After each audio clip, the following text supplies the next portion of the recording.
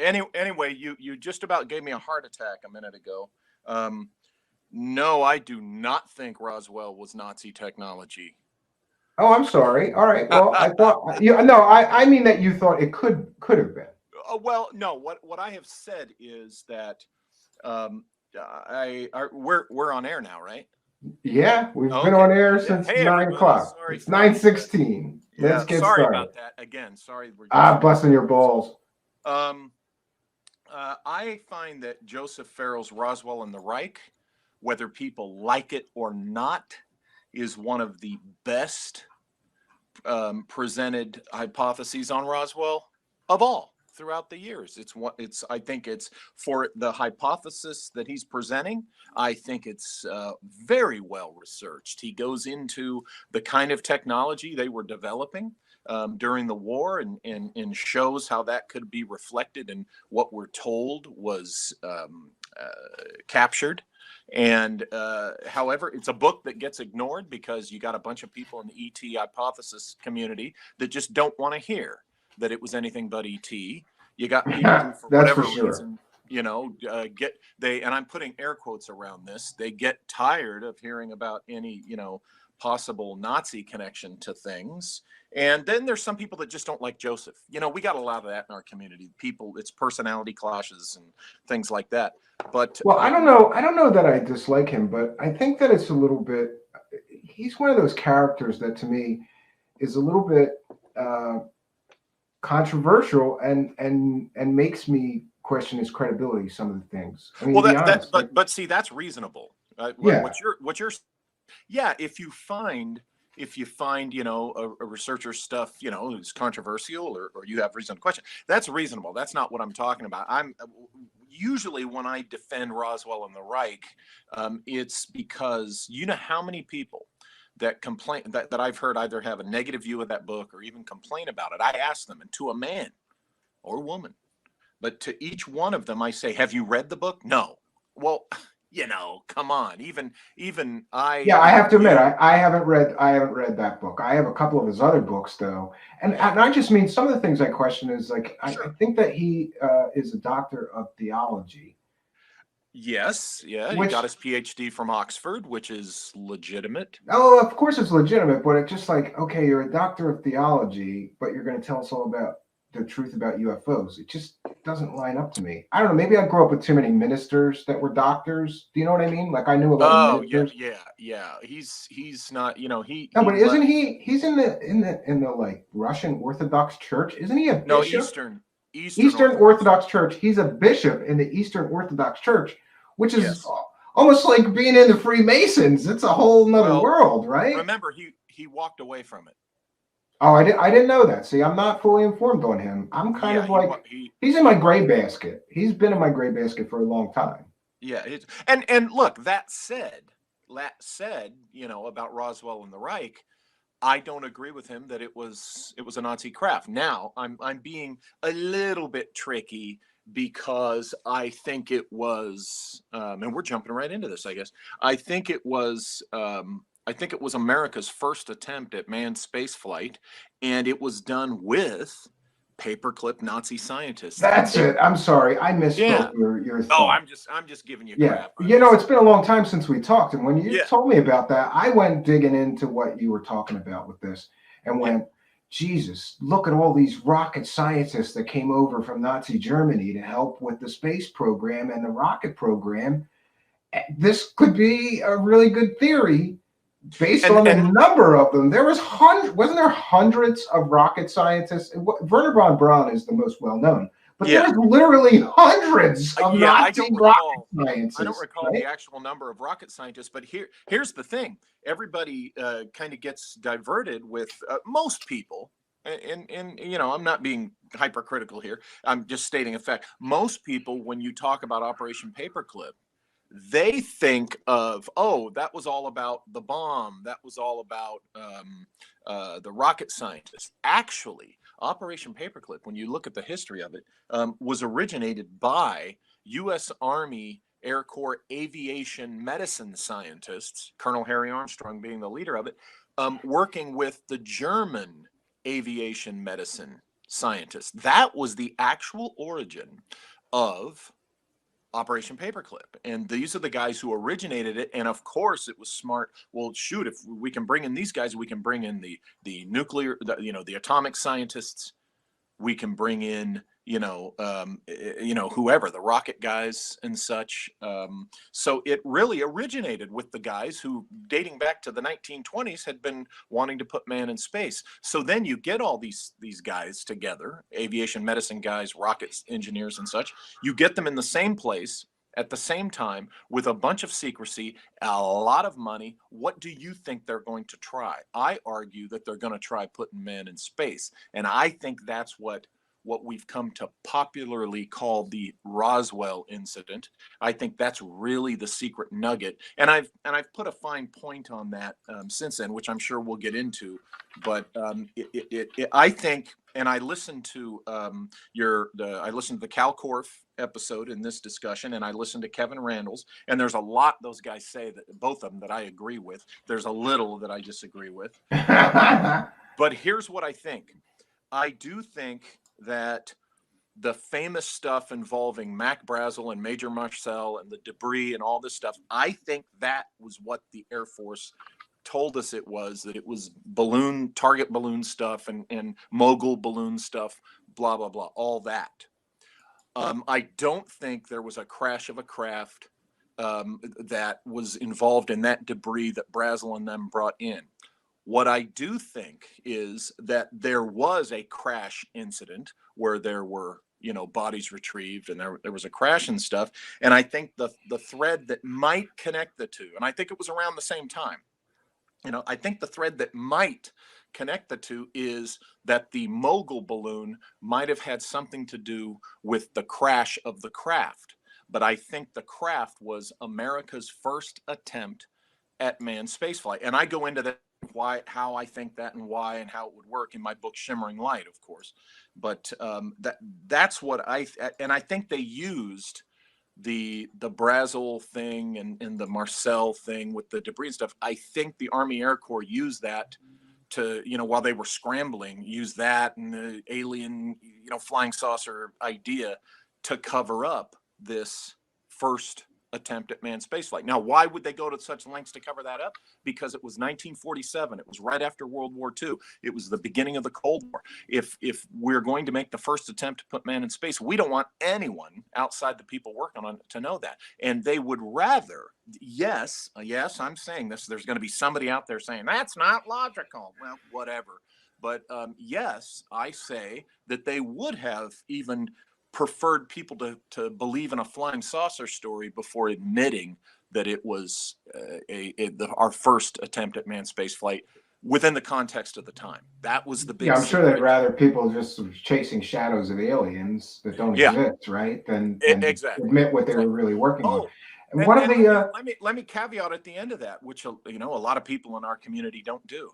I could be wrong. Imagine that. One of the things that I think supports your theory, however, is this.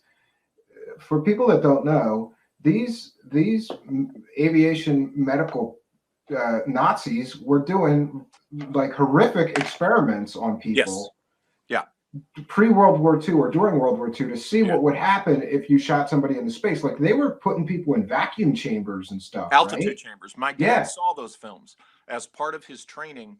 He had to watch, he and the other guys, if you were in the U.S. Air Force and you were working in altitude chambers, aviation medicine division of the Air Force, which my dad was in, you had to, you watched those Nazi films that I believe Hubertus Strughold was involved with that. And they would put people inside altitude chambers without a pressure suit and crank that thing up and up high. See how long before they die, right? Yeah, just to see how long before they die, to see, how they would die and such. And here's the thing.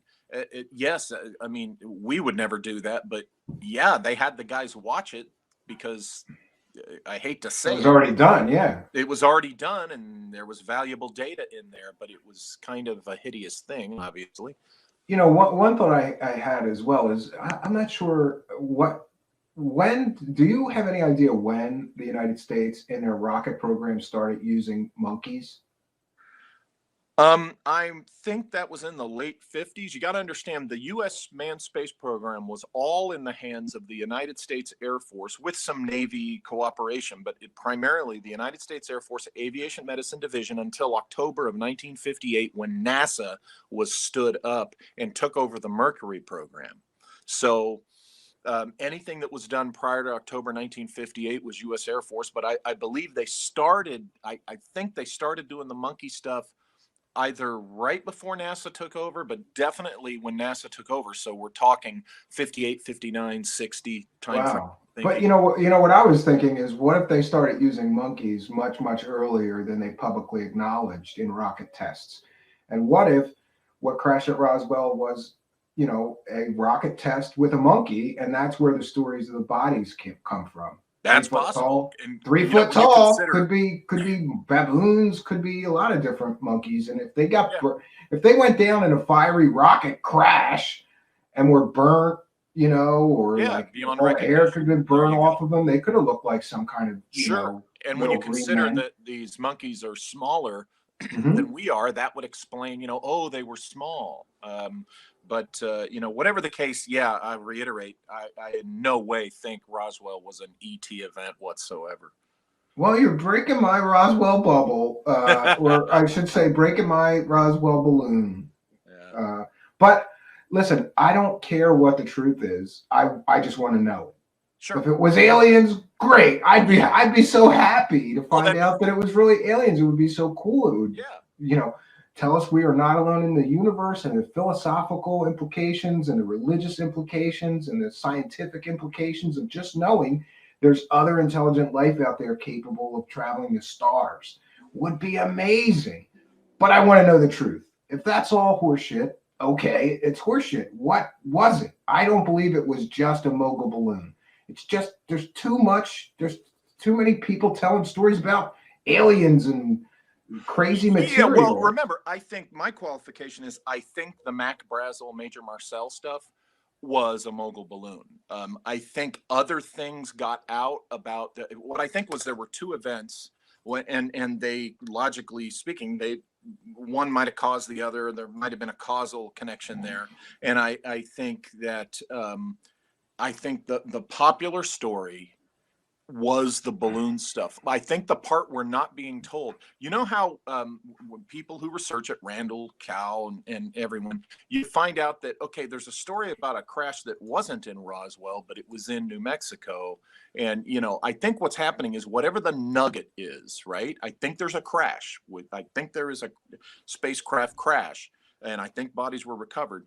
But I think whatever the nugget of truth is to that, over the years, it got conflated to Yeah, where it's like people multiple stories are yeah, piling and on top people of will one not another. separate it from the Mac Brazel Major Marcel version of those events. Yeah, I always found it interesting that the second crash site sort of got tacked on to the original story. The original story was a crash. Yeah, Later, researchers started digging deeper and claiming that there was a second crash site. Some of them even said that the second crash site had an almost intact craft with alien yeah, bodies, which is a crazy part of the story. But it's interesting to see how these things get weaved in and out and together. And maybe you're right. right. There's multiple stories here that are being conflated as one story or confused. Yeah, And yeah. what That's about, you know, your theory would also explain the debris switch controversy, because let's say, for example, it was a rocket test. They would not want everybody to know that they were doing these rocket space tests, so they would switch out the material and say, sure. yeah, it was a weather And balloon. remember, I don't think the craft was, you know, necessarily. I don't think they just took a V2 rocket, rigged it up for, you know, a human crew, and then just shot a rocket. I think this might have been a craft that was similar to the kinds of things they were doing in the early development that led to the space shuttle. Like, you know, that I can't remember off the top of my head that one craft that's a one pilot thing that's got it's small, it's silver, it's got those little stubby wings, and it looks almost kind of like a in the X-15 family, that kind of thing. It could very well have been something like that, not I was exactly. I was going to ask you, what do you think if maybe it was one of the flying wings or a reconstruction of one of Or something the like that. Nazi Yeah, flying wings? yeah. Yeah, It, because we it have. could have been. It could have been something along those lines. Not. I don't think it was a traditional rocket-looking craft. I think they were already. They were thinking the space shuttle is not something that they just came up with in the 70s. The space shuttle was a concept they had been working on from the beginning. The idea of the space plane, and that's what the shuttle was, the first working stage of the space plane. And so this would have been something, I think, along those lines, which would explain, the stories we hear about it being kind of a triangular or manta ray. Yeah, I was going to say that many of the descriptions of the craft said that. I asked Stanton Friedman about this, and Stanton Friedman said no, it was a saucer shaped craft. But many other people said no, it Yeah, was a manta shaped craft, sort of like a very futuristic flying wing design. And if we look at this Horton Brothers jet flying wing, right. that's pretty dead on a manta shaped craft. Or it could Yeah, also, dead on, it could be mistaken as a flying saucer easily. I mean, it's got sure. that sort of profile. And here's some other flying wing designs. But this all originated with the Nazis, Horton Brothers flying wing. And we recovered two of them, right? They were in I pieces, think but we so. recovered two of them at the end of World War II. I think we recovered two of them, and if I'm not mistaken, did the Horton brothers, they showed up in South America, or did they never show Yeah, up in no, they went to South South America, which America? a lot of people say explains all the South America UFO. There was a UFO flap after World War II of many people citing flying saucers in Argentina. And a lot of people think it might have been, yeah. And here's, we see they got it in pieces. So here's pieces of the craft. They got it in pieces. And, I have long thought that maybe we got these prototypes in pieces, pulled them all apart, and built our own. And that could very well explain.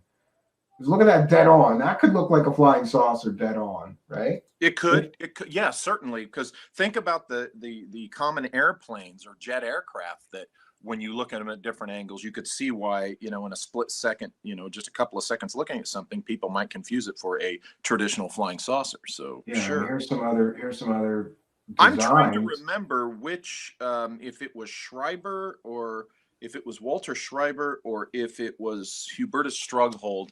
One of them, when the truth came out about the kind of heinous things that they had done, under Nazi Germany, and it got out in the American press in the 50s. A lot of people don't hear this part of the story, but it got out in the American press, and it embarrassed the Air Force. The Air Force was when the upper command, really found out the details. It's like, these guys did what? There was one of them. It was either Schreiber or Strughold. I'd have to look in my book.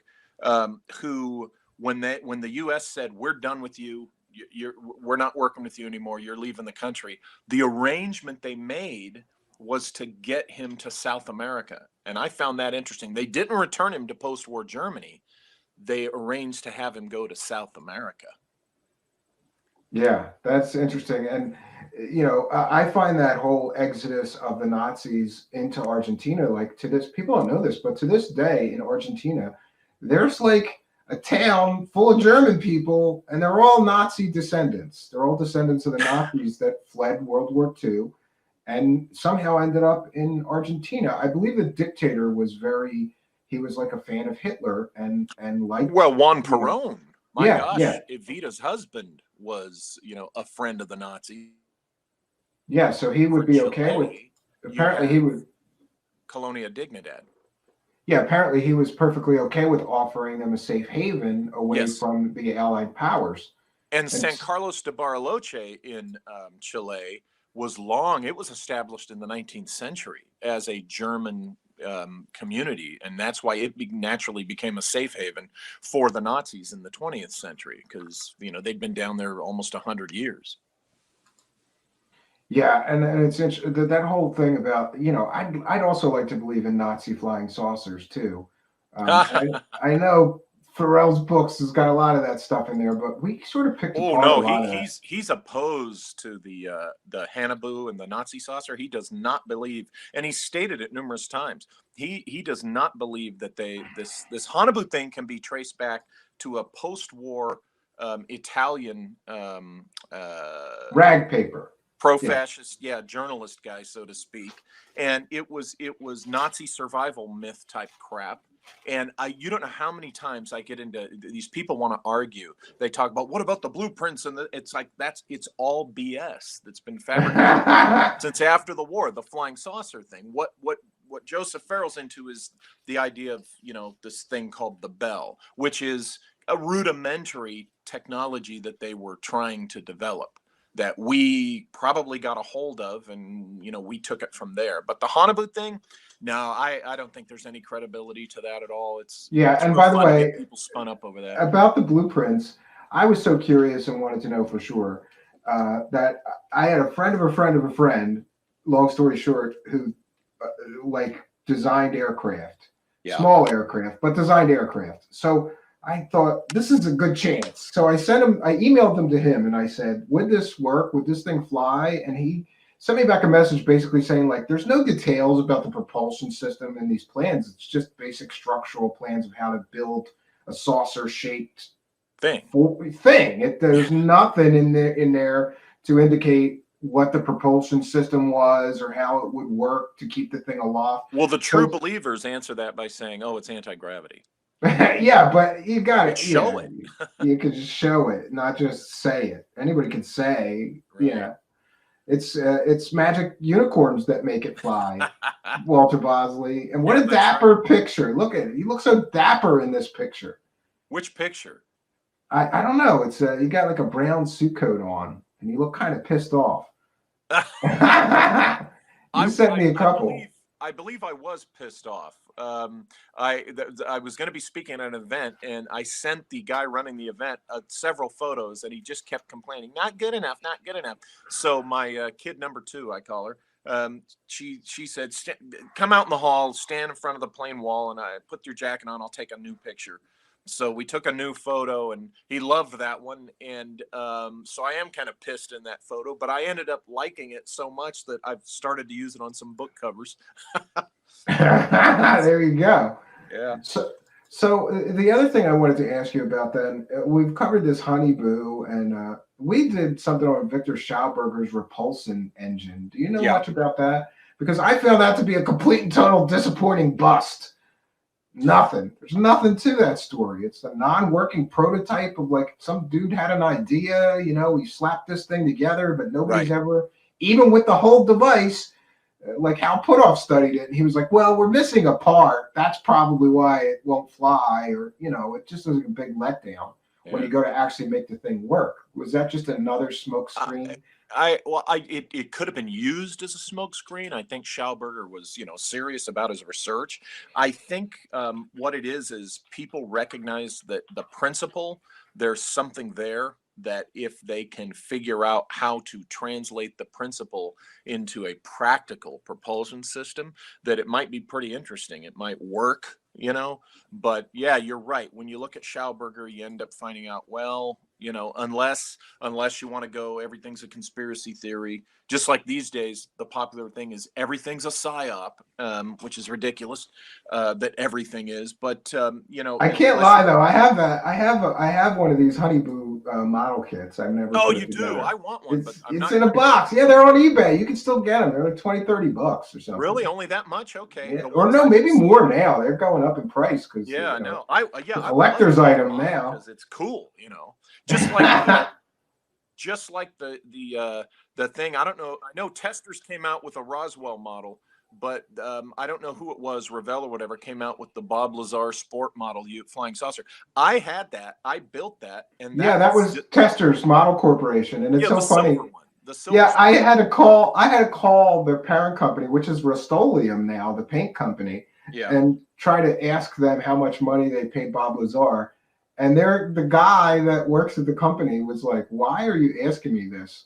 And I'm like, because Bob Lazar said he never made any money. So I wanted to know how much you paid him for all those models you sold. And that guy never got back to me. And then we're jerk-offs here, Walter Bosley. That guy was so nasty to me. You know what I did? We put his phone number live on the show, and everybody started calling him, asking him how much money Bob Lazar made. Well, I displayed a copy of that model on my desk when I was an OSI agent. That's funny. That's Yeah, pretty funny. that was on my desk. But yeah, the models are cool, but there's nothing to the stories. I mean, Hanabu is made up.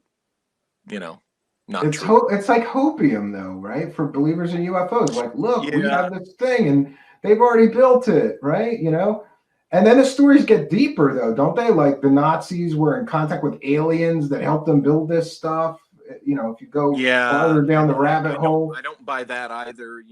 And all it takes is some serious, honest, and objective. And when I say being honest with yourself, research and just looking at the stuff, and it falls apart pretty quickly. But you're right. People want something fantastic to believe in, and it's not that there's not fantastic things. People hear what I've been saying so far in the first 20 30 minutes or whatever we've been talking, that they think, oh well, then therefore this is the popular thing these days too, therefore you don't believe ETs exist. And I'm like, oh, on the contrary, I totally think they exist. Yeah, I mean, I think you can believe that there's life on other planets and just not believe any BS Well, alien story. I think some have come here and continue to come here. Here's Stephen. Here's the number I give people. People have heard me say over the years that I think 90% of legitimate UFO sightings, and what I mean by legitimate are the ones that just aren't lies, because some people want to be part of the fun, so they make up crap and claim they saw a UFO. I'm talking about the legitimate sightings that people have reported that say, hey, I saw a UFO. I think that 90%. William Pixley, there was no Hanabu program. Sorry, it's all bullshit. Yeah, Created. there's photos. That doesn't mean there was actual craft. Yeah, those photos. Come on, those photos. And Are I've not actually talked to, just for the benefit of the doubt, William Pixley, I've actually talked to somebody who faked some Honeyboo photos. And what he did was he did a 3D model of the Honeyboo craft, and then he took an image from actual World War II Nazi Germany of like people walking around working on aircraft, and then he put his fake into the photo, gray it, age it, whatever. Photos can be, especially today, anybody can manipulate photos, And Mr. Bosley, he also mentioned that you don't have any proof for your theories, and so these are all just theories. And I don't think that you're saying this is exactly what happened. We're just talking about possibilities. Yeah, okay, I get it. There's always somebody that's gonna, where's your proof? Where's your evidence? It's like, how many times do I have to say hypothesis? How many times do I have to say I could be wrong before? No, I don't think he meant it. I don't think he meant it like nastily. I guess he wanted to dig deeper to see if you had more. Yeah, I didn't see anyone say that. I'm just saying I get that. Sometimes I get the folks that, well, you don't have any proof. I'm like, okay, how many times I have to say it's a hypothesis and I think, and it's a speculation. But anyway, let me, going back to what I was saying about, I think 90% of legitimate UFO reports are classified human technology. Okay, that leaves a 10% margin in which I think ET UFOs fit in that 10%. I don't think ET UFOs make up that remaining 10%. Okay, but let's say they do. Let's say ET UFOs. So people say, well, gosh darn, you're spoiling our fun, Walter, with numbers like that. I'm like, no, I'm not. Imagine if there were 500 UFO reports, okay, and that means 10% would be 50 that could be extraterrestrial. And think about it. You only need one to prove that the ETH, and I think within that remaining 10%, there's a certain percentage that are ET craft. So you don't need all of the reports to be ET. You only need one, really, but I think you have more than one. So I very much think that ETs exist and that they have, and they continue, to come to this planet. I just think that a lot of people are seeing a lot of human technology too. I have this theory called the dark playground hypothesis, which is that 99.99999% of the UFOs that people are seeing are top secret black project craft. Mm-hmm. Yeah, and I would explain an awful lot. And the government has been literally caught pumping communities full of fake stories about aliens and UFOs to cover their drone projects, for example. The famous case, Paul Benowitz, he was seeing early drones back in the early 80s before anybody knew what a drone was. The government was experimenting with them. He was seeing them. They sent Richard Doty out to go and muddy the waters and convince him those were aliens and Yeah. flying saucers that he was seeing. Right. When it's Yeah. useful to the government, they use the alien stories to cover their Uh, tracks. you're okay. You said Doty with Benowitz, right? Yeah. Yeah. Remember though, uh, uh, sooner than people realize, Doty kind of, I guess you'd say, came clean with Benowitz. He and Bill Moore Hmm. also, and we're telling him, hey, this is not, when it looked like it was causing some serious problems. My personal opinion of that scenario is the culprit in that was the NSA. Because remember, the NSA was involved here, and the Hmm. NSA was doing some tech stuff, and I think some of the phenomena that Benowitz was experiencing, that he was kind of exaggerating into aliens. I think that was the NSA screwing with him. I see the NSA as the real, ultimately the worst culprit in the Benowitz case. Now, that said, I don't know Richard Doty. I've had a private conversation with him once in text, like 2 years ago or something. When I was in the Air Force OSI, the first time I ever heard about him was then, and this was in 94, 94, 95, and he was presented to me as a cautionary tale, so for what Yeah, that's worth. he's an interesting character in that he's somehow involved in an awful lot of these stories, Yeah. and from Serpo to MJ12 to that original, that big special and the aviary and all of these Yeah. things like UFOs live, and he's been Hmm. involved in so much of this stuff. And then interestingly, both his uncle and his father also worked on the UFO file for the US government. And these are things that can be verified. So he's got an awful lot of involvement in these stories, Yeah. in the mythology. And I've often thought that maybe he's some kind of like troll level maximum that like just gets off on all these people believe in this stuff. So he puts it out. His Or fingerprint. there's also the possibility, a smaller possibility, but it's there, that at some point he might have been involved in some type of perception management disinformation to deflect off of Exactly. Yeah.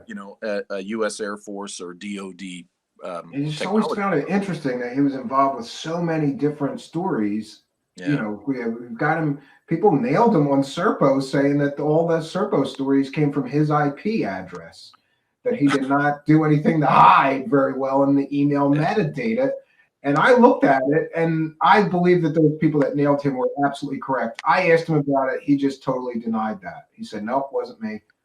I don't have Of anything to." course he's well. That's a standard thing in the CIA culture: lie, deny, and counter accuse. Our politicians do it all the time now. But lie, deny, and counter accuse. And so, one of those three or a combination of all of them. Lee Beltman says, "Go off, please. Doty is a shill." People either love that guy or hate to hear about him. They just go, "He's a CIA disinformation agent. Don't listen to anything he says." Yeah, You know? it's an interesting thing when Doty comes up, but I don't know the man well enough to pass any moral judgment on him beyond, No, and here's what I'll being. say. From the little bit of talks that I've had with him, I find him to be a very likable guy with Yeah, a lot of interesting people come away liking him interesting personally. stories to tell, and like he's Yeah. got legitimately kind of like you. One of the reasons I like Doty is like you can verify that he really worked for the Air Force, that he really worked for secret projects and stuff like that. Same thing with you. So I give those sort of people a lot more weight than these people with fake educations, fake jobs they Right. never held, fake Right. credentials, fake military service they never did. It seems Right. to be pretty common in this field. Well, because the people who do it, they do it because they can get away with it for a while.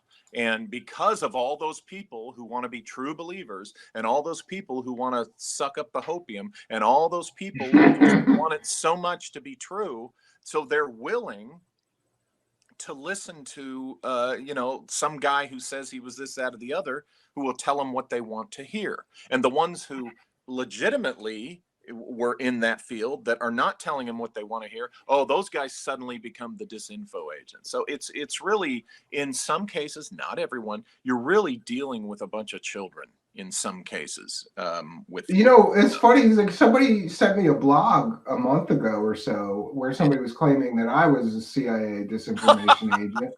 But then and I'm so mad because I read it and then I didn't screen capture it, and then the whole blog went down. It only had like 20 different posts, but it was about all different conspiracies, mostly attacking people. Well, Like this what's person frustrating? is fake because of this, and yeah, sure. What's What is it? frustrating about that is to be, accused of that is, if you are being a shill for them, you're probably a contractor for them. And if you're a contractor for them, you can make pretty good money.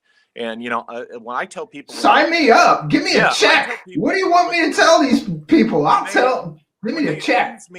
When I get accused of that, I say, I wish, because I'd be getting a good paycheck. And, where's my paycheck?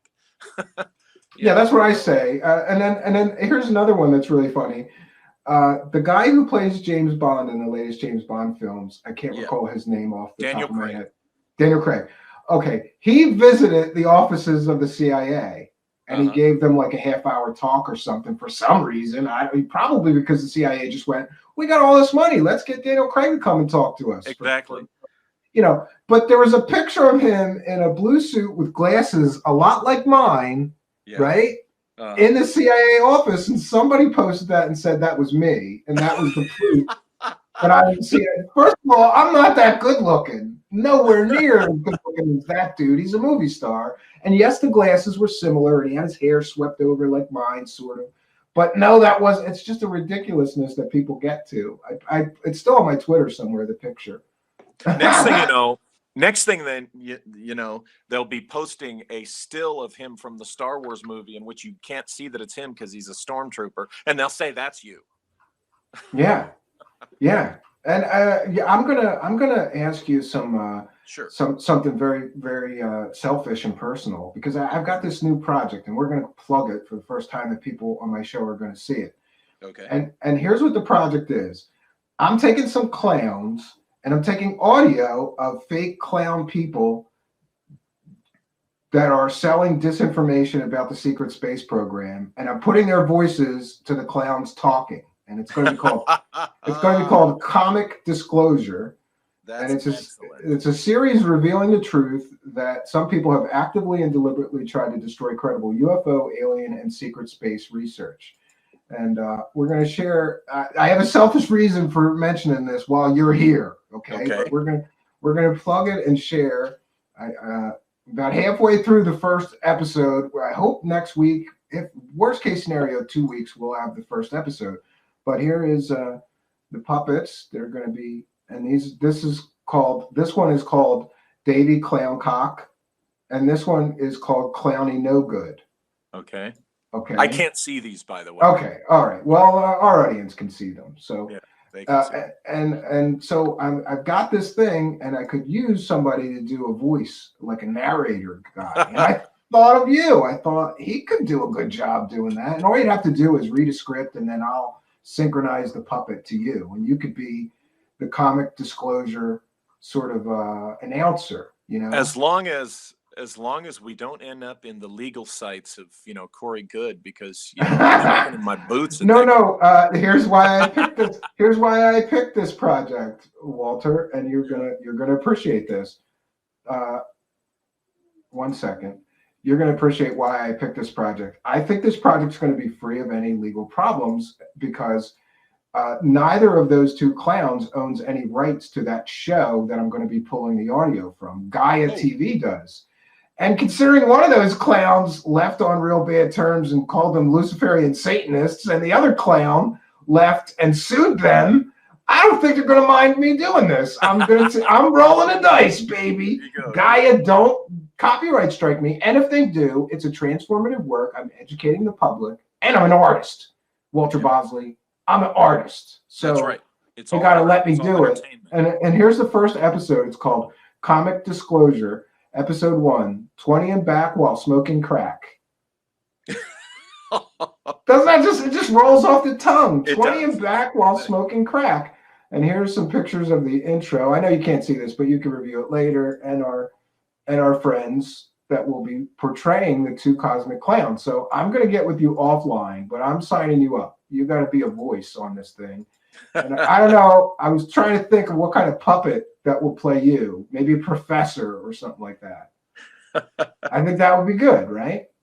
That could be funny. That could be really. I like the idea. That could be Yeah. And funny. speaking of pictures, this is. I asked Walter Bosley to send me some pictures, and you're right. You were saying that somebody complained before about the pictures you send him. Look at this high quality shot he sends me. Like, look, here's my eye and my nose. Use that picture, But it's right? You think stylish, man. it's stylish. It's all cropped out. It could be, and it looks a little creepy. I don't know, Walter Bosley. I'm not sure I like that one very much.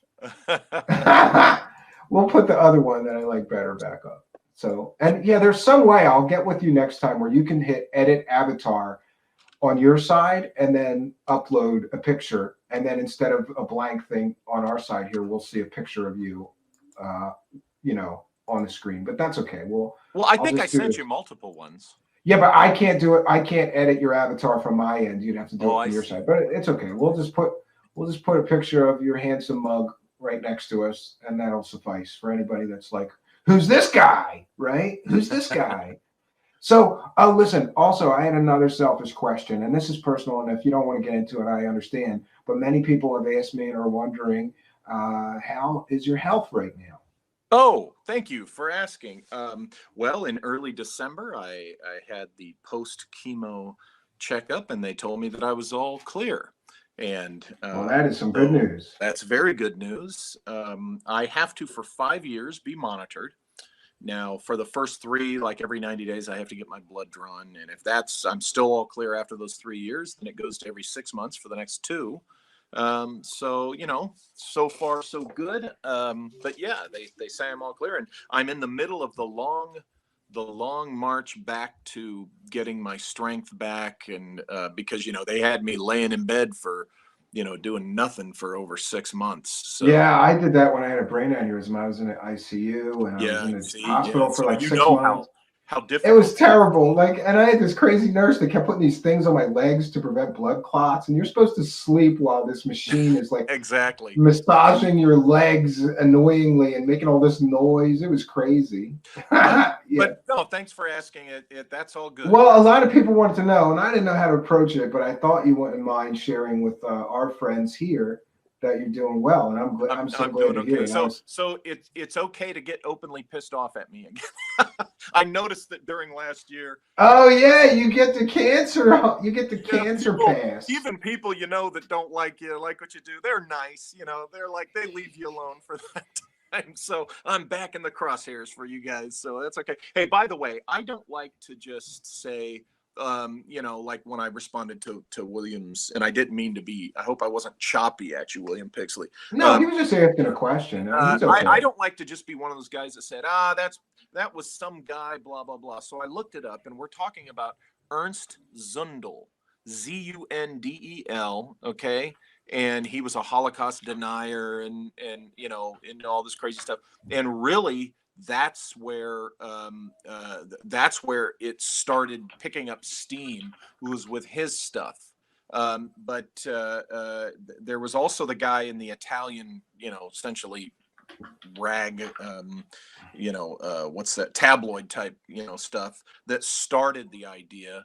And Ernst Zundel went with it. But Zundel is the guy who really kind of started the popularization of this fantasy that the Nazis had these flying saucers and that they had contact with alien races. And, he even got into the Hollow Earth stuff and all that. So Ernst Zundel is a place to start if you're looking to, you know, see what the truth is. Yeah, and I just smacked down somebody else who was using a Holocaust denying white supremacist convicted felon as a source of a story.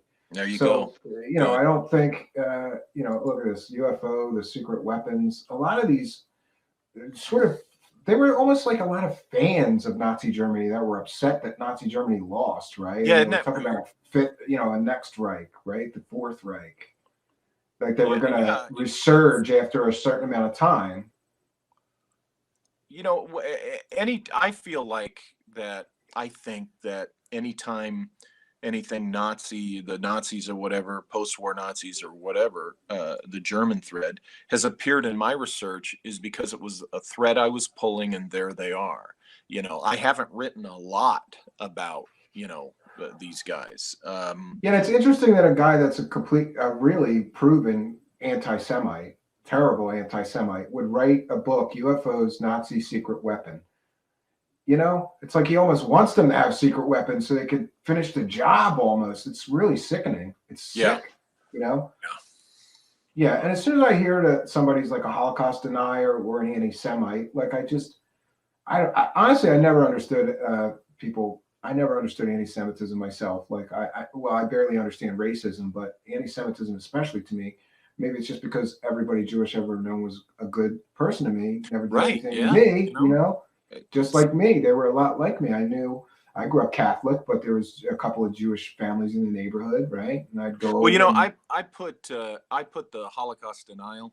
I put that in the same box with the flat Earth people and the we didn't go to the moon people.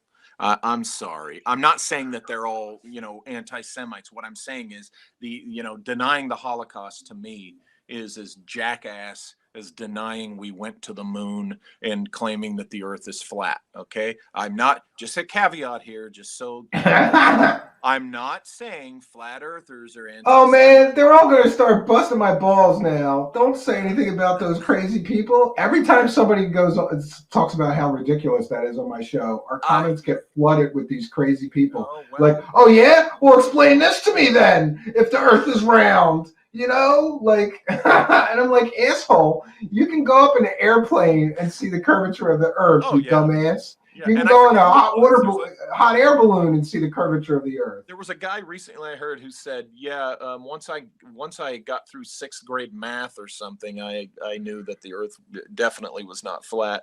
You know, it's not worth, because what they are, talk about hopium.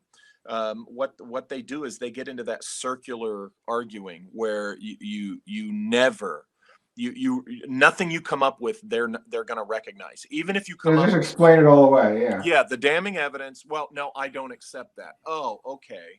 Yeah, You know, NASA's all fake. The ISS is fake. That's not real. That's done on a movie set. Why would they want to convince us that the world was round if it wasn't? It the doesn't make Van any Allen sense. belts. They can't get through the Van Allen belts. Well, guess what? They got through. They got through them. They got through the Van Allen belts. Yeah, and to be clear on the Van Allen belts argument, like they suffered some effects. It might not have been Yes, like instant cancer, but they suffered some physical sure. long-term effects from that radiation exposure. But the NASA at the time and the astronauts, I'm sure they briefed them like this is what could happen going through this belt. They found the level of risk acceptable and agreed to go through with Well, the mission. when you look at the types of metals that and materials that are best to shield you from Van Allen belt radiation, guess what? That's what the Apollo craft, that's the materials that was in the Apollo craft. So they were greatly shielded, Yeah, they had greatly gold shielded.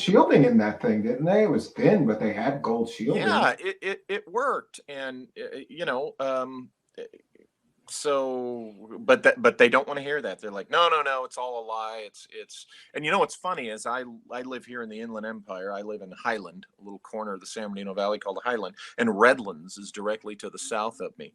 And the guy who started the "we didn't go to the moon" nonsense is a graduate of University of Redlands. I just learned that recently. I'm like, go figure that a guy from this nutty Inland Empire would come up with that nutty "we didn't go to the moon" theory. Yeah, I don't. I just got into it with Jay Widener, who a lot of people aren't aware of. He's isn't he like the source of most of that? He You know, promotes a lot of it, you know, yeah. but he And promotes I the got a real Americas from problem a with critical that one viewpoint. because yeah, and I got a real problem with that one because I actually have, you know, contacts at NASA and like that's just such a ridiculous conspiracy theory. It's just so ridiculous. Hundreds and hundreds of people worked on that project. Were they all lying? It doesn't make any sense. And why, I think that when you look at The Shining, Yes, Kubrick did his own version of The Shining. It's not just the pure Stephen King, version from the novel. Yes, Kubrick put in the little things that reference Apollo and the Native Americans and everything. But I think the statement Kubrick was making was not that he was confessing to faking the moon landings. I do not think that's what is Well, he's saying. somehow Widener connects all those dots, Of and course he does. Of course, I've seen it. Room 237 is a fascinating documentary that I recommend to anyone who's interested in these kinds of things. I don't agree with a lot of the stuff that's in it, but it's a very good documentary, and some of the Widener materials in there. And I've met Jay, and he was at the 2015 Secret Space Program conference, which was the beginning of Corey Good's impositioning of himself into that community. And Jay's a nice guy. No, listen, he's a nice enough guy, but I get into it with him sometimes. Like Sure. I don't know if it's a good idea, me and him being friends on Facebook, because I'll say something on Facebook and then he starts to tell me how wrong I am. He also believes in this, that these are alien mummies, even though it's been proven that these were made out of plaster and Oh, made out of those. stolen bones. Out of somebody stole human bones and Yeah. glued them all together, and then they covered it all in plaster. And he's like, "No, it's real. I saw it." Yeah, And the my Nazca argument, mummies, right? yeah, and my argument to him is like, "Come on, bro. You know better than real pathologists and doctors about whether that was a real, you know, body, or whether it was glued together from a bunch of bones. And also, who does that? Let's glue together a bunch of different human bones. That's so, like, a terrible a thing to do. It's so disrespectful to all those dead people to, Yeah. like, use their bones to try to fool people into believing that an alien is. Well, it's like that other so-called alien mummy that ended up being egg on the faces of Jaime Maussan and Richard Yeah. Dolan. Oh, and by the way, Jaime Maussan's involved in this one too. He's in Yeah. every fake Right. alien bullshit story, and Jaime Maussan has also done the marmoset monkey that he claimed was an alien. So he's got the Roswell slides, he's got this fake alien, and he's got the fake marmoset mummy that turned out to be, Right. a marmoset monkey. And like a real zoologist looked at it and said, "That's a marmoset monkey. That's not an Mm-hmm. alien." But he still, he still claims, no, that wasn't a marmoset monkey. That was an alien. And it's one thing to take a monkey body and try to scam people with it, but to take human bones, to me, is just that's just too much. It's too Well, disrespectful. the people that are chasing either UFO fame or the UFO dollar, which is mostly mythical. I don't think anybody's making gazillions of dollars, off of the UFO dollar. But people that want that attention or they have been out there long enough that they gotta have some latest scheme going on. They'll sometimes that drives people to do more desperate take more desperate measures to keep that attention, to keep that spotlight. And this is what drives some people to do Sure. things like Yeah, and this. I was having trouble finding it, but here is what Jaime Maussan was saying was an alien. Turns out to be the body of a marmoset monkey. That is crazy. Yeah, the length that these guys will go to try to fake stuff, it's just, to me, it's just too much. And especially if you've been caught multiple times. Why does anybody even believe these guys anymore after they've been caught hoaxing stuff multiple times? Because there's always a new crop of people new to this stuff that are in Yeah, in the they true forget the believer history. frame of Yeah, mind. yeah, they forget the history of this stuff. Or they don't or they didn't know that they don't know the history to begin with. Take a look at the TTSA fanboy culture. Good Lord. Go to the New York Times. This is the first time the media and the New York Times has ever talked about. Oh, BS. One of them I got into it with over that specific issue. And it took me literally about maybe 40 minutes, 45 minutes to find, I think it was 7 or 8 New York Times articles that had been published dating back to the early 60s and through the 70s, all with the same non mocking tone about UFOs. And to prove that New York Times has talked about this before without mocking it, this is nothing new, but this bozo didn't know the history of, you know, the UFOs and media and ufology and all that stuff. And I found that a lot of the TTSA cheerleaders, they are completely ignorant of what's already come before, and that includes, you know, the scam artists. This is why some of us, you know, old dogs, us gray hairs, when we saw this TTSA thing emerge and some of the names involved, we were like, oh, please give us Yeah, more. as soon as I saw Hal Puthoff was involved, I went, oh, that means it's bullshit. Because Hal You know, Puthoff, I'm sorry, that dude, he might be a doctor, he might really be a physicist, but he has been on, like, he is half a con man because his whole life he's been trying to collect money so that he could do his so-called research. He's never produced anything meaningful, despite all of the donations that he's collected over the years and government money that he's collected over the years to work on things like, you know, psychic spies. And he declared that Uri Geller was real. And Uri Geller later came out and said, no, I was just using magic tricks. Love how put off, but Jesus Christ, you know. And also, you know, one of the things about TTSA that I find most disturbing is that Tom DeLonge stood up 3 years ago now, Mr. Bosley. yes. I want to know what you think about this. 3 years ago, he stood up on a stage, had this big press conference, Yes. right? And then he said, invest in our company. This is a great opportunity for you because we're going to build a spaceship. And then he showed a mock-up of a spaceship. Yep. And I just want to know, it's been 3 years, Tom DeLonge, where's the fucking spaceship at? Exactly. Why don't we get to see the spaceship? You've collected hundreds of thousands of dollars. And you said, I didn't say it, Walter Bosley, that I was going to build a spaceship. None of us saw it. Look, he said he was going to build a spaceship. So I'm going to petition. I'm going to send an email as soon as we get off the show tonight. And I'm going to tell him that Mr. Walter Bosley and me want to take a ride in his spaceship. And we'll see what happens. Oh, that'd be cool if he's got one. Yeah. Hey, you know, look, let's give them something more manageable to do. Okay. Also, you heard their fans and people all in the excitement about TTSA, and you heard what Dolan said was, you're on the wrong side of history if you don't go along with this. But some people were talking about how the game has changed. This changes the game. This changes the game. This changes the game. The game has still not changed after. It hasn't changed one bit. And listen, Walter Bosley, just to clarify, V is asking, when did Uri Geller say magic tricks? I thought he never changed his story. No, he worked at magic conferences for the society, both the Society of American Magicians and the International Brotherhood of Magicians, teaching other magicians the tricks he used on national television to do almost all of his tricks. Wow. And he sold a very expensive course to other magicians where you too could learn to bend spoons with your mind and all this other stuff. Yep. And he showed all the tricks that he used, which are basically off the shelf magic tricks disguised a little bit to be psychic instead of magic. Yeah. Sure. There you go. And I couldn't believe that when that happened because I had followed him since I was a kid. And I kind of did. When I was a kid, I wanted to believe he could really do that stuff. Sure. But then James Randi comes along and reproduces almost everything that he did. And that, you know, yeah. And so back to Roswell. Yes. I got to play the devil's advocate, and I have to ask you this because this is where I think we're going to disagree a little bit.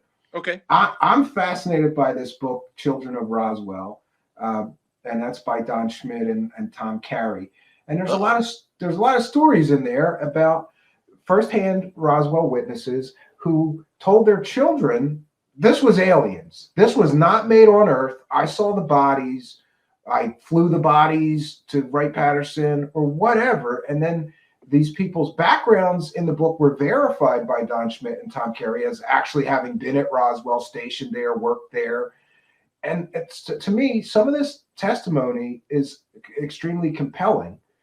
If you don't believe in the alien hypothesis, then, Mr. Bosley, how do you explain those testimonies of people talking about alien bodies and alien technology? I haven't read. Sorry, the audio was breaking up a little bit. I haven't read the book. I think the first time I heard mention of it was when you mentioned it to Kevin Randall last week. Look, short of reading the book, and I will look for this book and I will read it now, but short of reading the book, my best guess would be that, hey, I hate to say it, probably some or a lot of those people are just they're first mistaken or they heard a story, or in some cases they're lying. Um, so take your Well, pick. I'm going to go one step further then. You were in the military, Hmm. right? Yes. Do you know many generals? Did you ever get to interact with many generals while you were in the military? The two generals I interacted with most was the commander of Air Force OSI, Francis Xavier Taylor, who went on to become the ambassador at large for counterterrorism in the Barack Obama administration, or the George Bush administration, I think. And Francis General Taylor, I interacted with him in person twice in a 6-year career. Once while deployed in Saudi Arabia, and once when he personally gave me my decoration for having been to Saudi Arabia later at Wright-Patterson. I have a photo of me with him, by the way, which I'll send you. And the other general was General, and you'll snicker at this name, but General Daniel Dick. That's his name. He was commander of the 4404th Wing at Prince Sultan Air Base in outside of Riyadh in Al Kharj, Saudi Arabia.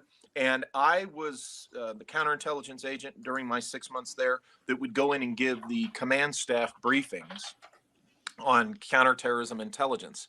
And General Dick was at these briefings probably like 70% of the time. And if he wasn't, his second in command was. So, I would encounter General Dick at least. General Dick. I Guy's would name was encounter the General Dick. general. I would encounter the general at least once a week, if not more often, during that 6 months. Okay, but my whole point was, there've been really high-ranking Yeah. military people who came out and said this was not made on this earth. You know, this Well, was that's what an we're alien told. spacecraft. That's what Yeah. we're told. Who Okay. says that? You have to consider the source. You got to Well, Kevin consider. Randall has interviewed some of them that said that, or Okay. gotten other Don't get me people. wrong. I'm So not we have Major Jesse Marcel, Yeah. right? That's Yeah. pretty high rank, major. Uh, My point, I suppose, was that I want to know, like, a lot of high-ranking military people in your career. How many of them make up stories about aliens and flying saucers? Do you know what they don't. And I mean? No nonsense people. So the fact right. that people claim that these high-ranking military people just made up these stories. Remember what I said like an hour ago. I totally think ET has come to this planet.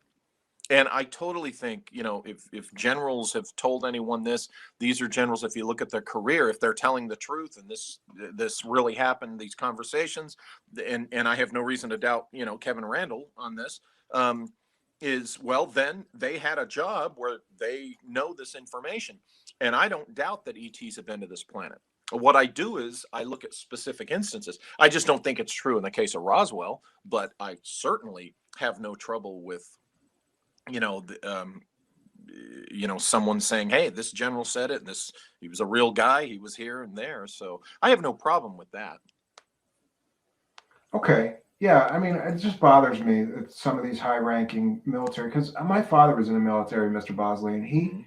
he had no tolerance for bullshit. Do you know what I Right, mean? Like, right, he's a military, real straight-laced, sure, short haircut. Like, it yeah, just when a high-ranking military guy says these things, to me, it holds a lot more value.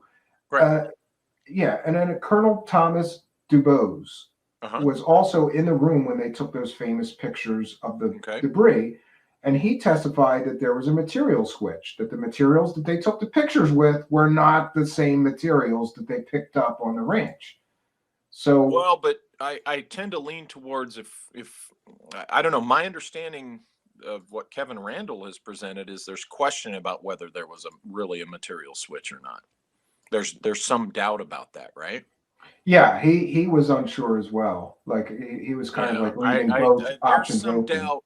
There's some doubt about whether there was really a material switch between other material and what was in those photos. It was this General Colonel Dubose later basically said that he believed it was extraterrestrial spacecraft that they found, and that they switched that for this weather balloon material. And to me, again, it's a colonel. You know, Hmm. we get to the Ramey memo. Yeah. a lot of this stuff is really intriguing to me. You But know, you have to unpack it. Who says Colonel DeBose said that? yeah, In other words, and I'm yeah. just There are sources that said he said that, and then there's Cal Korff who says no, that's not what he said, e- or exactly that there the you go. conversation was not recorded. He was quoted out of context. So this is the rabbit hole that infuriates me. It's See, like, there you go. wait, And he and did that's one of say the this, things. and then another researcher will say, no, no, that's not factually correct, and here's why. Yeah, And there's so So many of these my thing military is, guys. when somebody writes in a book that, oh, so and so says that this is what that guy said, I have to go, well, okay, I'm already removed from this statement by how many degrees, right? And Yeah, I wasn't there to hear Colonel DeBose say it, so I have to trust the person who was there, who allegedly heard Colonel DeBose say it, or I have to trust that person and the person he or she told, who's now telling me, and on and so forth. And the problem is the game telephone, where Colonel yeah. DeBose said, oh, in fact, I have a real world example on this. Okay. Going back to General Francis X. Taylor. I Here's was in, another. Here's I, another. I'm sorry. Go ahead. I remember when he was talking when we were in Saudi Arabia, and he would complain. He'd say, one thing I'm getting tired of, you guys, just so you know, is I will make a casual comment about, hey, I wonder about such and such. And he goes, within 30 days, I've heard that somebody below me has translated that into the general wants you to do this. And then they send it out into the field, and then it's interpreted as the general wants you to do that. And he goes, by the time it gets back to me, I'm like, what the hell, people? What is the yeah? What does he want me to do? And this Yeah. leads to another question. And I want to thank these slides I'm using is from something called Copy of the Roswell Intelligence Report. Okay. And And this is remember, I from, can't see what you're. sure, this is from, I'll read it to you. So this is from Alien Scientist. I want to thank him for sharing this with me because it's really helpful to try to break down the sequence of events and things. One of the things I want to ask you about is it a coincidence that right after Roswell happened, the National Security Act of 1947 came in, the War Department changed to the Department of Defense, and they created the CIA, the Central Intelligence Agency, and the NSA, the National Security Agency. Is it a coincidence that, or do you think that Roswell had something to do with it? Because a lot of the people that believe MJ-12 or any of these theories is that the secret group formed is all of this is related to Roswell, the National Security Act, the creation of the CIA, the creation of the NSA, the creation of the Air Force, even, and the Department of Defense changing from the War Department to Department of Defense. Do you think there's Yeah. a connection between Roswell and these events? Yeah. And the Air Force being created also after that. Okay. Oh, by the way, I finally was smart enough to pull up on my computer your page. So now I can see what you're putting on screen. I can see Okay. you, and All right. there Yeah, goes we the just have person. some. We just got some slides here, and these are Yeah, I'm the. looking at that. Yeah, that's right, Patterson, right? Yeah, this so that yeah, but well, let Well, me the get one back is, yeah. So to answer your question, here. I have the slide that we were talking about the National Security Act. yeah, the National Yeah. Security Act. Okay, I absolutely agree that whatever it actually was that happened in 47 regarding this stuff we're talking about, I absolutely agree that that was the driving force for this National Security Act. Of course, yeah. I've for a long time I have suspected that. So yeah, I agree with that. What we may all here disagree on what the specifics, what Roswell actually was and what it wasn't and such. But yes, I agree that whatever happened in New Mexico in 1947 that's caused all these things we're talking about, that's caused this legend of Roswell. Yes, yes, I agree. That is why this National Security Act stood up. Think about it. If World War II, which showed brought us the ascendancy of air power in war. Remember, World War I, they didn't want to hear about it. Okay, by World War II, air power ascended as okay. The air power is important, and if World War II wasn't enough to go ahead and say, let's have an independent Air Force. What the hell happened in 1947 that made them, it couldn't just be the Cold War concern about Russian missiles. So, yeah, I definitely think. That's my long answer to that, just to emphasize that I. No, that's quite all right. And then the next thing I'm going to ask you gets, listen, you worked for the Air Force Office of Special Investigations, so I'm Yeah. going to ask you a question. Uh-huh. And if this violate, you got to tell me if this might violate some security oath that you're still bound by or NDA. All right, you were in the Air Force Office of Special Investigation. Now, let's say that in the area where you worked, some aircraft of unknown origin crashed. What would happen, and where would you send the debris? Well, it all depends on what's in the debris and who needs to look at it. But basically, to give you the short answer, you're either talking about Wright-Patterson Labs, or you're talking about one of the Intel bases in Texas, would be my guess, right off the top of my head. Now, there's also Colorado Springs. You don't hear people talking about that, but there's some interesting things that the Air Force does in Colorado Springs, so it could be there too. Okay, most people believe that the Roswell material went to Wright-Patterson because that's where Right. the Foreign Technology Division was, right? There's some of the lore, that when you get into the Roswell thing that we're into here, there's one bit that talks about it having for a time been right here at Norton Air Force Base, which I can see from my house. Former Norton Air Force Base, which is now San Bernardino International Airport, but what it is it's an airport that's used to repair and refurbish aircraft, commercial aircraft. But it was Norton Air Force Base, and according to some sources, and I have that in my Shimmering Light book, it was stored right here, the area where I practically, spent most of my life, and I didn't know that till I was working on this Oh, book. that's interesting. Yeah, Yeah. and here I'm showing this slide where we see there's a vast. This may lead to some of the conspiracies about aliens and vats and Yeah. things, because Right. there truly is a real tunnel system Yes, there is. underneath Wright-Patterson Air Oh Force yeah. Base. And a lot Absolutely. of people believe that the tunnels is where they're storing those aliens, Walter Bosley. Yeah, I was told about it the day I reported for duty at Wright-Patterson. Right before I got there, I believe it was right before I got there, they had wrapped up the Kosovo peace talks. They were doing those in the underground facility at Wright-Pat. They brought in the Serbian and the Bosnian representatives, and they were doing those negotiations right there underneath. And when you're on the base, you see, those I call them mushrooms, those air vents that. Yeah, they're all over the base. I know. I've Yeah, heard on the from somebody ground. else. They're on the Like ground. You can we were see driving them. across Yeah. base my first day, and they were telling me, and they were pointing out, yeah, see, that's some of the air vents for it. I know somebody that got on the base and took pictures of that and sent them to me and said, "See, Steve, these are vents going down to the alien body chambers or something." Yeah, but see, these are just so funny that things that are actually real, like there really is a tunnel system underneath this Sure. base, and there really is these air vents. Kind of Yeah. gets, used as proof almost to some of these conspiracies, right? Yeah, people. What it does indeed prove is that there's a facility, a subterranean facility, a facility underground. But that's all it proves. The rest is, Yeah, conjecture. And little circumstance, I guess. A little less than credible to believe this stuff. But to the true believers, they want to believe. So I guess they look towards that as some sort of proof to, yeah. confirm what they already want to believe, right? Well, yeah, they jump the shark with it. They just take too big of a leap, and they go, "That's an aha," rather than cooling their jets and saying, "Well, at least this proves a piece of that. Now let's go to the next step." That's what the more rational mind does.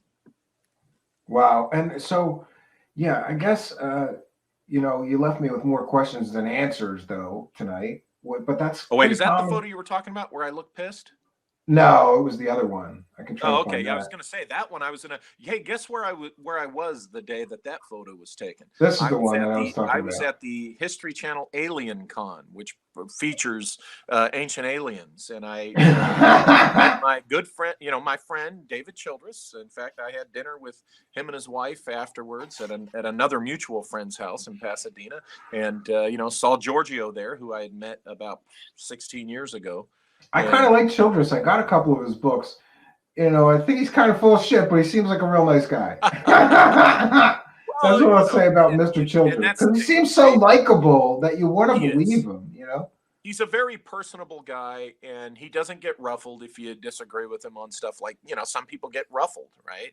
And he doesn't. And I'll tell you, I highly recommend to anybody, if you like travel or you're interested in travel, go on one of his World Explorer Club trips to the ancient ruins in Mexico or I South got to do America. that. Yeah, I got to do that someday. I want It's a my lot of wife and I. fun, even if My you wife and think I you want to can see just, all the pyramids. We want to see the Nazca pyramids and the Egyptian pyramids someday. Hopefully, we'll yeah, get there. Yeah, and so I got another question for you. Again, if this violates security oaths or any of that stuff, people should know sure. that you worked on secret projects for the Air Force and the Office of Special Investigations, and you had real top secret clearance, unlike a lot of these fake clowns that claim Yep. they had cosmic. Did you have cosmic clearance?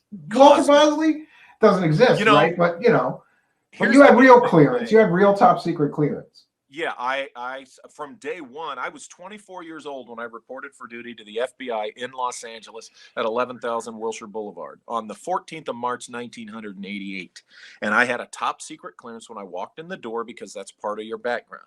I had a top secret clearance the whole career. And I started with the FBI as a mail clerk. I was a mail clerk for 45 days. Now, the first day I reported, I was pulled aside into a room, and the counterintelligence surveillance team supervisor said, "Look, fill out this in-house form, and it might take a couple of months, but we want to get you in counterintelligence." Okay, great. So I went in, reported for duty. I was a mail clerk for 45 days, and then I got promoted to evidence technician. I was an evidence technician in Los Angeles for 6 months. They sent me up to San Jose, where I was an evidence technician for 2 months, and then got into the surveillance team program and counterintelligence. And at that point, they added to my TS what we call in the business tickets, and these are it's levels of clearance denoted by letters, which I can't tell you what mine are. I have X number of tickets, and they're such and such letters. And when I got into the Air Force, I was cleared for weird, as we say, and that's when. Now I was TS SCI with my tickets, which I can't specify, was with the Bureau. And then when I went into the Air Force, I was TS SCI, and I was additional to that, the acronym additional. I mean, look, they impress upon you, you're not supposed to talk about this acronym publicly or to unauthorized people, right? And so for years, I honored that. It was kind of sensitive. I'm not saying other people didn't talk about it, but I'm saying, I couldn't. And then Hillary Clinton goes talking about it in her campaign, a SAP, a special access program. Okay. I Yeah, so then the was, message is if higher ups in the government are saying that, then you're allowed to, right? yeah, well, it gets to After where, their okay, side. gee, it's ridiculous. So yeah, I was TS SCI with my tickets, and what I did at Wright Pat was a SAP essentially. Okay. Well, no, when you say the word essentially, people go, "Oh, then it wasn't it." No, it was a SAP. So, but I'm still Well, really, here what I'm trying to get to though is, yeah, you yeah, had real top secret clearance. You yeah, worked on these secret projects. You worked in the Air sure. Force Office of Special Investigations. So I want to know if you ever saw any kind of exotic aircraft that may be anti-gravity in nature, or if you saw alien bodies or tissue samples or any proof Mhm. of aliens or anything like that in all of your time. Well, one day when I was at Wright Labs, I was in there having oh shit, what's his I name? knew this was a good question. Yeah, I was having coffee with Oh, Emery. and you worked at Wright-Patterson Air Force Base. Yeah, I was having Friends, he coffee. worked at the place where everybody says those bodies are in cold storage. Fine. So I want to know what he saw. I was Go ahead. having coffee with Emery Smith while he was doing all his autopsies. Oh, I'm just kidding. No, God damn it. I thought you were going to give us something I was good. I was trying to get to the punchline there. No, I Yeah, worked. yes, I worked at Wright-Patterson, and as I said, cleared for weird. I had to go to the vault, several times. The vault where you read secrety deacony stuff, and no, I never saw an alien body or any tissue samples or anything like that. While I was in the vault on a couple of occasions, there was stuff I had to read, and there was some exotic technology in that, and which kind of raised my eyebrows. And I will say this is why I say that I think 90% of what people have seen that they're reporting as UFOs is probably advanced DoD technology. I'll put it that way. This is one of the I'm not just saying that. Well, I was in the OSI. Believe me, no, it's because of the technology I saw. Now, also in my duties, in my specialty at Wright-Patterson, I dealt with classified aircraft technology virtually every day. Okay, and so I was briefed in and exposed to some stuff that, again, could be confused if the civilian who isn't aware of what this is could be confused with some type of ET thing. Now, am I saying it was a flying saucer? No, I'm not saying that. At LA, I was briefed in on some stuff that was, pretty, on the outer space level, some technology stuff they were doing. Notice how vague I'm saying this, but I want to emphasize none of it was a flying saucer or anything, like that. But All right, let's drill down a little bit. Did you yeah, see any sort of exotic propulsion systems other than standard things like prop driven or jet engines? yes. I saw some This is pretty. getting good. Hold on, I saw some pretty exotic stuff. Remember, at the time, it was in the '90s, the late '90s, that was it was like the next level of jet technology that was pretty cool, which was was pretty advanced stuff. Like methane powered pulse jet engines and things like that that have been talked No, about in no, popular I science. wouldn't tell you what it is if you guessed. Sorry. Oh, do you see? But this was stuff that was going to be used on aircraft, or as we say, air forms or air platforms. Platforms is a word that was used. And I remember, what's his name? Ray, what's his name? Shoot, he's the guy that says he's got the evidence, but he never shows it. No, that could be 100 guys. He wrote the book about Fatima, and shoot, what's his? You guys know who I'm talking Hold about on. out there. I'll Anyway, he once got pissed off at me on Greg Bishop's show. Greg Bishop was talking with him because I used the term platform, and he said in all his years being around DoD and the Air Force, he's Ray never heard Stanford. Ray Stanford. Yeah, he thought that I had no credibility because I used the word platform. Which, sorry, Ray, I hadn't been very long. The word platform is something that was used, in my time. And the reason it's used is think about this. Aircraft implies a certain type of thing in the sky, right? So if you Sure. use a more vague platform type word, well, that could be anything. That could be a fighter craft, that could be a bomber, that could be a stealth, that could be something that's not an airplane, right? So I find the nomenclature sometimes. Here's what I do think: the way they brief you in on things, you figure out later as you learn more and learn details and get briefed in on things. The way they brief you on your levels, these tickets I'm talking about, your clearance levels, it's done in this interesting way. If you've ever studied language and they give you a language aptitude test, the language aptitude test doesn't use a real language. It uses a fake language so that they can test your aptitude for learning new languages. Okay. Could And that be so that you could talk to aliens if you get to meet no, no, them? no, no, no, no, No. no. Oh. But it's similar in how they read to you your levels. They brief you when you're getting your security clearance levels, they brief you in the more general sense because you're briefed up to a certain level so that in your job and duties, you will either be briefed further in or be exposed to the specific things that fall under that level, if that makes sense. And I will say that the level I was briefed into with OSI was on the outer space level. Okay. So that in the course of my duties, when I was exposed to that stuff, I was covered. Interesting. And I will say that the level I was at when I was in Saudi Arabia, I was the only, during my time at the detachment, I was the only agent there who had the clearance level to see the highest level of intel we were getting in our duties there. In fact, they would call me like in the middle of the night, and I'd have to go over to the intel unit and I'd have to, it was one special thing that you would look at that you could read this data. It didn't come through on the regular computers. And I had the clearance. I was the only agent in my deployed detachment that had that clearance. And, to see that kind of thing. So, and I share these kind of details just to, to help support the bona fides, to, those who know what I'm talking about. Oh, I got all your records, so I know you're real. So before we ever talked the first time, I had all your records. Just just putting that out there. Not that I'm a stalker. Curious, when you say all my records, well, not all of them, but I did enough research to verify that you were in the military. Did you get anything from St. Louis?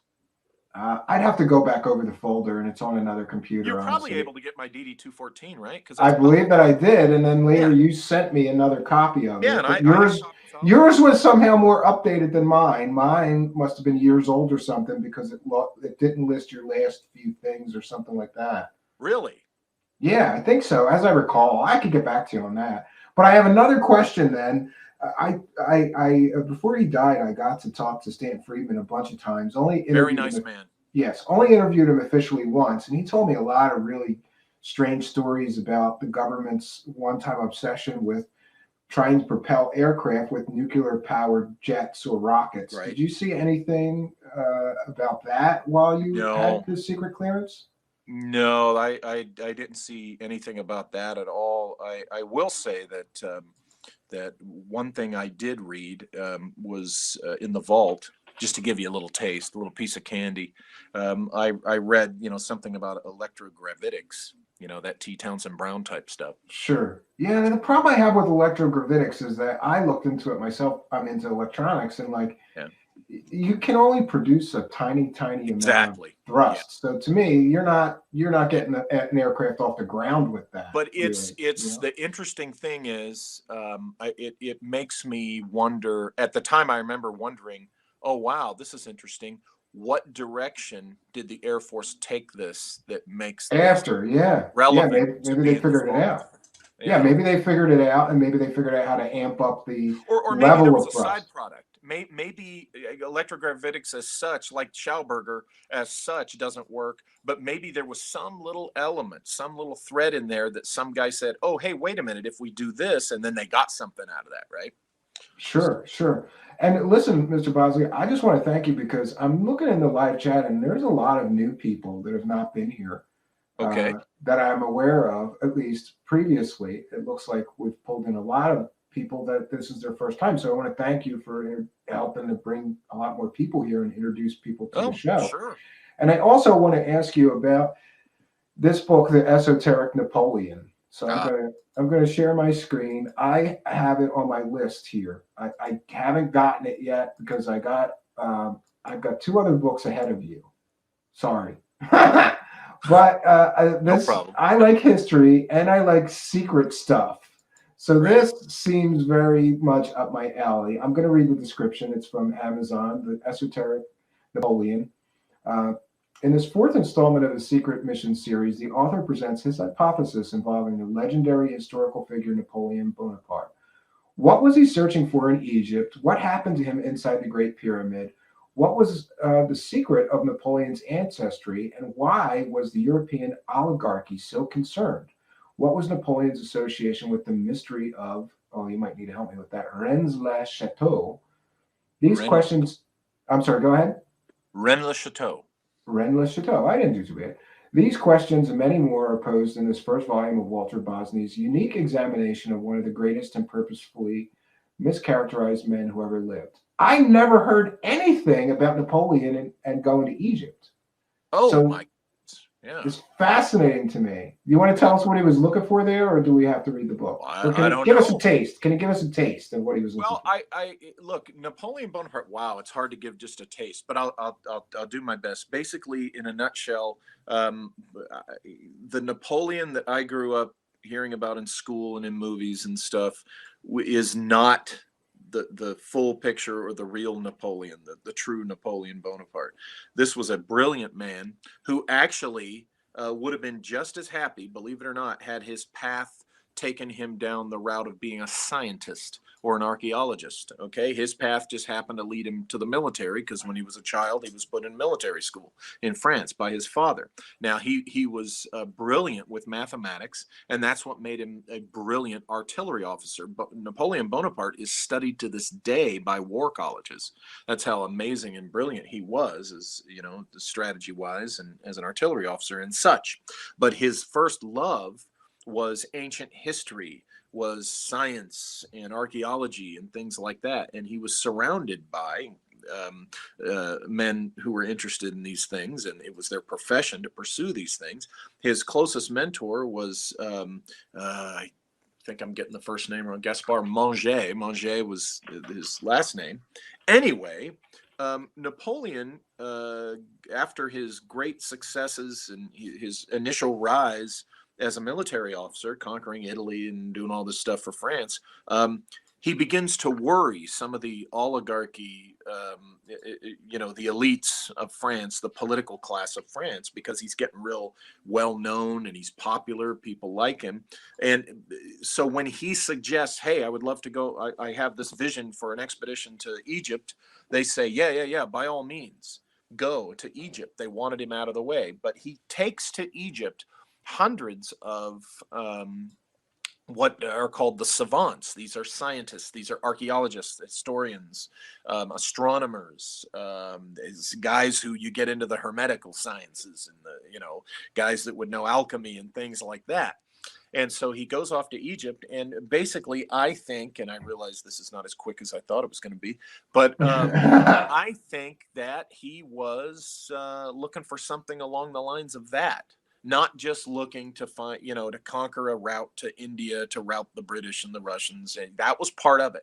But I really think that to him would have been a side product. I think the man personally was looking for some answers to the mysteries of ancient history. And back then, especially, what better place to start than Egypt itself? And when I started learning that side to Napoleon, and also at the same time learning, the, the the the the character assassination really is what was done to him, started by the British oligarchs.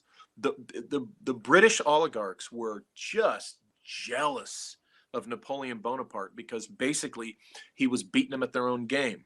Okay, that's the reason they really hated him. He was beating them at their own game. They wanted to be the power that controlled Europe essentially. They wanted to be the power that he was becoming, and that's all it was. They were no better than the character assassination and the labels they were putting on this guy. And for 200 years, this campaign to just tarnish his reputation. And when he was alive, they would say all manner of lies about this guy. I mean, they would tell Yeah, their yeah. children that he would eat them after boiling them in the pot of Yeah, water. I certainly think that, like, from the level of education that I got in just in high school, and was he was sort of vilified as the bad guy. He was the bad Yeah, guy, he was conqueror, and a fascist, and try to take over all these countries and and and and things, and you then don't get me wrong, the man did make some mistakes. Yeah, and he did some things that weren't the best thing. But England and their leadership and their monarchy was full of that. Just look what the British did to the Scottish and the Irish. It's not just in the movie Braveheart. That really happened, where the Lord could come by, and if you were going to get married, he got to have sex with your wife before you did because he's the Lord and she's his property. And if she got pregnant, you had to raise that child. I mean, so the English Sounds like a good monarchy deal for him, right? yeah, Yeah. the English monarchy is raping, these women, and that's not heinous, it's ugh. Ugh. And again, I need to specify sometimes because I have some folks from England that follow me and listen to me. They know, they've heard me say, when you hear me say the Brits in relation to Napoleon, I'm talking about the oligarchy, the monarchy, the Bank of London types, and Yeah, some the of the folks ruling who run. class, the elite Yeah, the ruling class in the regular royal people. family. Yeah. This is why there's no way in hell that they were, when they did get him, that they were going to put him under house arrest in England, because the common British people actually were beginning to think, wow, we can't wait for this guy to come to England, we want to meet him, and they were afraid that the people would love Napoleon. So that's how the Well, yeah, ideas. he's awfully charismatic. He would have to be to put him Yeah. in, itself in that position, and probably a good orator as Yeah, well. and as you could imagine, some of the people, I have people that are Napoleon haters to this day, that say, well, what about this, that, and the other? When you look, and I read thousands of pages on Napoleon Bonaparte. I mean, I did my homework on this.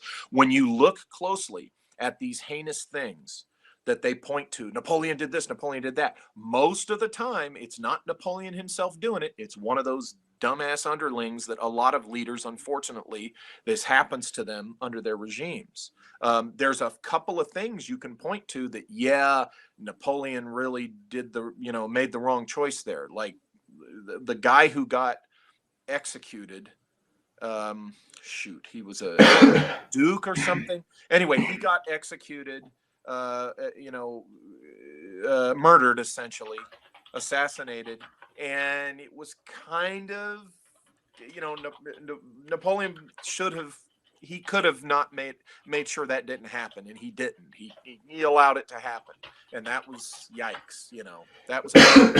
But this idea of this monster, this, oh, you'll love this.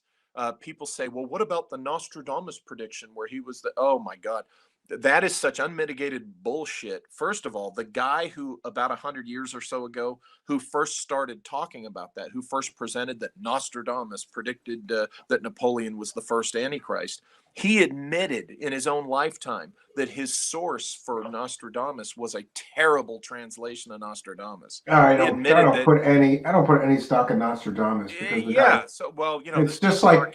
like I'm going to write a bunch of poems, and hundreds of years from now, people are going to find some ridiculous meaning in But you them. have to address it because people in our community, oh, but what about that? Well, the guy Sure. who first wrote that said it was bullshit. And, so it's, I'll tell you, it opened my eyes. I came away from this research and writing this book is, je suis Bonapartiste, it's like, I like the guy.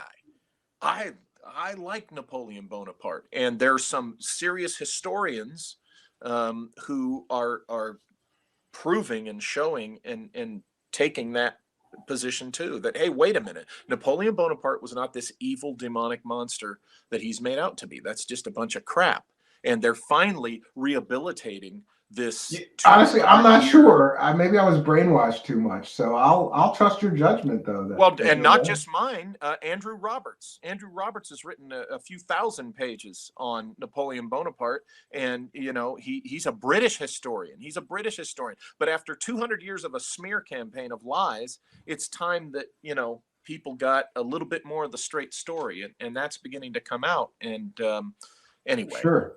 Oh yeah, and just to clarify, Cheryl Peterson is here, and I said that we had a lot of new people here, and she said not exactly new people. Some of us are Bosnians, but I want them all to know you guys are most welcome here. Please come back. Please subscribe and hit that Well, hey, button. Cheryl. You Hi, know, Cheryl, and thanks for all you who've are here come for. over. Yeah, you're Now, a some people I very have over there. popular guy, Mr. Bosley. Some people Very I have over popular. there were with you first, and they're like they're mods over in my thing, but You're they're. taking my audience, Walter Bosley. I'm going to punch you in the face when I We meet haven't you. seen Modwiz in a while, but we got Philip Blair, we got Lee Veltman.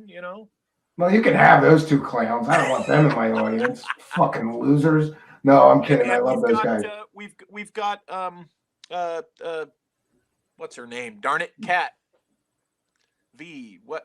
V. Yeah, Super V Fun Cat. She was. Yes. Now she's just V. She's just V, V. like Madonna. She only needs one letter. She's so well known. She just V, which Yeah, makes a lot of sense. Yeah. these are your folks originally, Well, so listen, I don't want to keep you too long. I can't tell you how happy I am that I got to interview you again. I hope when we have something else coming up that you would be well suited for, you would let me pull you in here and shake some great conversation out of you. well, did we talk about Roswell enough to the extent that people were Yeah, I excited? mean, I think, it's kind of like we explored your theory. We went over different things. I pushed back and asked you what you think of other things. I think that we covered it pretty well and gave people what may be another perspective of what actually happened at Roswell. Well, and if here comes the plug, but again, if they want the details into why I think what I think about Roswell, I elaborate further on in my book Shimmering Light, which is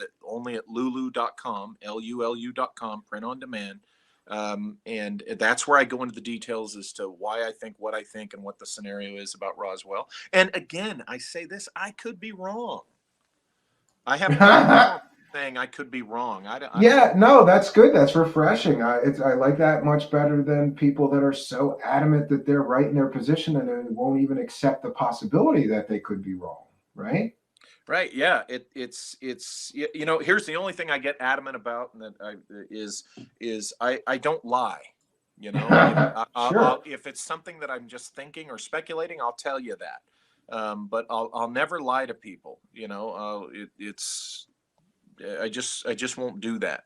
And we've had, even if just one person does it in our field, in our community, or any community, that's one too many. But we've had more than one, who've done those kinds of things because Honestly, when I got deeper looking into these things, I didn't know at first that you have to look into the speaker that's saying this stuff. right. And honestly, I was a little shocked when I started doing that. I go, wait, this guy was never in the military? He said that he was in the military. Then I Right. call and I check and I try to get his records. Oh, he wasn't. Wait, this guy never went to MIT or Caltech like he said he did? There's no records? He's just making this shit up? It was shocking to me how many people just totally make up their backgrounds, their military service. You know what That's you why told I value people like you who are still into this stuff so much more because you can prove everything you say about your background. It's important what that you trust the speaker who's bringing you the information. Absolutely. You have to consider your source. You have to look at the sources of things, and that. But what now I'm wondering. You told me that your version of the DD-214 was different from mine. Now I'm wondering if No, I think there was a slight difference, and it's just something I noticed. Or I'm just I could wondering be if wrong.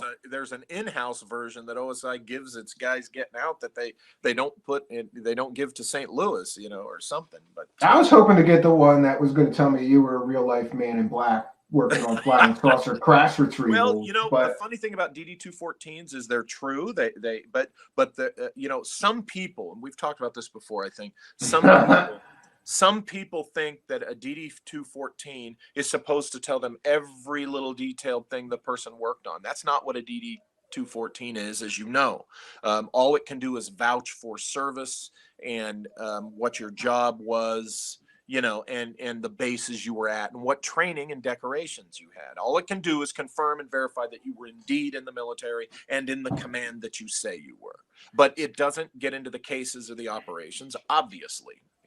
somebody in the live chat, Mortimer James, would like to know what was your opinion of your portrayal in the movie Uh, Garage Men? uh, One of my favorite documentaries. okay, I'll put it to you this way. Basically, I wasn't happy with how the book reads. The video, the film, that's me. Anytime you see me there and you see me saying what I'm saying, that's what I said. So in the movie, they didn't. There was some stuff in the book that the book insinuates that I did not say and that I was not implying, and that I don't like how it was characterized. But in the movie, that's me, and I'm saying those things. Now sometimes the audience, the viewer, can take what I say to fit their hopium context.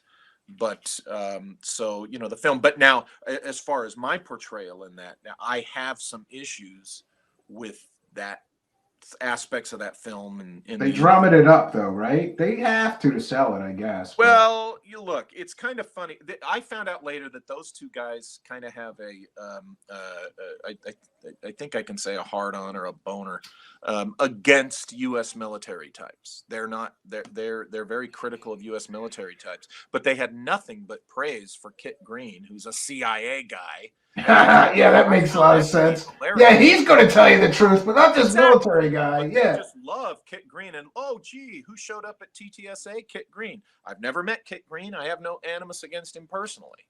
But it's funny how, what he shows up in. All right, I And the got people who trust him and think he's wonderful. another question here, and I don't know what the hell he's talking about. Philip Blair says, "Ask Walter what his dad saw and the Tuatha De Danann." Does that make Oh sense to God, you? Philip. That's a long conversation. Yeah, we're wrapping things up here, Philip. We'll say I'll that for tell you another what time. my dad says he saw is in the book Shimmering Light. And I'll gladly come back on sometime in the future and talk about that book if you want and answer Philip's questions. Yeah, we're starting a book club here, and I have your book on the list.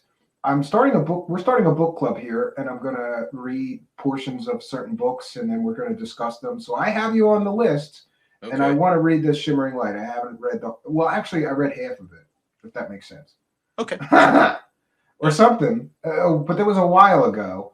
And that's what first made me go, oh no, Roswell might have been this. Not aliens and not a balloon either. It was like the third tier of my rabbit hole run finding this stuff.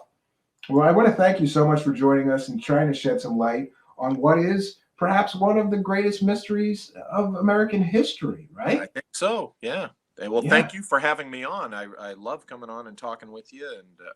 And we always have a good time, Mr. Bosley. Yep. I appreciate what you do. You're trying to keep things honest and true. It's, listen, lately I've been thinking it's such a tough job to try to do this straight, like to try to do it and not just put on platform somebody talking to aliens or platform somebody that's getting abducted every night or, the stories that don't have proof. I could do 100 of them, and certainly we would increase our viewership and we would increase our reach and get bigger. But to me, I'd rather do it the straight way and see if we can find the real truth behind some of these things, or at least look. I may never find the truth about Roswell, but I'm going to try. I'm going to talk to the experts like you, like Kevin Randall, like Cal Korff. Some people have spent a lot more time than me looking into these things and try to see if we could get to something like. Well, here's the thing. We are all here. I'm one of you guys who believes that these extraordinary things are real. I'm one of you, believe me. But here's what I found in life and in my professional life. You want to weed out the crap.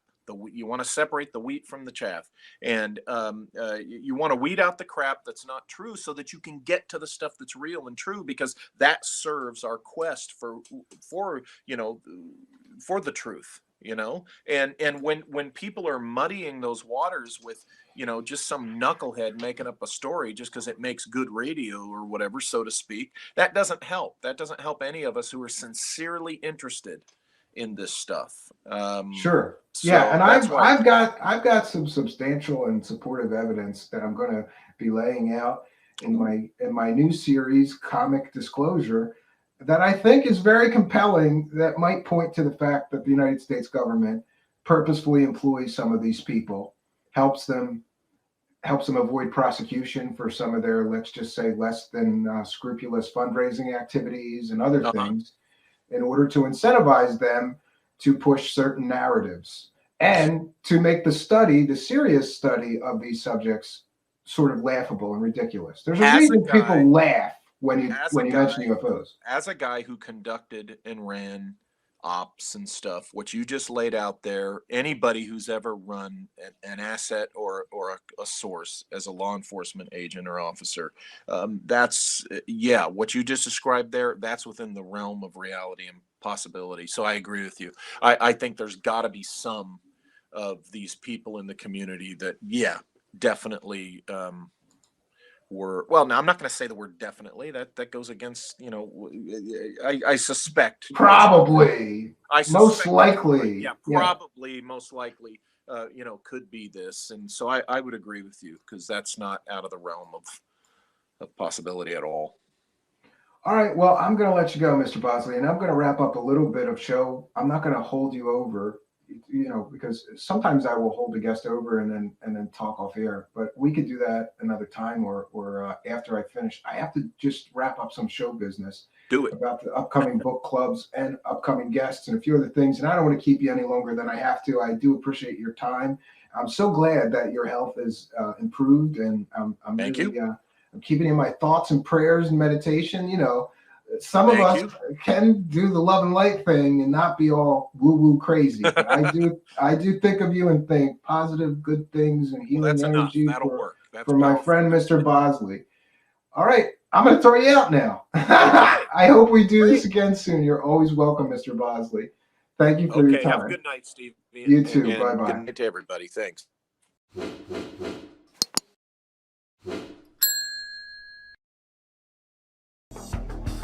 Greetings and salutations, and thank you for being here for the 75th Roswell Anniversary Truth Seekers Special Deep Dive. If you're new to the channel, please be sure to subscribe and hit that notification bell so you too will know about future special events you can attend here. I wanted to take a moment to thank all of our kind and generous benefactors, because people all over the world send a few bucks in pledges, either through PayPal or through the super chat down there in the live chat, the money button, super stickers, we have and take Cash App pledges as well. I want to thank everybody who has signed up to be a Patreon member, because for as little as $1 a month, you can get some extra content from us here. Additionally, I'd like to thank the channel members who get a bunch of YouTube benefits as well as all the Patreon benefits for as little as $5 a month. I also wanted to mention that I have something strange for my friends. These are Roswell wreckage replicas, which I have been making here. I also wanted to mention that for today's special event, we have prizes for those of you pledging $30 or more, either through Cash App, PayPal, or Super Chat. And this is a gift that we will be sending everybody who pledges $30 or more. This is a Roswell debris replica, and it's designed to look exactly as Jesse Marcel and his son had described. This is the so-called I-beam wreckage. This is a replica, of course, and I'm happy that I'll be able to offer these to anybody pledging $30 or more to our show today. This is just a special free gift that we're going to be giving you kind and generous people for supporting our show.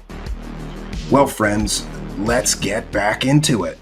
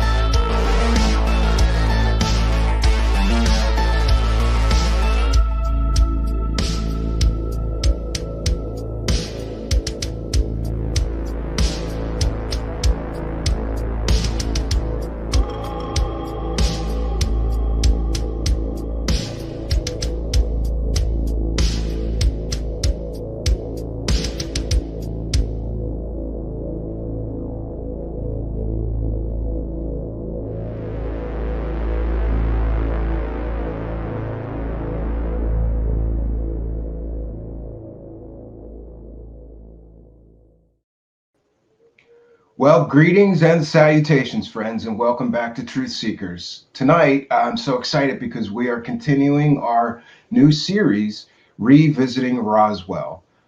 And tonight is going to be a special one. First of all, this was big news to me. I watched Tim Pool's show almost daily, and I tuned in, and Jeremy, alien scientist, our guest tonight, was on Tim Pool. So big congratulations to him. I mean, I think they got 500,000 viewers to tune in and listen to Jeremy. Amazing accomplishment that he got to do that. There's hope for us all. And also tonight we'll have our back again, Cal Korff, who is the author of The Truth About Roswell, among many other books, well-known researcher into many subjects, including Roswell. I want to give as much time for our discussion tonight as possible. So without any further ado, let's bring in our guests. Alien scientist is here. How you doing, Jeremy? Hey, man, what was up with that intro? Oh, what? Well, you don't like it? Come on. People Is like decide a male audience much? No, or... Yeah, maybe. I'm going to do one with male strippers because the girls asked. If you all right. Viewers. Make it fair. Look, I want to apologize to you in advance because you just did like the biggest podcast on earth, right? And now you're on my show, slumming it. I know, I'm right? Sorry about that. And let's bring in our other guests. Cal Korff, how you doing, Mr. Korff? I'm doing fine, Stephen. How are you? Great. I just feel bad for Jeremy because he was just on literally like the biggest podcast on earth, the biggest stream show on earth, right? Maybe except for Rogan's, right? Second only next to Rogan. Definitely Rogan's probably number one. Okay, so the second biggest stream show on planet Earth. Well, now that he left YouTube, it's probably the biggest on YouTube. Yeah. It probably is the biggest on YouTube. And so, I feel bad for Jeremy because he just was at the top of his game, right? And now he's I don't know, man. With me. I think I should have nailed Bob Lazar a little harder. I think so. It was beautiful. I just wanted to be like diplomatic about it. Like invite him on to a group of physicists and let him like really have it out with some people who know science, because like I've never seen that done, Yeah, absolutely. He wouldn't do it. He would not do it. He wouldn't even meet with. He wouldn't meet with one. He wouldn't meet with Stanton Friedman because he knew that Stanton Friedman was a real nuclear physicist and not a fake one. Yeah, it's usually not a good sign. So I don't even know, where do we want to begin? I know Jeremy's been doing an incredible amount of research into Battelle Institute. You're the one having Kevin Randall and Don Schmidt and all these other guys on your show. Who's the other guy? Carey, the one you had on the other night. Tom Carey. Yeah, Don Schmidt hasn't been on yet. We're still trying to nail down a date for him. But yeah. So you're quite the expert yourself now. You should. No, I'm not an expert. I'm bringing the experts here so that I can get their opinions and their beliefs about what. This is one of the greatest cases because there's just a volume of material to go through.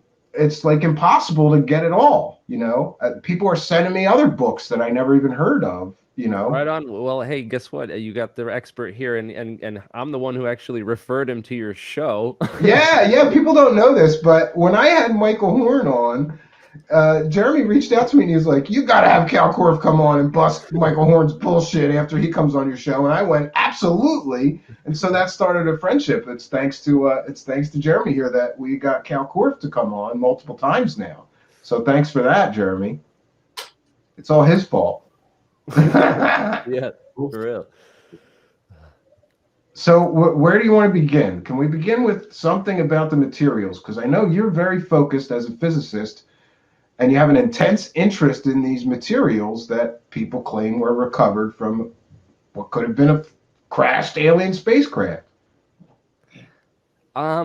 Yeah, there's a couple different ideas about those materials, and certainly like this idea of an unbreakable foil, something similar to tin foil, but sort of unbreakable or unrippable, and maybe made of woven fabric on the quantum, not quantum, but like nano or micro scale level.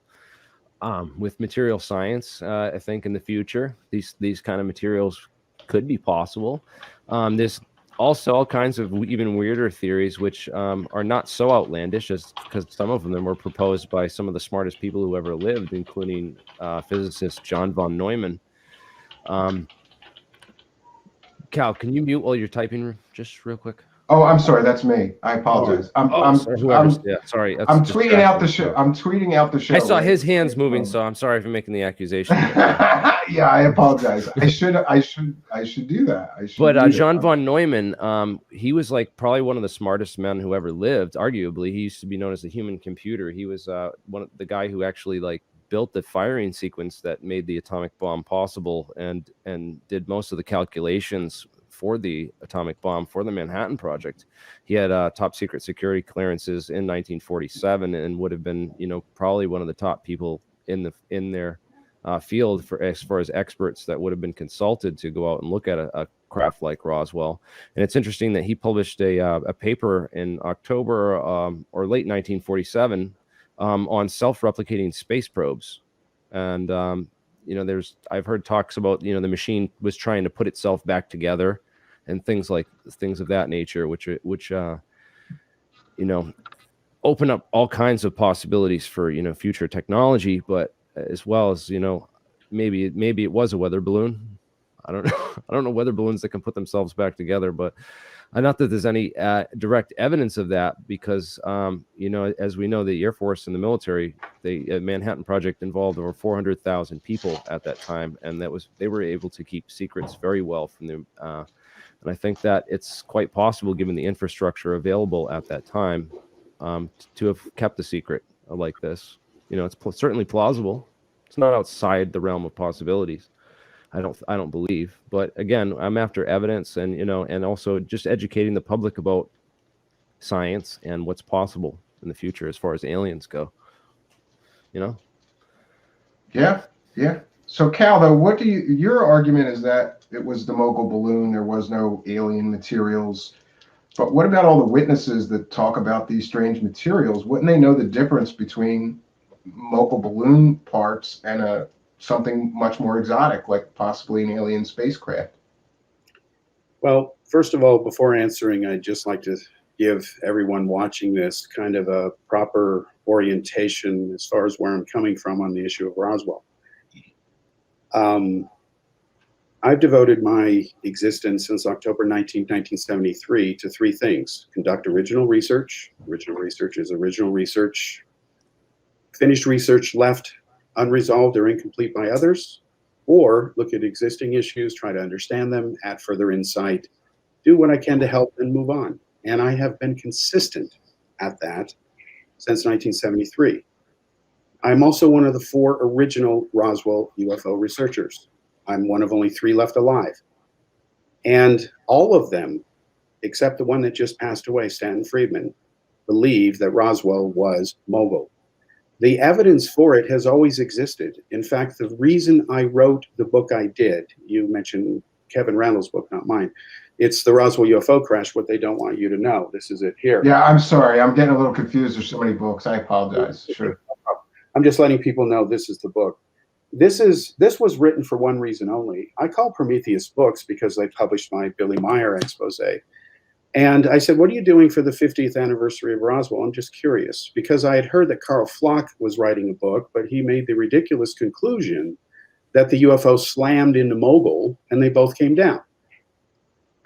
The reason he made that conclusion, and Prometheus rightly rejected that book, is because he was trying to square the lying accounts by hoaxers like Glenn Dennis and Frank Kaufman. He didn't believe Kaufman, Randall did. But Glenn Dennis, he wanted to believe he was credible, and he ended up being a hoaxer. So when I heard what was going on, that every single publisher was going to say it was all true and they were lying, I'm being blunt. I had these discussions with publishers, okay? I was there, and we knew that Philip Corso's book was coming out, and it was going to be the bestseller. And we knew what he was going to say because he was making calls to everybody asking about Roswell, because he was trying to make up and fit his story together. He knew he was dying, going to leave some money for his family, etc. Okay, so all this goes down. And what happened, and this is a matter of record that nobody can deny unless they're a denier, and the public needs to know that. I am the person that Stanton Friedman counted on and Bill Moore counted on to be the go-to guy regarding Roswell and a handful of cases. And I have the original photos of the debris that Major Jesse Marcel signed off on and said this is what was found. Now, my book proves that when you look at the original eyewitnesses from 1947, I'm not talking about the hoaxers later. I'm talking about the original eyewitnesses. And it's all in the book. I've got a chart here to share with you. You can see that the testimonies are very consistent for a balloon. Bessie Brazel said, it looked like a balloon that had burst. That is a quote. She remembers putting her wrist through a ring. It was the O-ring on the mogul array. She said she did it because she's a girl and it reminded her of a bracelet. She thought it was cool. A lot of guys wouldn't do that. Girls apparently do. Loretta Proctor, who's touted as a witness, she only started to claim to be a witness after her husband Floyd died. In the original testimonies published in the original Roswell incident book by Bill Moore, it says very clearly they never saw anything because tires were too expensive. They didn't want to drive all the way down there, and nothing was described that made them excited. So when you break down all the testimonies, you see that you have basically Jesse Marcel and Stanton Friedman in there, basically cooking the books a bit. You look at people who handled the Roswell debris. Warrant Officer Irving Newton, he met with Professor Charles Moore years later in a Discovery Channel special. He said point blank, this is the material that was in the office. Moore still had some of it. He said, yeah, that's it. You've solved it. Okay. So when you have to separate the so-called new Roswell eyewitnesses, which are bandwagon jumpers, promoted by people who jumped on the case years later. These are people like Kevin Randall, Don Schmidt. They're not the original researchers, versus people who did the original work. And because I saw those photos in a press event with Bill Moore, which is a matter of public record, and I've never put that article on the internet. It's on the new expose on Roswell, the update. Case closed. I've got the photos. You can date them. Our fingerprints are all on it. Case closed. But what about the debris switch? And we have Dubose and Marcel both claiming that the pictures, the famous pictures of the debris, is not what they collected at the ranch, is not what they... No. In fact, I have published in not only in my Roswell book, but in many articles every time I've written about this, including in the new, the Annie Jacobson book here. I reprinted in there because there's a whole chapter on Roswell, what really happened. I show him saying in 3 separate interviews, he says there was no debris switch. That's bull. Okay. Well, this is why I have such difficulty, because I have you who's... Yeah, go ahead. Jeremy, I actually agree. I agree with Cal. I think the chapter in Annie Jacobson's book was absolutely wrong in her assessment. Like that this was a... She also said it was like a Russian hoax, and there was like Joseph Mengele. Yeah, and all these, and then they were using Harlequin baby bodies for the aliens and stuff. I just don't think that. You mentioned a couple witnesses like Frank Kaufman and Gerald Anderson, who came after, and Gerald Anderson had tried to embellish this Plains of St. Augustine site, which was a longer way away. And right. And I agree. Those two both I've determined both of those witnesses not to be credible either. But you've got to go back to foundationals. It doesn't matter what the case is. And I have limited my UFO investigations, as my published record shows, to binaries. The Meyer case, it can't be half real.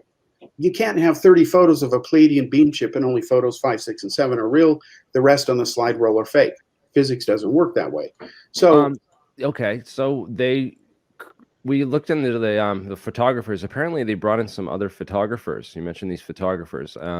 They didn't use the base photography. The photos that exist of Roswell, there's none actually that are in current existing record of the base, from the base. We don't have any photos in the field, and that would be like typical of like weather balloons. Like, right, they would go out to the field and like take pictures of these things where they crash and stuff. There might, especially one that was reported in the news to be, a flying saucer the next day. That one really always gets me, is why would they tell the media why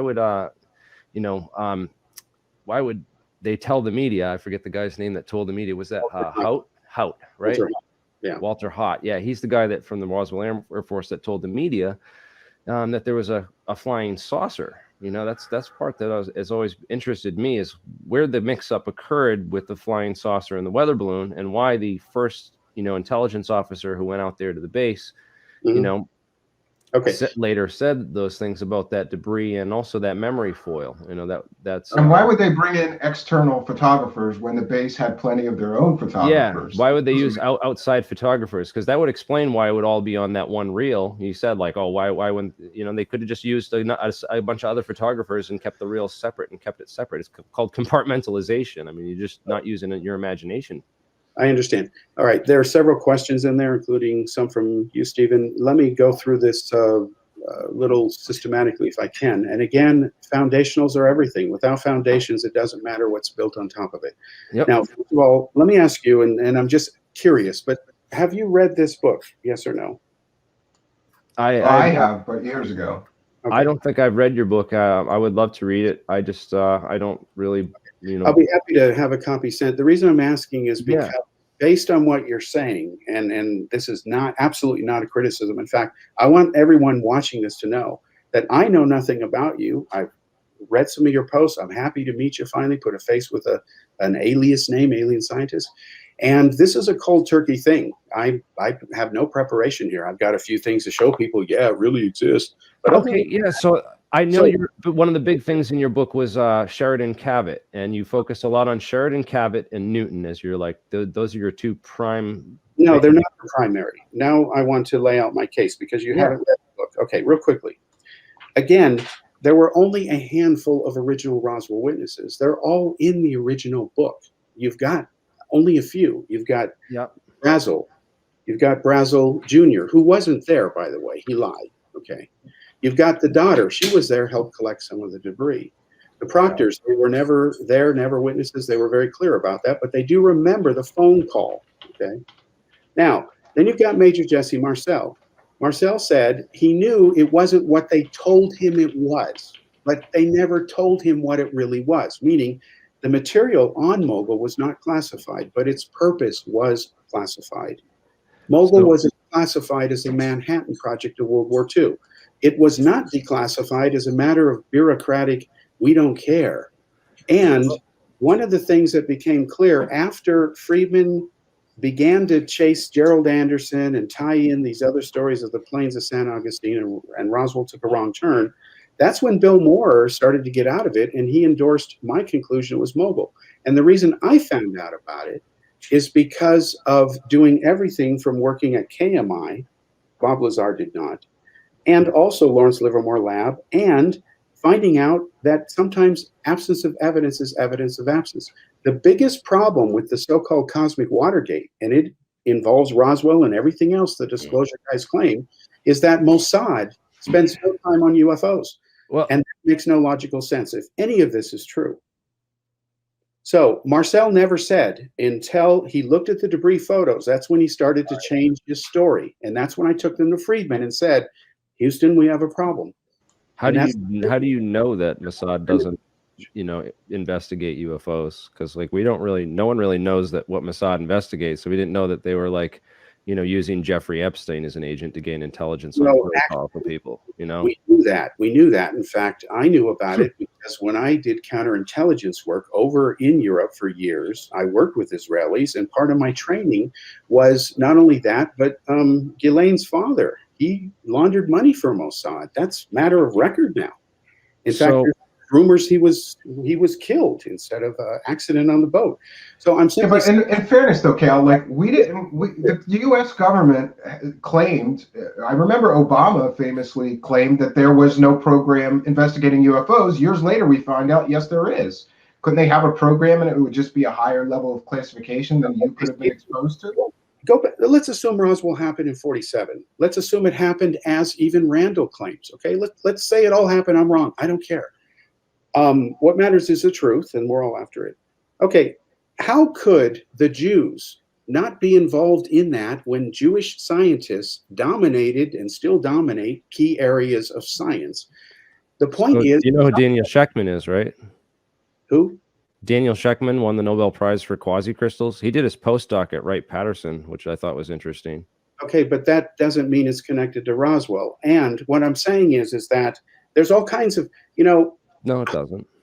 No, what I'm saying, But no. if there was a secret project with scientists to leak the material out, it would have allegedly the material went to Wright-Patterson and was stored at a facility underground there. That's like where Senator Barry Goldwater went after it, right?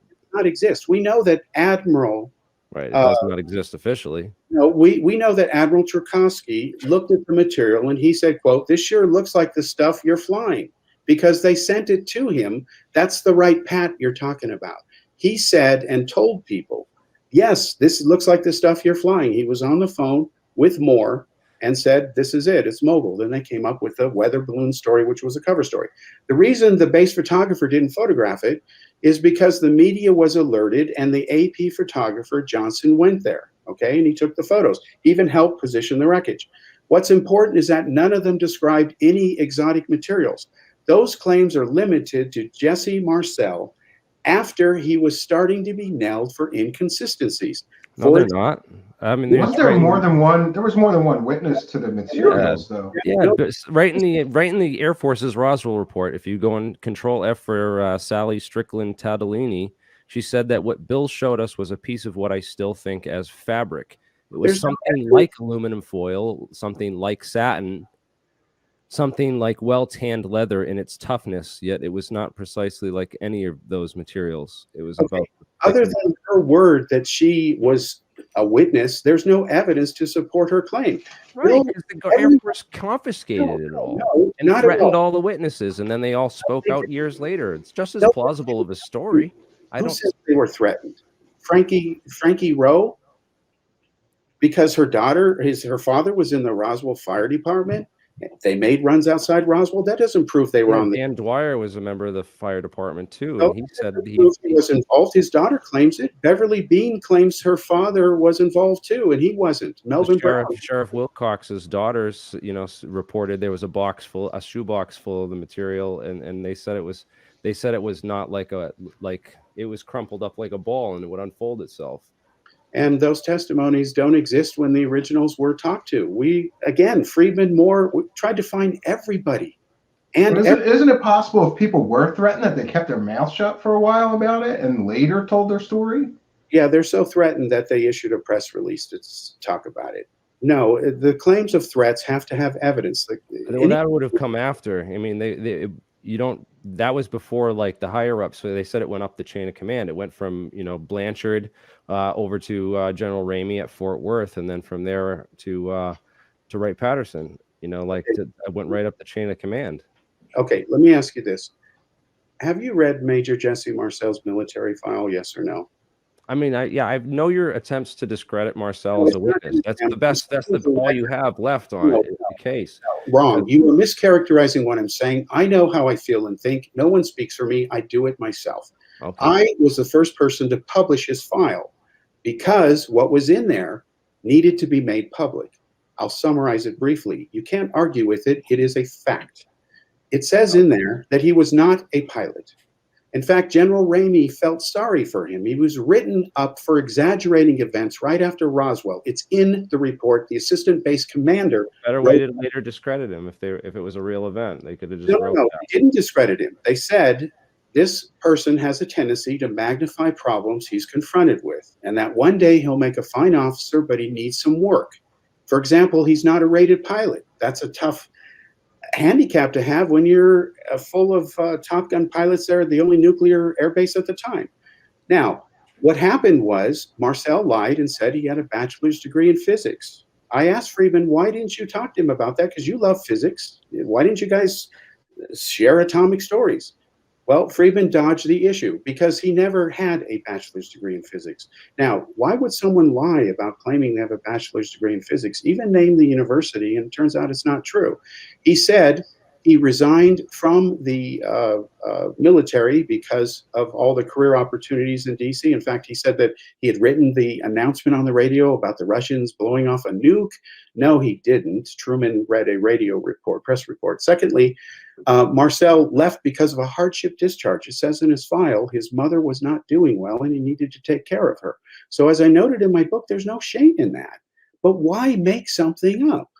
And then he says he was the only survivor being shot down in the Pacific. That isn't true. He was never shot down.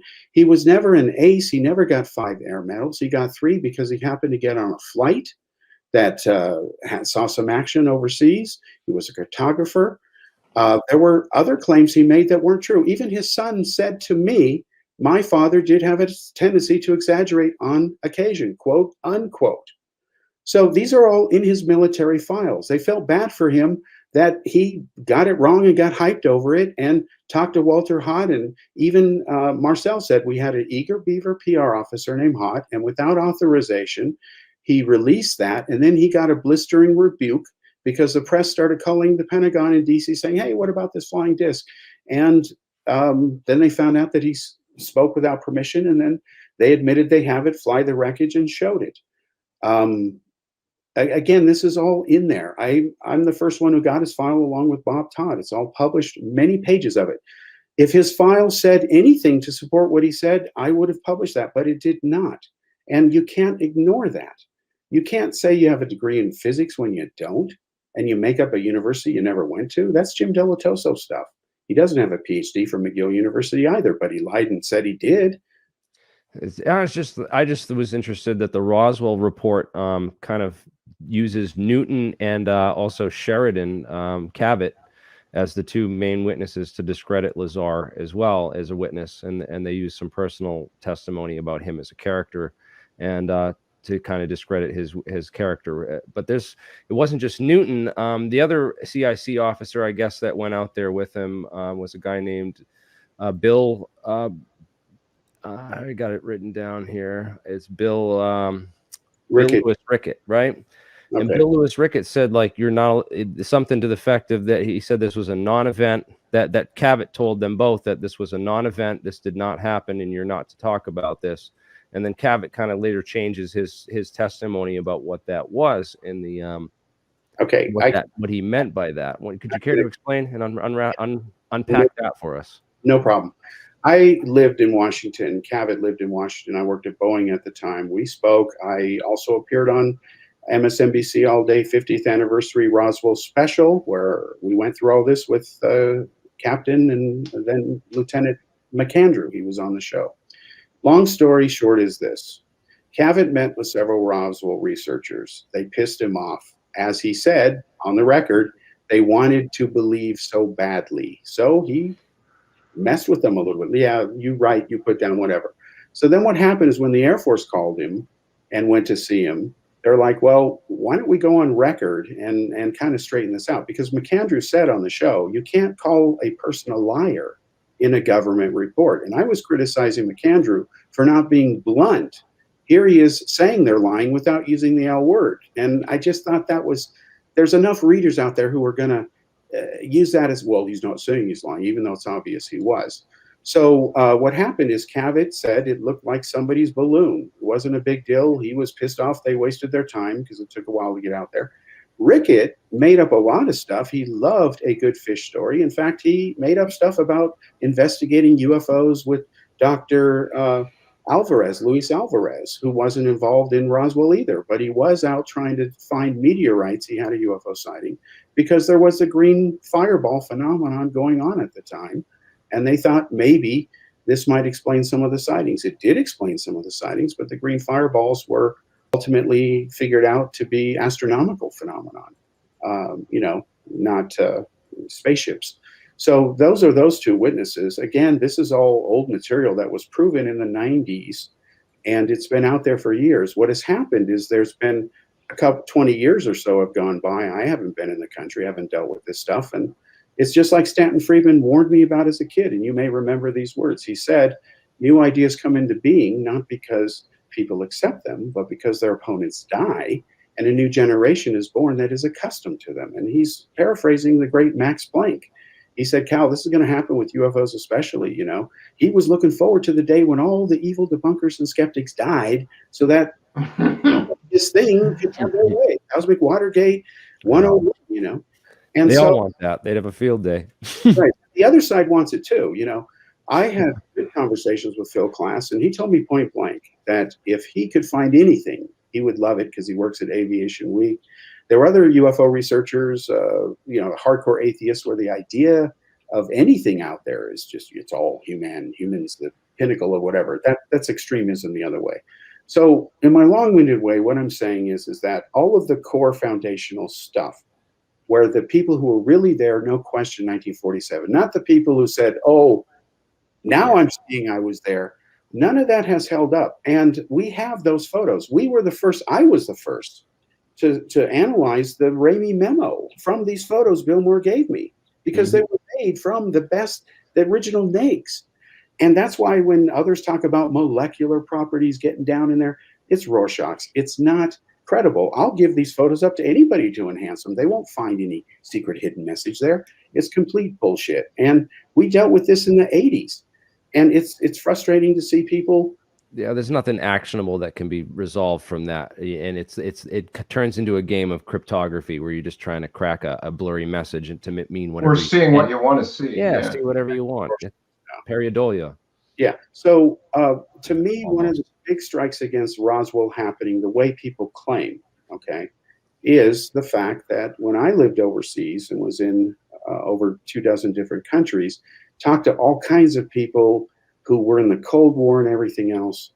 A whole lot of stuff came out, even information that the KGB is the one that planted in France the rumors that Kennedy was killed by a conspiracy. They planted him in communist-controlled unions. It gained traction through Mark Lane, ended up in the U.S., and next thing you know, it's the granddaddy of all conspiracies. And Jim Garrison's investigating it, right? Yeah, exactly, all that stuff. So having been involved in this, since October 1973, when it started all this, having been mentored by Friedman, Hynek, all these guys, again, I can only tell you what happened. And if the foundationals don't hold up, it literally doesn't matter what someone says after the fact. If Meyer never had one contact with Semyazi, it doesn't matter what his photo shows.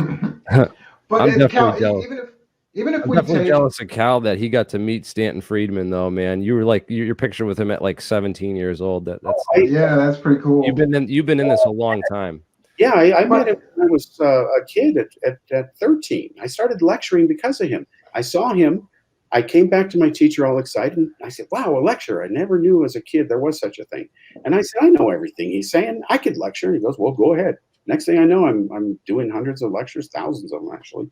Over the years. Cal, if we take Marcel's eyewitness testimony about the debris away, there's still an awful lot of people that claim that these materials had all these strange properties. We have the but look not at a lot of people on record. I mean, there's the guy's Sergeant Leroy's wife. Apparently, someone interviewed these. Someone went and like tracked a lot of these witnesses down because a lot of time period passed, and so like a lot of these guys died in like the 80s and 90s because they would have been 80 and 90 years old. Yeah, I want you to know. I mean, I've got tables on my other monitors here of, the claim is there's hundreds of witnesses, which is not true. Again, look at the first 11, which are core. Everyone agrees these guys were there. Mac Brazel touched the debris. Kite, foil, and rubber. That is his published descriptions. What about the sergeants, the 3 sergeants? Like June.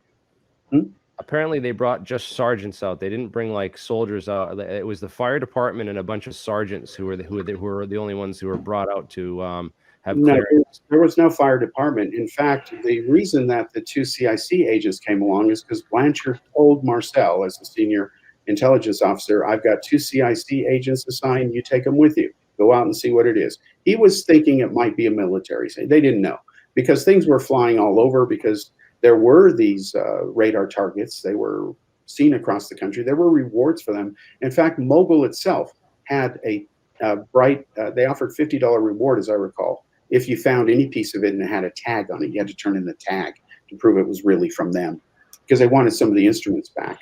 What about Marcel Jr. and his description of what may be hieroglyphics? I mean, there's not hieroglyphics written on Mogul balloons, is there?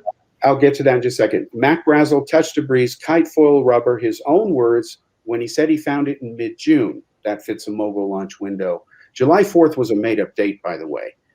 They're patriotic, those aliens. Bessie Brazel touched the debris, says a balloon which had burst, quote unquote. Major Jesse Marcel touched the debris, said it was indestructible. Okay, well, there's one claim that stands different from the other originals so far. Jesse Marcel Jr. touched the debris. He said when he looked at the photos that this looks like the stuff that was on the floor. He also said there was nothing in there that was indestructible, that couldn't be bent with a 16-pound sledgehammer. He never gave that description. In fact, as my book proves, Major Jesse Marcel Sr., or his father, said that there were square sticks that the foil was attached to. Square sticks are in Mogul. Jesse Marcel Jr., when he was confronted with that fact about Mogul and shown the engineering blueprints for the first time in the 90s, he said, there were I-beams, and he was exposed for changing his story. In fact, he even changed the design of the hieroglyphs he claims he saw once he saw the tape from the toy factory that was used with those pink symbols on it. They were pink, that were random as part of tape. They used cheap materials. Again, he changed his story. There are published articles exposing it. It's in my book. And Major Jesse Marcel, Jr. admitted his father had a tendency to exaggerate on occasion. He was asked me and one other person what he could do to try to help save his father's reputation. The answer was the record's out, his military files released. That's it. No more. Nothing else needs to be said. Take it or leave it. It's here, folks. And anybody could have gotten that file if they bothered. Sergeant Leroy Wallace and Sergeant Charles Randall, people went and interviewed their families later afterward. His wife said that he reported coming back from the scene and scrubbing his hands with lye soap for 10 days straight, exclaiming that he shouldn't have never touched this material, that something was on it that got on his hands. He felt like he shouldn't have handled it. Well, we knew that whatever was recovered was handled by plenty of people, and they lived a normal life and died naturally. Sheridan Cavett touched it. Louis Rickett touched it. James Bond Johnson touched it. Irving Newton touched it. He's in the photos. Professor Charles Moore. Well, we don't know that Irving Newton touched it because Irving Newton was just brought into the press office to the weather balloon that was in Ramey's office. I mean, they could have done the material switch beforehand. No, we do know, as Sheridan Cavett said, he personally went up to the plane. Yeah, that's Sheridan Cavett, but Newton's at right field because the stuff was flown from Roswell to right field. And then at right field is where, not right field, sorry, at Fort Worth, Texas. He's the base weather officer. So Ramey calls him up and says, get your ass down here, quote unquote. Commandeer a car in my name if you have to, quote unquote. He did. He came there and he said, this just came off the plane from Roswell, from Cavett and Marcel. What is it? He identifies it cold turkey. He poses with it. There was another. No, that's not true. No, it is true. That's in the report. According to who? What are you saying isn't true? That he wasn't there? No, Newton went into they had already had this weather balloon set up. They brought Newton into the press. Irving Newton went into the press room at Fort Worth, where Ramey already had this weather balloon all set up. He didn't take the material off the plane and took it. I said Cavett took it. Cavett took it, the sealed envelope, his own words, 3 separate interviews, affidavits. He took the material sealed in the envelope from Marcel. He's also the guy that, Stanton Friedman accused of being like leading the cover up and like participating in the cover up for the military. That's true. Yeah. Mr. Friedman told me personally that guy that guy's no good. Yeah, that guy was part of the cover up. If we're to believe that there was a cover up. It's either I believe these two guys, Irving Newton and Sheridan Cavett, or I believe all these other witnesses. Either like one of the two are lying. You know what I mean? That's the kind of way I look at it. I'm like, and I have a lot more reason to believe all these townspeople who didn't speak for 30 years because of, they were told to shut up about it. There's some confusion here, gentlemen. All of us have misspoke. You have confused Cavett with Dubose, Colonel Dubose. Colonel Dubose took the envelope from Marcel from the B-29. He was the adjutant to Ramey. He walked. So it was Dubose. Dubose said they have a video of Dubose saying there was a material switch. He's one of the guys. Video of him saying Dubose says in 3 separate interviews, even with Randall, "Oh, bull, that debris was never switched." We spoke to him as well because Jamie Shandera is the one who started to realize there's a problem here with what Marcel is saying versus these other people. So here's what happened. And there's other people who know about this. Maybe even Randall does. Vivian Marcel, his wife, was asked about this. She said, there was no exotic anything. And Friedman would not include her testimony. I reamed him a new what over that issue.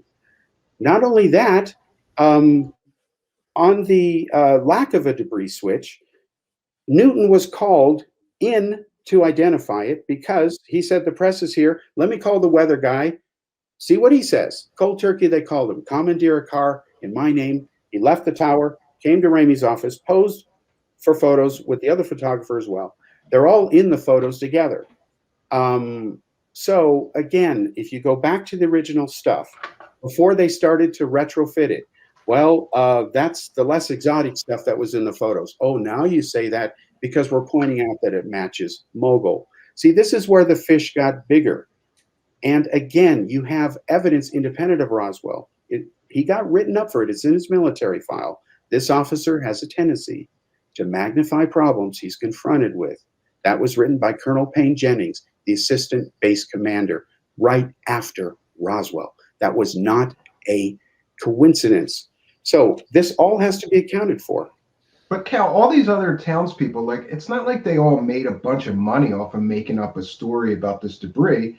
And there's so many different witnesses that testify that this was some kind of exotic material.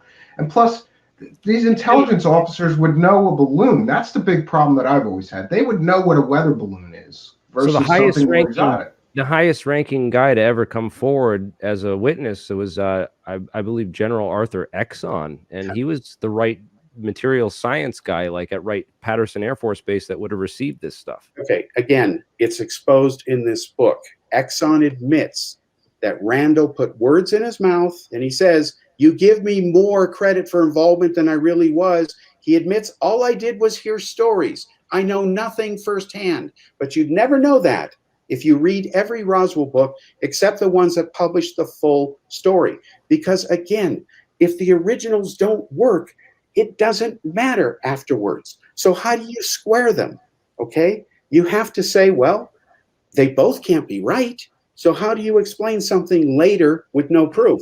It has no proof. Exon said, you gave me more involvement than I really was. His exact words are published in this book, in his letter to Randall, saying, good book, but hey, you gave me more whatever than I just heard stories. That was it. Okay, that's different than saying he was, he did. No, he said he just heard stories. That's all. And we do know because, again, this became U.S. official policy during the Cold War in the late 40s. UFOs were then used as a deliberate disinformation campaign by the government. And I did a special back in late 1990s with Discovery called Secrets of Area 51 Revealed, where we talked about how this was done, how the SR-71 Blackbird was deliberately flown across pilots to cause UFO sightings. It was painted silver, so they saw a streaking disc go by, Mach 5. So, of course, it remained unexplained. It's contaminated the Blue Book files. They were secret flights to cover. The CIA did not tell the Air Force at that time that that plane existed. I believe the Tic Tacs today are a hodgepodge of events. I believe we do have some really gnarly ass high-powered drones. And I do believe the incident cannot be taken at face value because it's got serious problems. And that this is something the US government is doing, and this UFO task force is really a task farce. And how convenient the Navy should be in charge of it. Since when are UFOs a water problem? They're a space problem. The Air Force won the territory wars years ago. So why is the Navy in there? It's because they've got some underwater toys, and we've got vehicles that can go in the air and underwater too. So do our enemies, by the way. I found evidence of that when India was trying to join Aegis when I was working there doing defense reporting. Well, we could go to the stories of the alien bodies then, and all these people who claim that they saw alien bodies or took part in, then those people are all lying too? No, Stephen, nobody saw any bodies, the originals. That happened later. Even in the Roswell Incident book, the reason I showed that diagram of the hand on the last show was because that was taken from Len Stringfield's work. Len Stringfield was working with Marcel as well. We were as well, by the way. And again, I told you, and I showed you that graphic, it's all in the new book. By using anatomical experts, we talked to all these witnesses, the crash retrieval, cases, and we could tell by the anatomy problems that they were not telling the truth. But you have instead Didn't the mortician ordered those coffins and stuff, and then they said like that all the ice was missing from town, even and all the ice, they bought out all the ice. The army came in and bought out all the ice in the town. Well, he So- says that, but he wasn't a mortician. He was an embalmer. There's a big difference. Nobody who's truthful would make another claim. Secondly, Stephen, you mentioned a good point. These people aren't making all this money. That's not true. As I showed in the book, and you may remember this, I checked with the Roswell mayor's office. On the 50th anniversary, even the press said they're absolutely giddy because 22% of the city's revenue comes from hyping Roswell. They had 5 crash sites at the time, okay?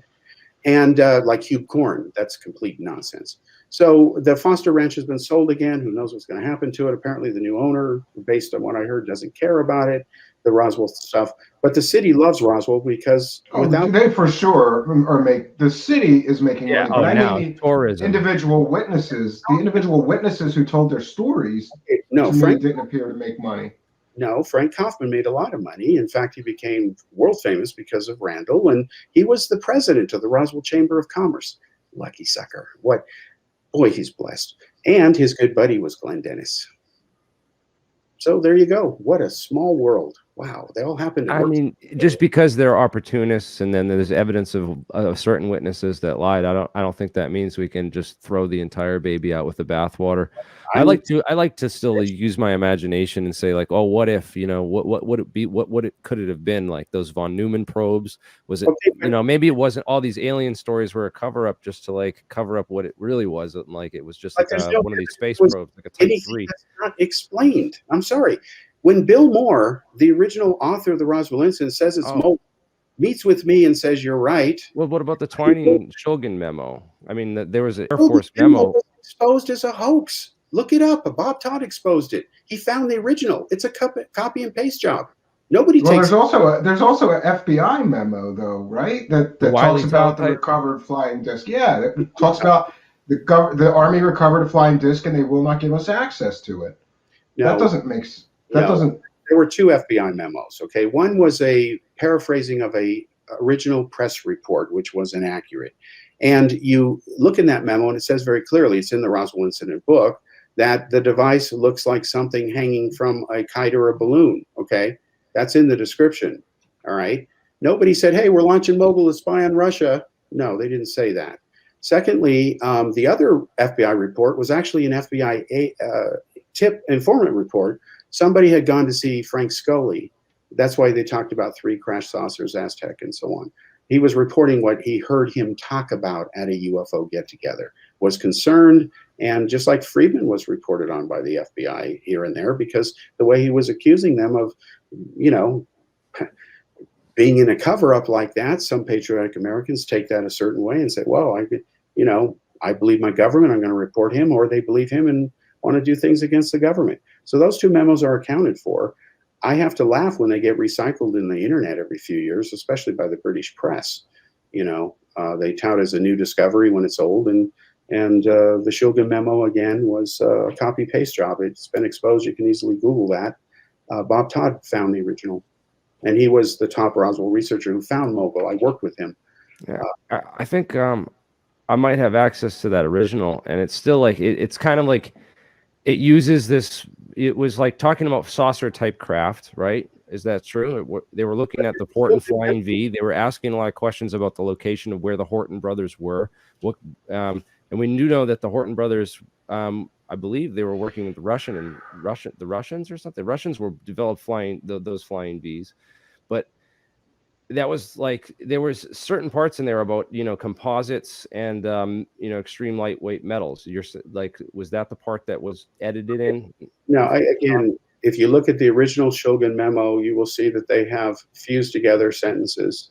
Again, Bill Moore was shocked. It seems like it was like almost like if they had something, but they didn't want to like really reveal what they had, but also ask questions that they like lightly. It seems like it was almost like coded language. It's like, is this common in intelligence?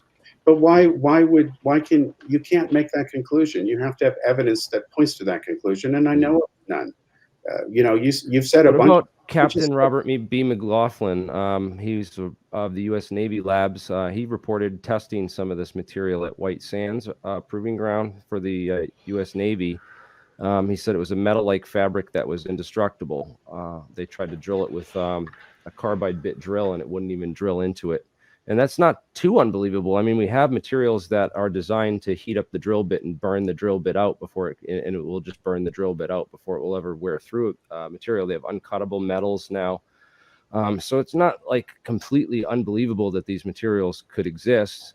Okay, they just couldn't have been built by people in the 1940s, I don't believe. Well, first of all, again, what is the evidence he has other than a claim? I'll place a bet in Vegas he has none. Because again, without foundationals, it doesn't matter. But to come back to the point, I want to ask a question because I think you may know the answer to this. I hope you know the answer is yes. But the U.S. government, one of our closely guarded secrets, and I'm revealing it because I found out about it, and it is declassified up to a point if people bother. We developed in the 50s a plastic that could withstand a nuclear explosion. And there are some military installations underground that are fortified with it. And I found out about this many years ago. And the formula, the guy who made it, his name was leaked. He never saw it again. They bought it. But we do have a plastic, more than one, that can withstand the thermal energy discharge of nukes. And that is friggin' fantastic. And it was done in the 50s. Yeah, it's a special type of Linex, right? That's like the truck bed liner is pretty much made out of the same kind of idea. They use it on like concrete walls and they shoot like a bunker buster missile at it and they show like how strong it makes their fort. Like, well, I don't know the specifics because once I found out about it in Europe and I found out that the formula and what it's called is classified, I stopped right there. I saw footage of the scientist talking about it. He was waxing philosophical, bittersweet, how here was his big breakthrough and he can't say here it is and make all this money selling it. What was his name? Tons of things. I honestly don't remember his name. I'm sorry. It was probably 15 years ago in Europe, but I can easily find it. It's no biggie. Yeah, if you could send that to me. If you're, yeah. I thought of Roswell when I saw that years ago because I thought, metamaterials, all that stuff they call them now. I mean, that's an evolution of the way things are going. It's obvious that right. I've tried to like pin down like extraterrestrial origins for this stuff, and it's that link between Dan Sheckman and Wright Pat is like the closest I've been able to like come to anything but it's nothing concrete. It's nothing that like gotcha. You know what I mean? Yeah, you don't have the smoking gun, but you have a lot of smoke. But see, those who claim they worked on the smoking gun or had it, held it in their hands, or smoked the smoking gun, or whatever they claim. They need to produce some sort of evidence. Otherwise, you've got nothing. It could be, therefore it is, doesn't prove it is. Well, does it make sense, though, that the government would just let people walk out of an installation that's top secret with alien materials so they could have proof? No. Or so asking them for proof. And listen, with all due respect, Hal, I think you're incredibly dismissive of all these eyewitness testimonies. It's just like, well, they lied and they made it up and they lied and they tacked it on later. Or, I'll issue you this challenge. There is a lot of that, though. There's a lot of people that There lie. is a lot of people. Yeah, absolutely. Go for it. Give me any witness. Let's do it. Point, counterpoint, right now. Go for it. Cold turkey. Well, cold turkey, you beat me at that. Sure, I need notes. Go to do it. Bring hundreds of witnesses. We've pretty much done that about the past hour. So, what about like? Well, it proves I'm not dismissive. If I can tell you what really happened, it's not dismissive. You may not agree with it or may not like it. I wish they were real too. But I used to lecture saying it was real because that's the evidence that indicated at the time. I would end my. I'm not saying I believe it was an alien spacecraft. I just want to play devil's advocate. You know what I mean? I'm just trying to like say, hey, like maybe, there are. And you have to remember, Cal, too, that there's so many information sources, and for the difficulty that I have is that I read one story in a book that seems credible, and then I get to your book that says, no, that person didn't say that. They said this. So it's very different. It's like juggling here to go, It's like okay, that did this scene from person say, X-Files yeah, season 10 yeah. with Mr. Y, Doctor was it Doctor what or Doctor They? You know the scene? Look up the scene Doctor They on X-Files season 10. He says you don't have to. You can put the truth right out in public, and no one knows what to believe anymore. So what does it matter? Well, Yeah. I It's think just confusing. It's Yeah, just 'cause confusing it's so because confusing. I find a piece of evidence and it seems real tantalizing. This guy said that, he was there, and then we get to another story. It's like, well, he didn't really say that, like this general. okay, Arthur Exon put in writing, and again, I quoted from it. That's why I was able to put it in my book. I was shocked that he tells Randall in writing that you put words in my mouth. Okay, I'm going to run with that because that's what he said. Now, is Exxon lying or telling the truth? I can't prove it one way or another. But when he says, I didn't say that, you put words in my mouth, what am I supposed to do? Pretend he did say that? No. So, again, I haven't dismissed anybody. In fact, I pointed out the definition of a witness according to the dictionary. Most of the people that these researchers claim are witnesses, they're not. A Yeah, witness, there's a lot of secondhand witnesses or children of Yeah. the original witnesses. Families too. or wives and stuff. a Yeah. witness. Children. A third hand is not a witness. Okay, it's not. It's hearsay. It doesn't work that way. So again, What about I mean, obviously, like one of the things identified was like the scientists, because obviously if it was an alien spacecraft that crashed there, they would have had scientists to look at this thing. They would have called scientists in. many Jews, of course, And what's that? many Jews. Yeah. So let's talk about some of those Jews that some of them escaped Nazi Germany in Operation Paperclip, Right. and two of them was Dr. Ernst Steinhoff. He was a trusted colleague of von Braun in 1947. He was he said that a select group of scientists. I don't know where this came. This is not. Sorry, I'm trying to find this. Let me get this straight. So he apparently Steinhoff later on in his life said something about one of his family members asked him about this, and he was interviewed, and he said that he heard that some of these materials were taken to an underground facility at Wright Airfield, and that there was a select group of paperclip scientists that were taken by federal authorities to the New Mexican desert for a purpose left unstated. One of the guys, Herman Oberth, who was von Braun's mentor, in the American Weekly in 1954, he said that it is my thesis that flying saucers are real and that they are spaceships from another solar system. I think that they are possibly manned by intelligent observers who are members of a race that may have been investigating our Earth for centuries. I think that they possibly have been sent out to conduct systematic long-range investigations, first of men, animals, and vegetation, and more recently of atomic centers, armaments, and centers of armament production. They obviously have not come as invaders, but I believe that their present mission may be one of scientific investigation. And that's sort of interesting, so that some of these paperclip scientists were talking about aliens and extraterrestrials later on and towards the end of their life. Walter J.H. Paparidel was a German V-2 rocket scientist. In the 1952 edition of Life magazine, said that I'm convinced that saucers have an out-of-this-world basis. Okay, but in 1952, the CIA, especially, and the Air Force were involved in a deliberate disinformation campaign because, and I'm not saying they went out and caused all the UFO sightings. Don't even go there. Not you, but people who think that way, all or nothing. It's ridiculous. What I'm saying is this. Imagine aliens came here in the sense of some crashed saucer. Right. U.S. finds it. Okay, obviously they're going to want to cover it up if they don't make the decision to tell the whole world, hey, we've got it, you guys don't, neener. All right, so then what do? They would try to figure it out, okay? There would have to be a bunch of changes, cause and effect, over time that would be in response to that, even if they determined ultimately that it ran on, as Stanton Friedman used to joke with me, unobtainium, okay? So all of these UFO metamaterial, physical fragments, arts parts, all that other fraudulent stuff that was exposed again in this book, Arts Parts is in there. Too bad, Linda Moulton.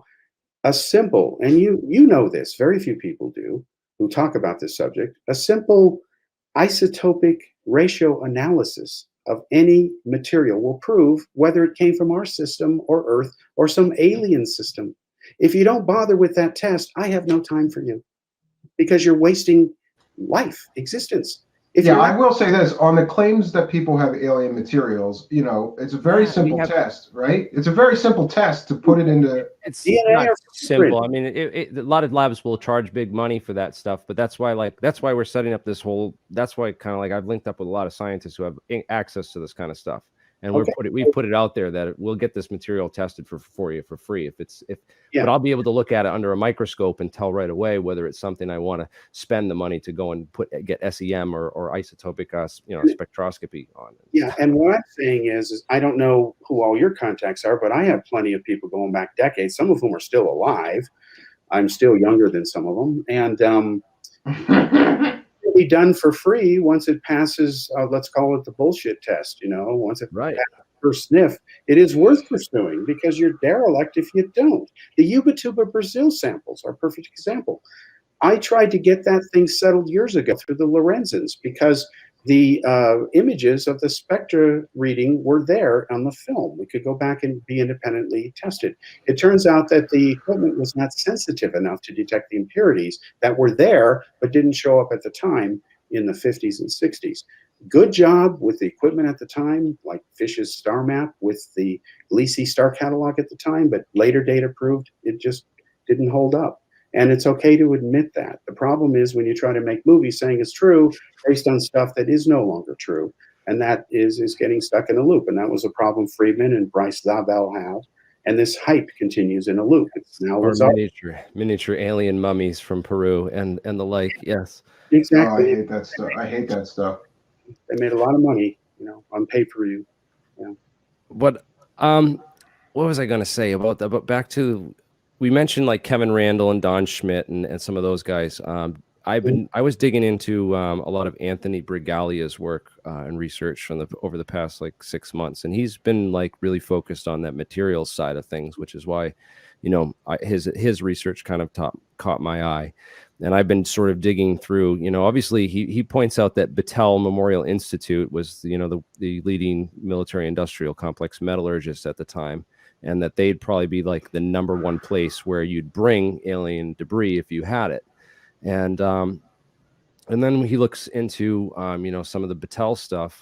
There was a metallurgist named Elroy John Center who apparently told his daughter that he had worked on a material like that memory foil or something that was alien and while he was at Roswell. And it was and he indeed if you look up some of his paperwork and some of the research that he did for Battelle, not at Roswell but at Battelle in Columbus, Ohio, which is literally 65 miles from Dayton, Ohio, where Patterson Air Force Base is. So they're in close proximity. So it makes sense that, Battelle would be a place that we'd look or investigate as researchers for, if there was indeed, alien metals that were recovered from Roswell. That's private company, so FOIA doesn't work on Battelle. Right. So you can't FOIA documents on it. It's done under a private corporation and you can't, it's inaccessible by FOIA. And it's interesting that Battelle kind of runs all our national labs, and I won't go there into conspiracy world too deep, but it's certainly not outside the realm of possibilities that they could have been one of these players. Well, Battelle is a landmine minefield because thanks to Stanton Friedman, you have Project Blue Book 14. He quoted the Battelle Memorial Institute study, Project Blue Book 14, concluding that 19.7% of all reports remain unknown and that unidentified, and that the chances of those being misinterpretations or misknowns was less than 2%. Well, again, you can contact Battelle today about Project Blue Book Special Report 14. If you get an honest person who knows about this, they'll refer you to a paper that was written exposing Friedman over this called Figures Don't Lie, but Liars Do Figure. And he showed that the Blue Book 14 didn't conclude any such thing. There was no unusually high number of unknowns and all that other stuff. But as far as Battelle being one of the top contractors, the whole FOIA thing, Bigelow being a modern example of how a contractor gets stuff that doesn't have to be held accountable to transparency and FOIA. Look at those special warehouses and buildings they supposedly built for the metamaterials, right? Which never were done, but they made the claim. And of course, if you FOIA, you get nowhere, and they know that. The U.S. government business model is a combination, when it serves their purposes, of private enterprise and government. I know that from my own firsthand experience. Real quickly, when I worked at Lawrence Livermore Lab, we lost our manager after a few months. She left because they told her you weren't going to get promoted because you didn't have a degree and you were a woman. That's how it was back then. It was wrong. So we had no boss for 6 months. We could do anything we wanted. I worked over a year straight without a day off. I got into all kinds of things because I didn't have a clearance, but they needed a classified view graph tracking system written because none existed, and I found that out. So I wrote it. And I got to see all kinds of projects and stuff that was not accounted for in the UFO literature. I looked all over for New Mexico, Sandia, because Lawrence Livermore Lab, as you know, has agreements with Sandia. Sandia was right across the street. That's where they did the nuclear, detonations on the side. The other side was designing more. Is that work you did declassified now, Cal?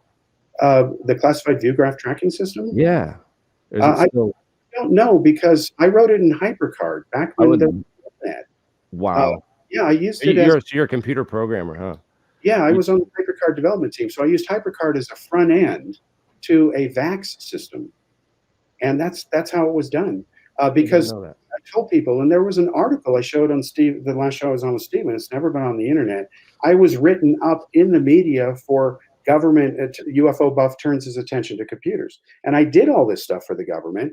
The stuff that I'm going to send Erica Lukes tonight and Steven tomorrow, the UFOCOM software, is written from these binary research and deployment systems I did, the BRADs, for years, using counterterrorism and all these other stuff. And Cal, you probably should include Jeremy in your testing. Oh, absolutely. Jeremy, he's got this really great software for research that's just, it looks great. And I think what is up with your software? I wanted to know more about your software.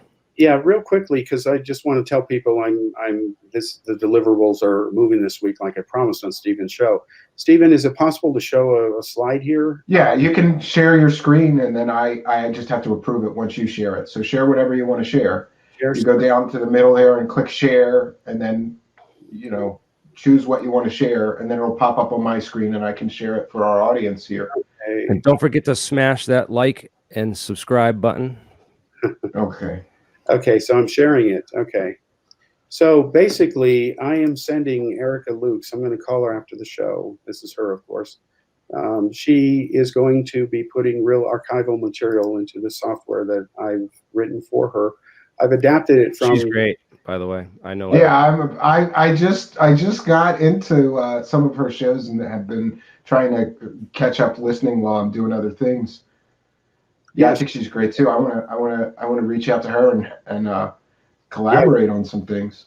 Definitely. And so basically these cover many different areas. You can see down here I'm into a lot of different things. So she's not going to get all those because I don't think she's into that stuff. But she's going to get the UFO software, UFOComp, which is up here. And it has 4 basic areas. This has some 5 records in it. This is from the upcoming Heflin Expose book project. These are original photos that never been published before. And you can see here on them, the computer analysis that was done back in the 80s, way before Photoshop and the internet existed. And this is all coming out. These are from the archives that have been locked up. And so I'll be talking to her about what she wants. And what I'll be doing is making workflows to help her do her thing. I also want to say that we're starting to ship these here. You may remember these, Stevens. These are official. This is great. When you put what is it? When you put hot coffee in it, the spaceships appear or disappear, right? Actually, we haven't released the magic mugs yet. Okay, the magic mugs is what I want. I want a magic mug.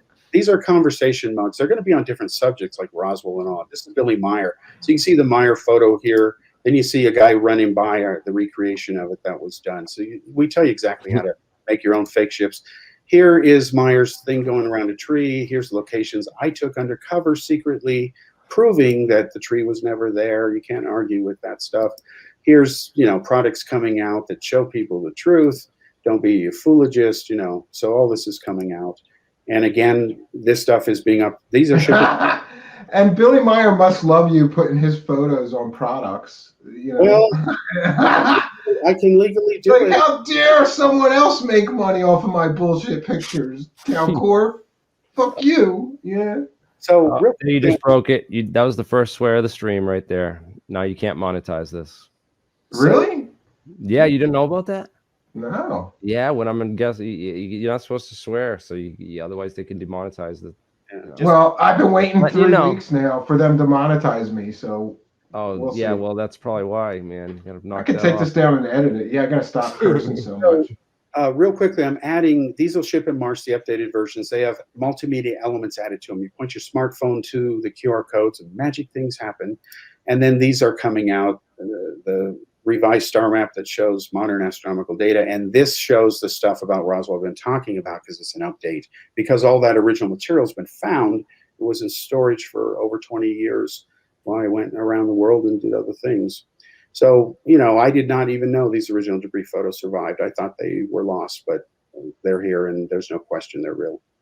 So that was just something I wanted to do. And then again, I had tables of some of the, witnesses and so on and all that. But we discussed all these, or at least some of them.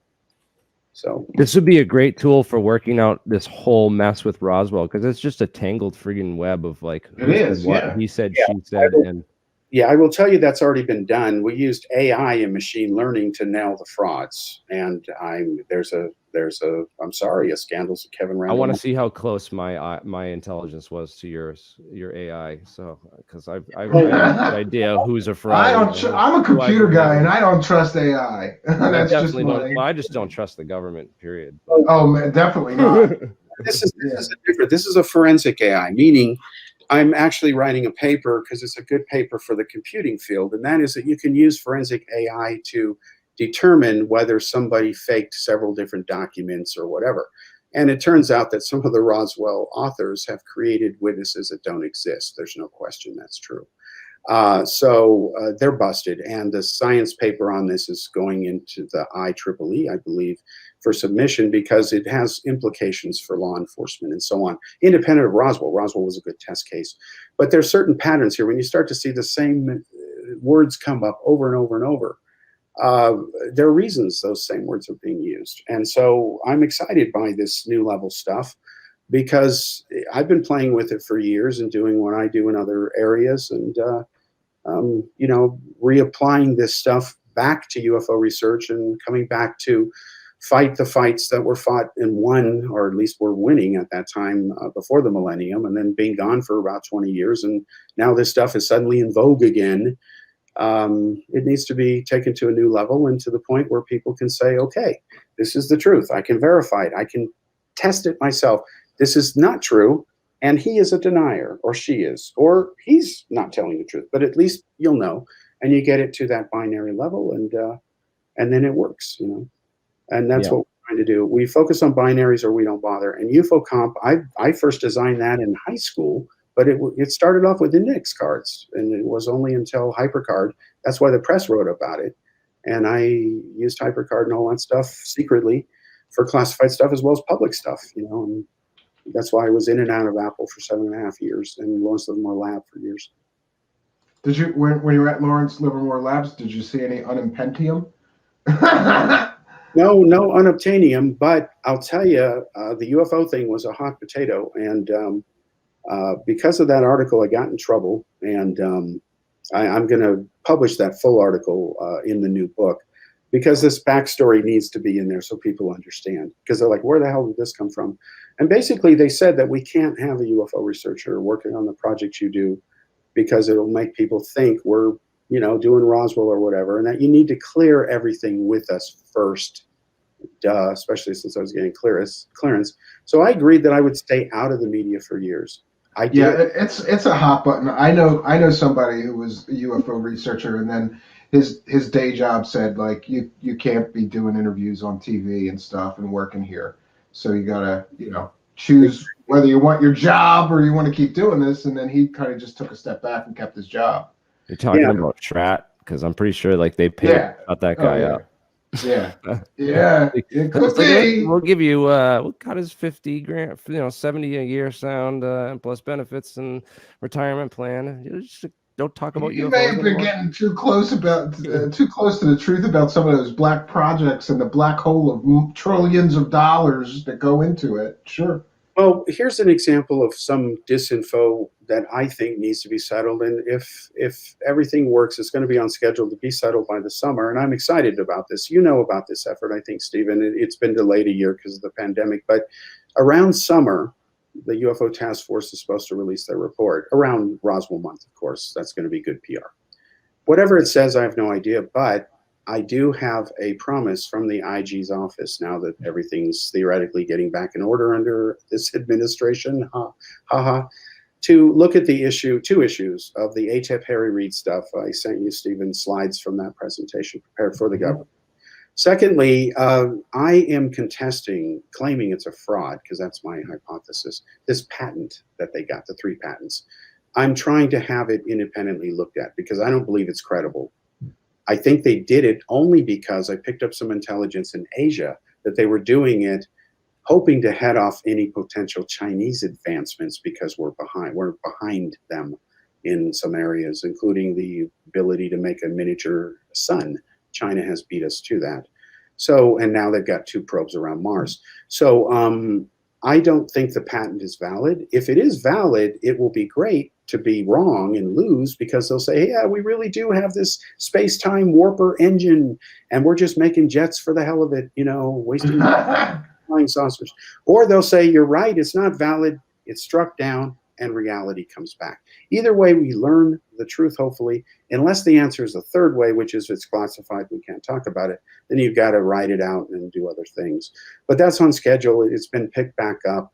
I'm hoping in 2 months to find out from Kiviat where his lawsuit is over, Pandolfi and Marriott and those guys, because that is still going on. The judge wanted it wrapped up last year, and she ordered it that way, but the pandemic torpedoed everything. So it's a mess now in that one thing, but the other projects are moving forward. So that where did you get that figure for 65.9 million people believing the Roswell case? Oh, because if you look at there's been surveys done over the years of what Americans believe in conspiracy. So it's from that series. The granddaddy of them all is JFK. 81% believed in it at its peak. Now it's about 61%, holding steady in the last 5 to 6 years. They haven't done a poll recently. Roswell, they won't do one until the anniversaries come up, like 75 and 80, because we're an anniversary society now, unfortunately. Well, the software looks good. I'm looking forward to giving it a whirl. It might help me get a little more organized, because I'm a mess. I just have folders and I copy stuff into folders, and that's not the best way to do things, for sure.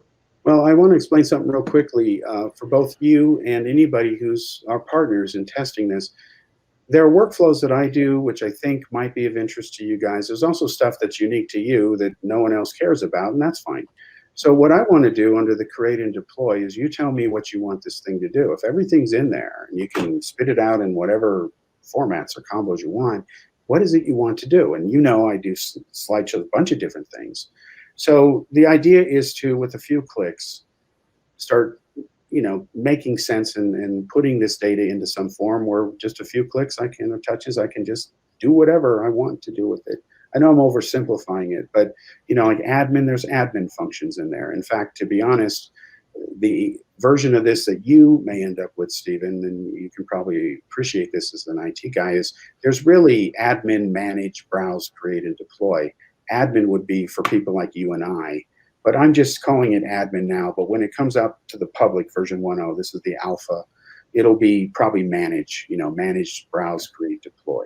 And this is just a thing for keeping track of stuff and organizing, or is this for like web posting, and does this post directly to a website? It can do all of that. It's up to you. The advantage of this software is that you can take it with you on the road on your device, smartphone, whatever. It's got, a tablet and iPhone interface or smartphone interface. This is the 21.5-inch version on my particular, screen here. And then these are just random files put in there that I'm sending to Erica, the real data files. This Polaroid you see here is an original from the original first computer analysis ever done years ago in the 80s. This was part of the work I was doing with Friedman when I was trying to tell him the bad news about the Heflin case. So I'm sending some samples with real data in there to Erica and others, and then they will do what they want with it. Erica, I assume, will populate it with her stuff, and she can keep whatever. It's her business. How did you build this program? And where's like, can you kind of show us like the back end? I want to see under the hood a little bit. I don't know. Well, I can't. This is a screenshot. I can't. This is a screenshot from of the final thing I'm shipping, so I can't boot it and stay connected. Stay with us. Yeah.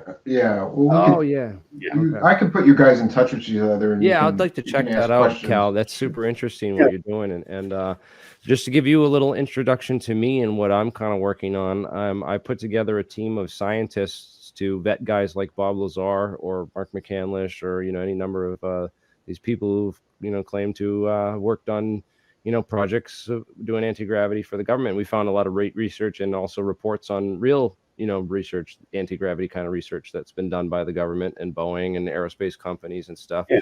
And we're kind of reaching out to like all these guys and getting them to we're putting together a conference to talk about anti-gravity and to share ideas on, how we build the spaceships of the future, because, that is important about getting off this planet and the future of humanity is really what my goal is, to kind of merge our technology with that of an alien species and kind of think about these kinds of things in new ways. And maybe Roswell isn't the smoking gun we hope for, but it certainly gets my gears turning about these kinds of things with that von Neumann stuff and von Neumann probes. But we certainly I want you to check out what we're doing this weekend. We have APEC conference coming up. It's the Alternative Propulsion Engineering Conference. And we actually have a guy from Boeing and a guy from Airbus who are going to be presenting this weekend on some of their research that has been done by those companies into anti-gravity. So cool physics. And are you doing, you're doing a lot of your own experiments. Yeah, we have a lab too. He's actually building stuff, Cal. We're building and testing claims of stuff. So like we're like calling bullshit on all these people that create this. Here I got my flying thing, and this is how you build it. Okay, well we're gonna build one and test all your theory and break it all down and throw it on a whiteboard and build the thing and then show everyone that it doesn't work, so they don't waste their time. And I always wondered that about Mark McCandlish ARV. He claims that his drawing is like 100% accurate. Well, then why don't you build a scale model of it and show us this thing floating around? I'm building one right now. And are you really? Awesome. Get those capacitors. I was just finding the coils for it last night. Get those capacitors and copper coils going there, alien scientist. I want to see if it works. You got to show me if it works. I'm betting it doesn't, but okay. Hey, if it does, you'll be the first to know. We'll see, So I want to take a ride in your spaceship when you get it working there, Jeremy, definitely, for sure.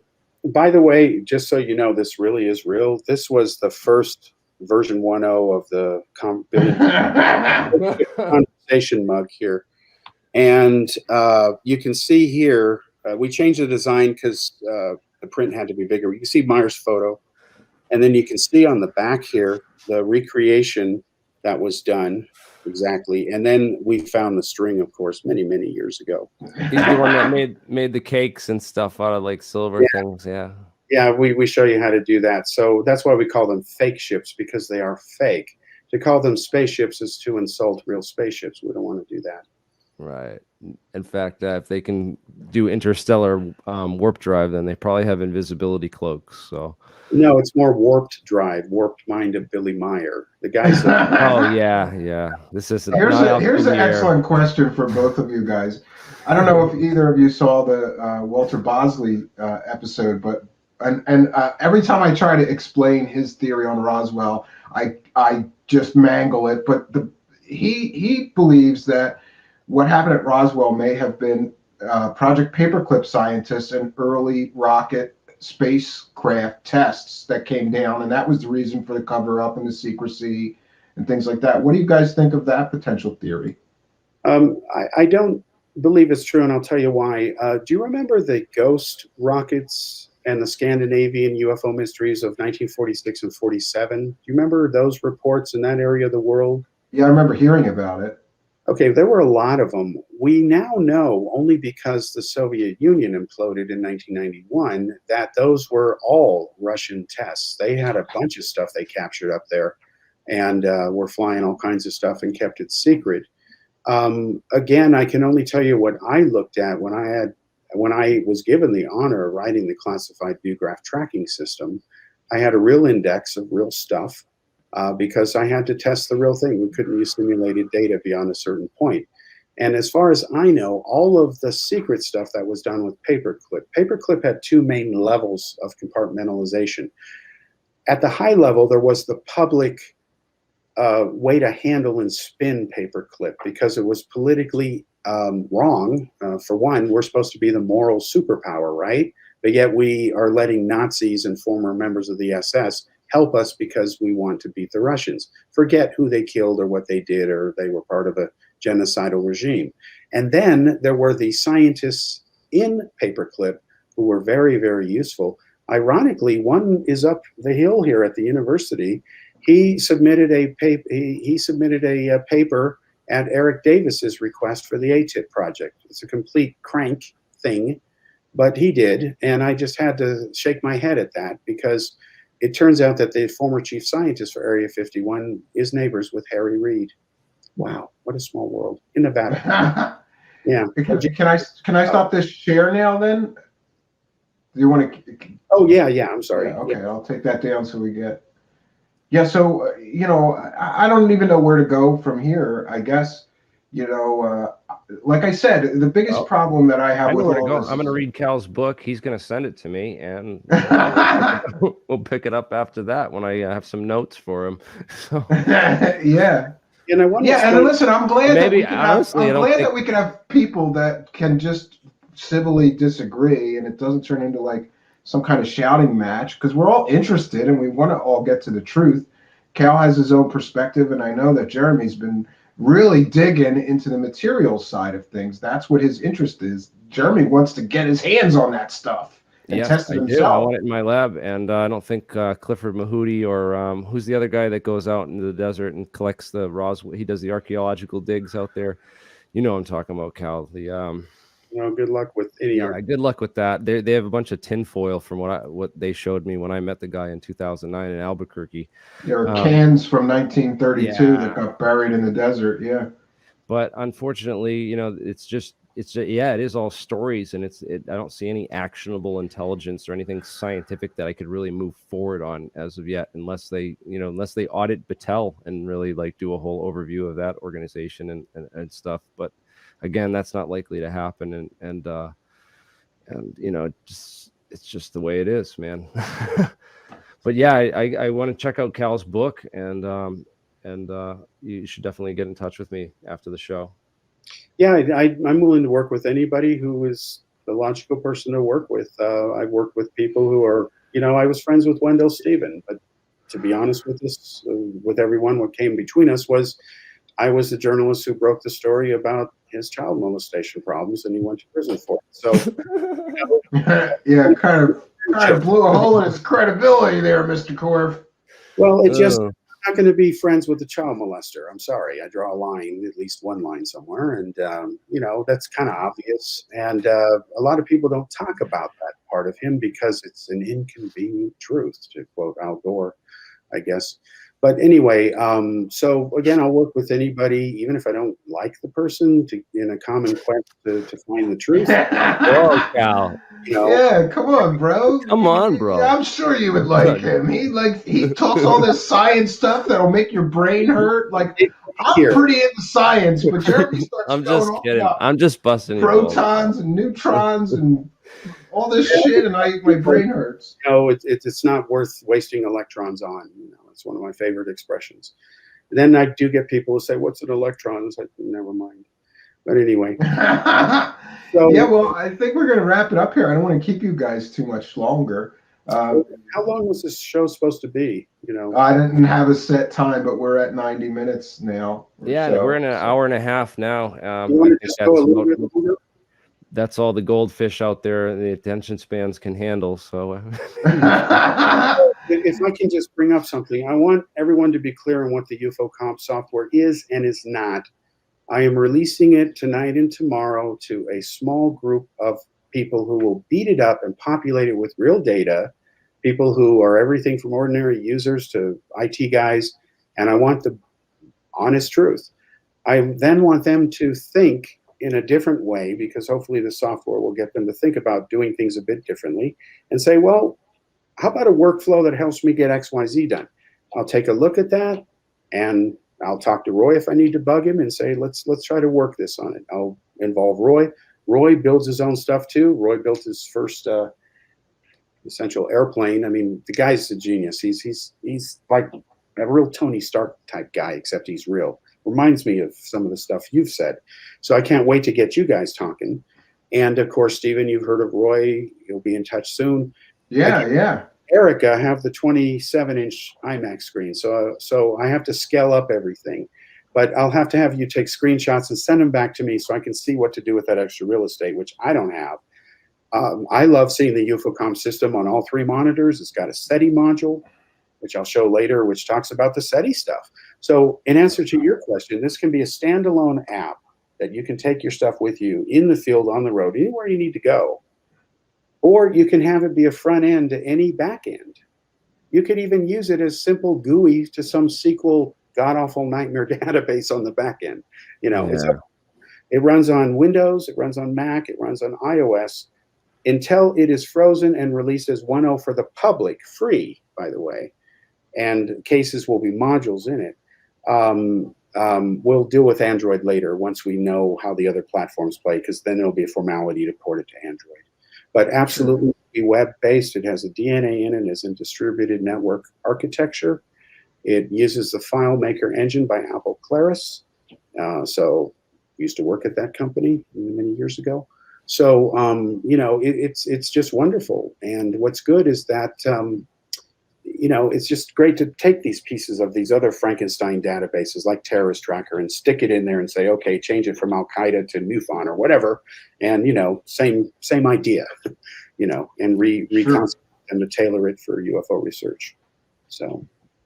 Yeah, I have a whole database team working on, we've been like compiling databases and just archive material on like government and private anti-gravity research or any kind of really research related to, you know, subjects, any way and form kind of related to that. So it'd be cool to hook you up with some of the people on my team and see if we could there might be some room for collaboration there. Yeah, just so you know, the next phase of this, other than getting it to the few key people, is I've got to contact others like Jan Aldrich. I've known him for many years. We've never really directly worked on things together. We respect each other. He, of course, is involved in the Digitization Archive project, and there's you know, Isaac Coy in England. I need to talk to him because being a library sciences outstanding award recipient from when I was a little boy, I've loved this stuff. We have to come up with taxonomies, metadata, how to handle naming conventions. Oh, absolutely. This is a complex project. And as you know, some of it's determined by the data. You know, well, I don't have a field for that, but I got this kind of piece of data, so now I need that. So I was shocked when we started doing, not shocked, but it was like, okay, I understand why it's saying that. When we started doing the researchers, and some of them did make up stuff, invented people who don't really exist, like Catholic nuns and others. To catch them using the same lingo in the descriptions of what the witness supposedly said, that was interesting because it does show that, you know, they're busted, and that needs to be made out to the public. And so we want to work with. I wonder if you could like plug Lord of the Rings in there and find all the fake data points and then like use it to like correct your story. You know, if like you plugged your like, you know, your novel in there, you know. Well, on Lord of the Rings, real quickly, I'm shocked at people who don't understand that it's essentially, I'm sorry, Game of Thrones is essentially Lord of the Rings redone. If you tell a Game of Thrones fanatic that, they'll want to, you know, knife you or sword you or whatever. I know nothing about that, but you know, I'm using an example, practically Maybe you could use the matchups, you know, plug in all the Game of Thrones data with all Lord of the Rings and see if it can actually tell the difference. Like, oh. Well, he admits that he was inspired by it, but you know, just like he doesn't use George R. R. Martin, he uses R. Martin because the other George Martin is way more famous. You know, the Beatles producer. You know, so anyway, I'll talk to Jan and find out what they're doing. They have their own database projects, and the idea is to get us all on the same page. That's where this is leading to. Yeah, Once Spratt we is come another up one I with a want. work document that everyone will sign off on, everyone hopefully will then say, okay, I'm going to name my files this way, just like they do, the taxonomies. And then we'll take a look at final workflows. And then once we lock it down, I will release it to the public free. And it's got buttons for sightings, radar cases, SETI, landing cases, government documents, research archives, electromagnetic cases, physical trace cases, all the categories of evidence. Because I told you many years ago as a kid, and it's in the main thing. It's that, you know, this close encounter of first, second, third kind doesn't go far enough. Okay, it needs to be more detailed. But he told me that that was just a sop to Hollywood, and he went with the money. Fine, I understand that. Then he tried to do fourth and fifth kind. It's like, no. You need to break it down. It needs to be a table of categories with just check marks in each box. Exactly. Really. So I had invented the 6 category system where basically sightings were also photographs and movies taken were photographs, because photographs are a type of sighting. They supposedly have a piece of evidence to back up the sighting, the photo, if it's real, but it's still a sighting. But if I say close encounter of the first kind, you have no idea whether it's a sighting, whether it's a photo, whether I didn't see anything, something showed up on the film. There's those cases. So I broke this all down years ago, had massive card index files, then got into computers. Finally, when I went to Apple, started at Atari, gave APRO and other people computers over the years, and then quietly helped them over the years secretly on some of this stuff, you know, like some of the early Roswell researchers. And this is really revisiting that and saying, well, now there's all this stuff here, modern technology, smartphones. As far as I am concerned, every smartphone is a potential Mars lander explorer, theoretically. If UFO's flying around, where's all the bazillion smartphone photos that should be there if there's cause and effect? Who knows? They're not there. So we need something where everybody can put all the data in a platform, agree that this is how we handle it, and the ufology will separate from the ufology as that process unfolds. Yeah. I think we also need like an Alexandria type project where, you know, like where they're trying to digitize all these books or texts and, you know, and documents and stuff. Because I guess Michael Schratt has one of the largest UFO databases on the planet. Apparently, he's got just warehouses full of documents. He's like accumulated every major database that's ever existed. He's like really into this. So that would be great to get, if we could get his files with my like scientific database and put them all in like a place. Yeah, like funnel it all to one place. I would love to see some of that stuff. I know Schratt's got a huge monster collection of stuff, like of every UFO case. It would require a really coordinated effort of a, you know, a lot of people, but you know, the payoff would be worth it because there's so many people in the community that would, you know, that need, we know this is what needs to happen. This is the next step for ufology.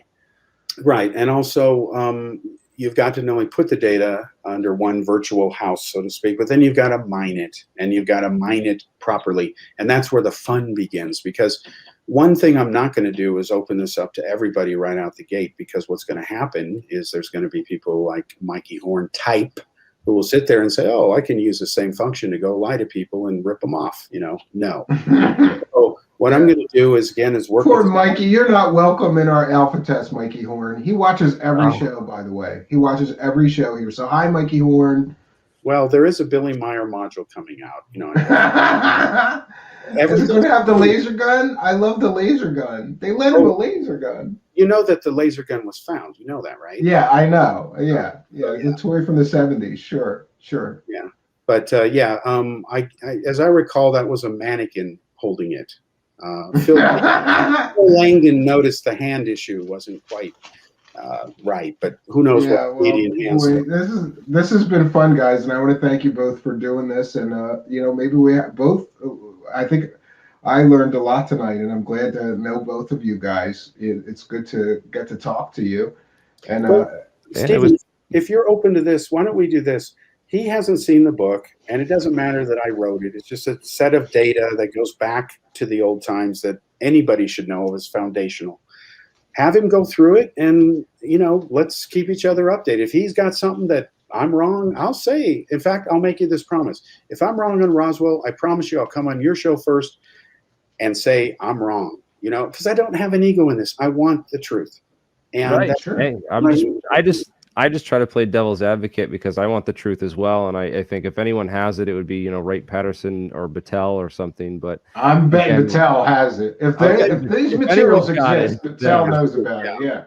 Yeah. for sure. But I'm after that kind of stuff because that's actionable intelligence. It's tangible scientific data. You know what I mean? Right. You can't do nothing with stories. You can't build a Yeah, spaceship with somebody, stories. Spooky in the live chat says, I'd like to see a part 2. So would I.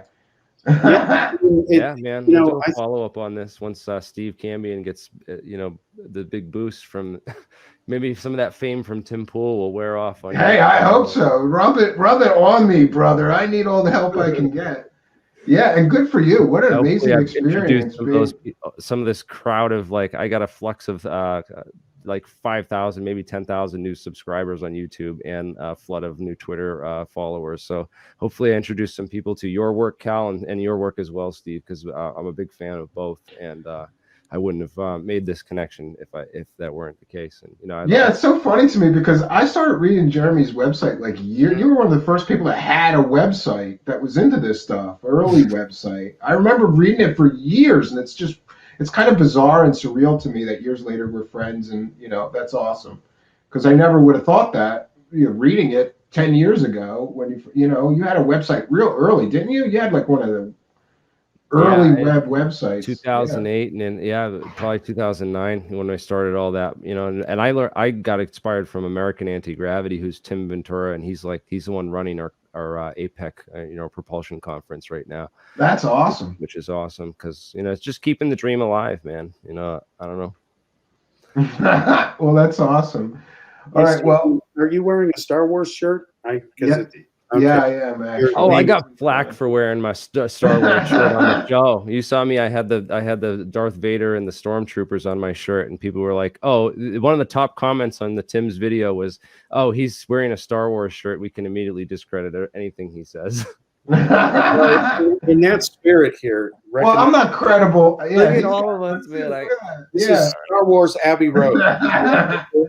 Star Wars Abbey Road. There you go. I'm not credible to begin with. You got a lightsaber, okay. In fact, don't make me use this. All right. Well, we're gonna wrap things up here. I'm gonna throw you guys both out and play a short bumper, and I will be right back with you. Okay. Awesome. Thanks again for doing this. Thanks, I really Cal. appreciate it. I'm gonna throw you out, and then I'm gonna throw you out, and well, friends, what an amazing evening it has been to talk to two of my favorite people that are into these subjects. And I want to thank both of them again. It's just, this series is just got so many twists and turns. We go from believing it to maybe not so much, to thinking this person is credible, to thinking maybe they're not so credible. This is one of the greatest mysteries, and there's so many twists and turns in it. I can't wait to see what happens next. We're going to be continuing our series. I'm hopeful that we're going to get Don Schmidt to appear, but I'm still waiting for him to confirm.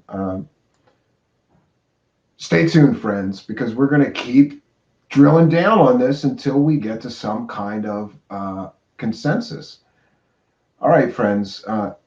I want to thank you all for joining me. I'm always happy when there's an audience. Thank you so much for being a part of mine. Until next time, friends, my name is Stephen Cambion.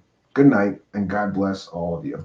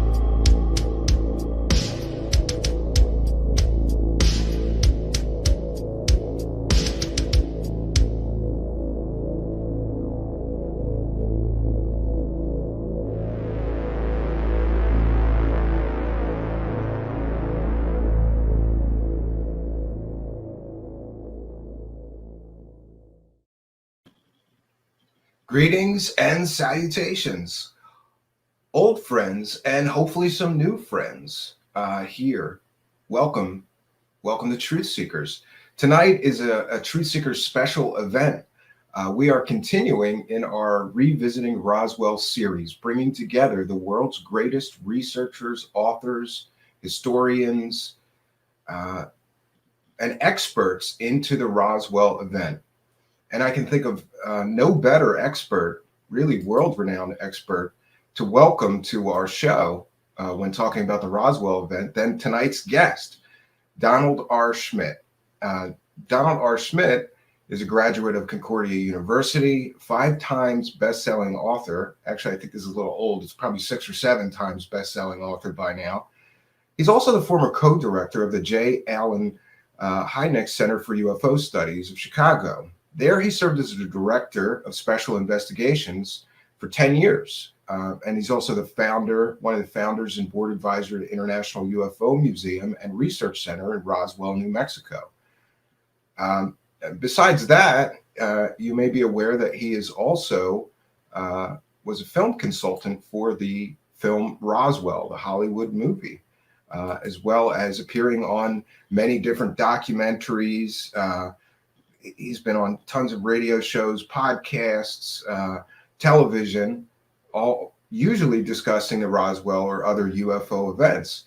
So pleased to have him. So, ladies and gentlemen, let's welcome our guest, Mr. Don Schmitt. How you doing, Mr. Schmitt? It's good to talk to you again. Well, you're very kind, very, very flattered by your introduction. So thank you. Well, you may remember I interviewed you one other time, and it was probably my favorite interview of my radio show. It was you and Stan Friedman. Those were my 2 favorites from that whole run of hundreds of interviews, and the most memorable to me. Thank you.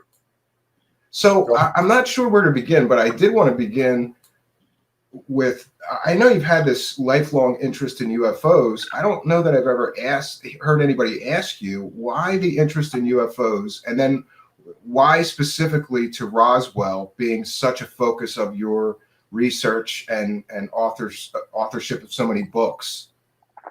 I was just in 4th grade at the time of the Kennedy assassination. Okay. And I was home alone with my mother that weekend. My father was away on business, and I was glued to the television set for 4 straight days. And it's an argument I often use against those who suggest that, well, memories fade, people forget, they exaggerate, they fabricate, events in their lives because our memories just do not remain intact. And this happened now going on, we're approaching 60 years ago. Sure. And I remember down to the minute exactly what transpired when we first got word, and the nuns wheeling the television set into the classroom and what they said, and then how we were, released early that day, and then watching my mother cry, for 3 straight days over what was happening right before our eyes, that type of thing. And I wasn't in Dealey Plaza at the time. I wasn't down in Dallas. I wasn't involved in any manner, shape, or form. And yet I remember exactly because it was such a profound event in my life. So it's the same argument that we would use regarding our witnesses at Roswell. The difference being they were there, they were involved. It's that profound. So how do you ever forget? And so that carried over. It was a few years later, and I already was very much into history, loved history books. My parents could tell you that whenever they'd ask, well, what would you like for Christmas or for your birthday, that type of thing, I would have book titles listed. 6 years old already, I wanted books for Christmas. And so we're Christmas shopping, and I slipped away into the book section of the department store. Now, mind you, this was right after the Warren report came out, was released, the Kennedy assassination investigation at that time. And there was this book that had the exact same words that were being bandied about at the time of the Warren Report: whitewash, cover up. But it was in reference to a UFO book. It was Frank Edwards' book, Flying Saucers, Serious Business. And I paged through it and I thought, wow, what a big story if this is all true. We're being visited. You know, there's an intelligence from off the planet that may be actually here. And Sure. why aren't we hearing about this in the mainstream media? Why is this being whitewashed? Why is this being covered up? That type of thing. And so I couldn't get enough of the subject matter. I couldn't wait to find another UFO book. And the one chapter in the book was entitled, Who's Driving? And it was all about UFO occupant cases. And wouldn't you know it, my next book was by Coro and Jim Lorenzen, the founders of the Aerial Phenomena Research Organization, APRO, entitled Flying Saucer Occupants. So the whole book was CE3 occupant stories from around the world. And as Coro and Jim, in the opening text, suggested to the reader, you don't have to believe all of these cases, but just imagine if just one is true. Just one. Sure. And how it changes everything. Changes our perception of this world, of our lives, of our futures, everything. And so throughout high school, I really got away with, in my English classes and my speech classes, I would get up and I'd be able to give a talk on UFOs without so much. You must have had much more understanding teachers than me. I went to Catholic school. They wouldn't hear anything like that. But, Well, you know, I went that's to great. So you had this early burning interest in this. Absolutely. And I went to parochial school. I went to Catholic school for 8 years, but I went to a public high school. And so, yes, you're absolutely correct, Stephen. They were very open to the subject matter because it was at the time that the Air Force was still officially investigating the phenomena. It was still in the public genre for that time. And so you couldn't that readily just dismiss something that the government was still officially investigating. So it still was open territory in that regard. And then through college and then thereafter, I went into investigative training because I wanted to be in the field. I wanted to actually work on these cases.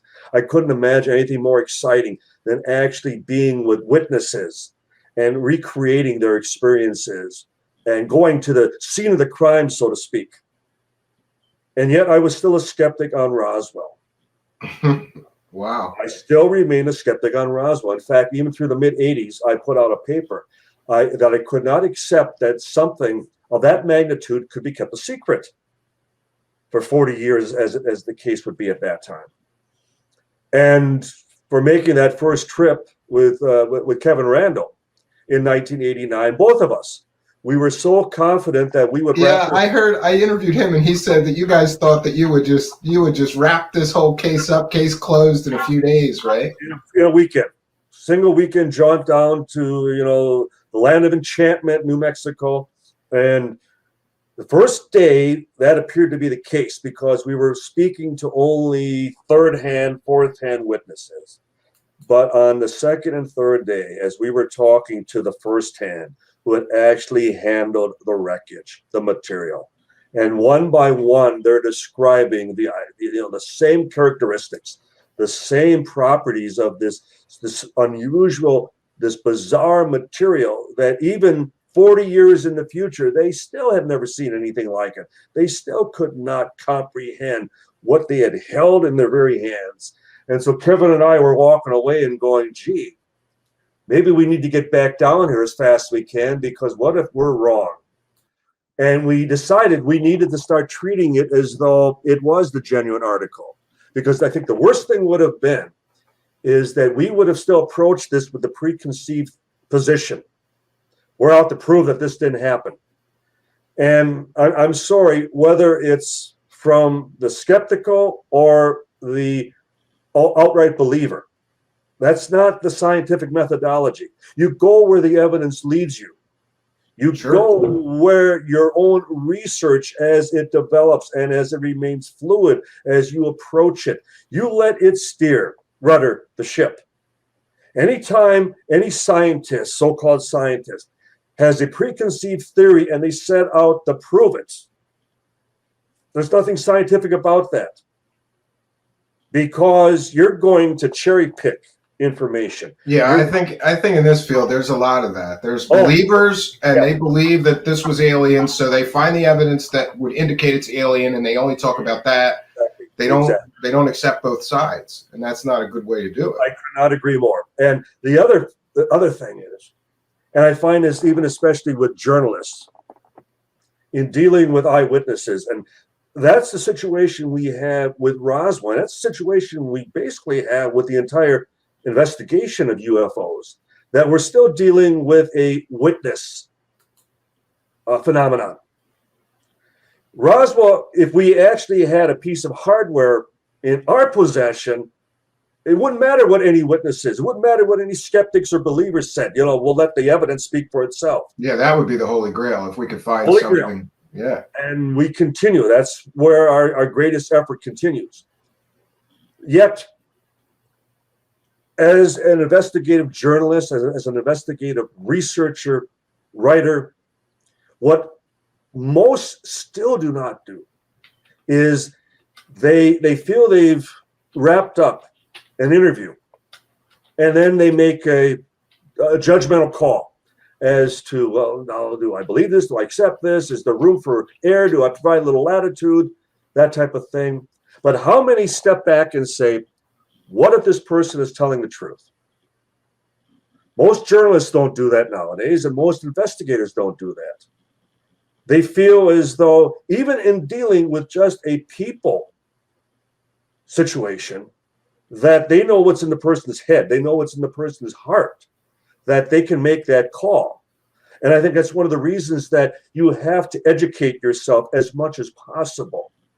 That you don't become the end all as much as you at least have so much information to rely on in making such a call, that, well, if they describe, for example, Stephen, if I have 10 witnesses tell me that the ship at Roswell was shaped one way, and then I have a lone individual who comes forward and says, well, it was shaped like this, and it was as big as a house, and it wasn't located there, it was located here. And, well, I think we have the makings of disqualifying that individual.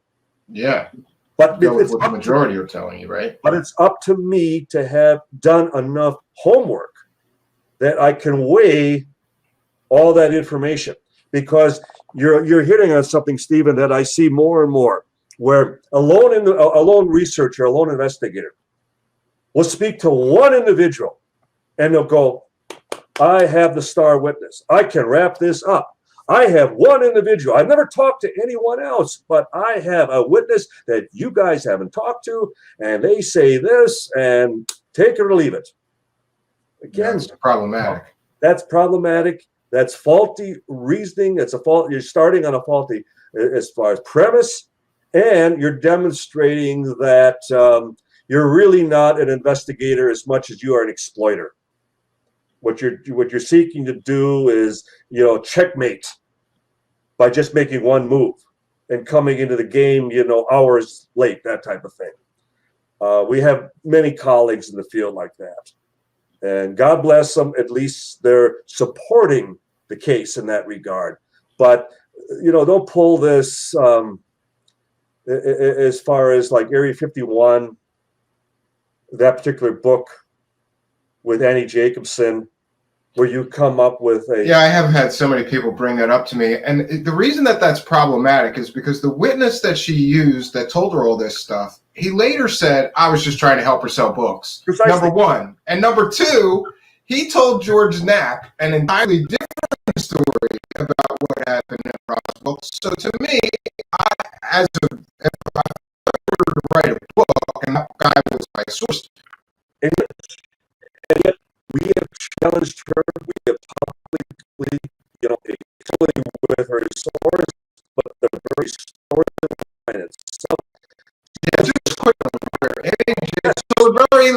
next chapter, and she tells about this source that told her that Joseph Mengele and Stalin got together to try to panic us.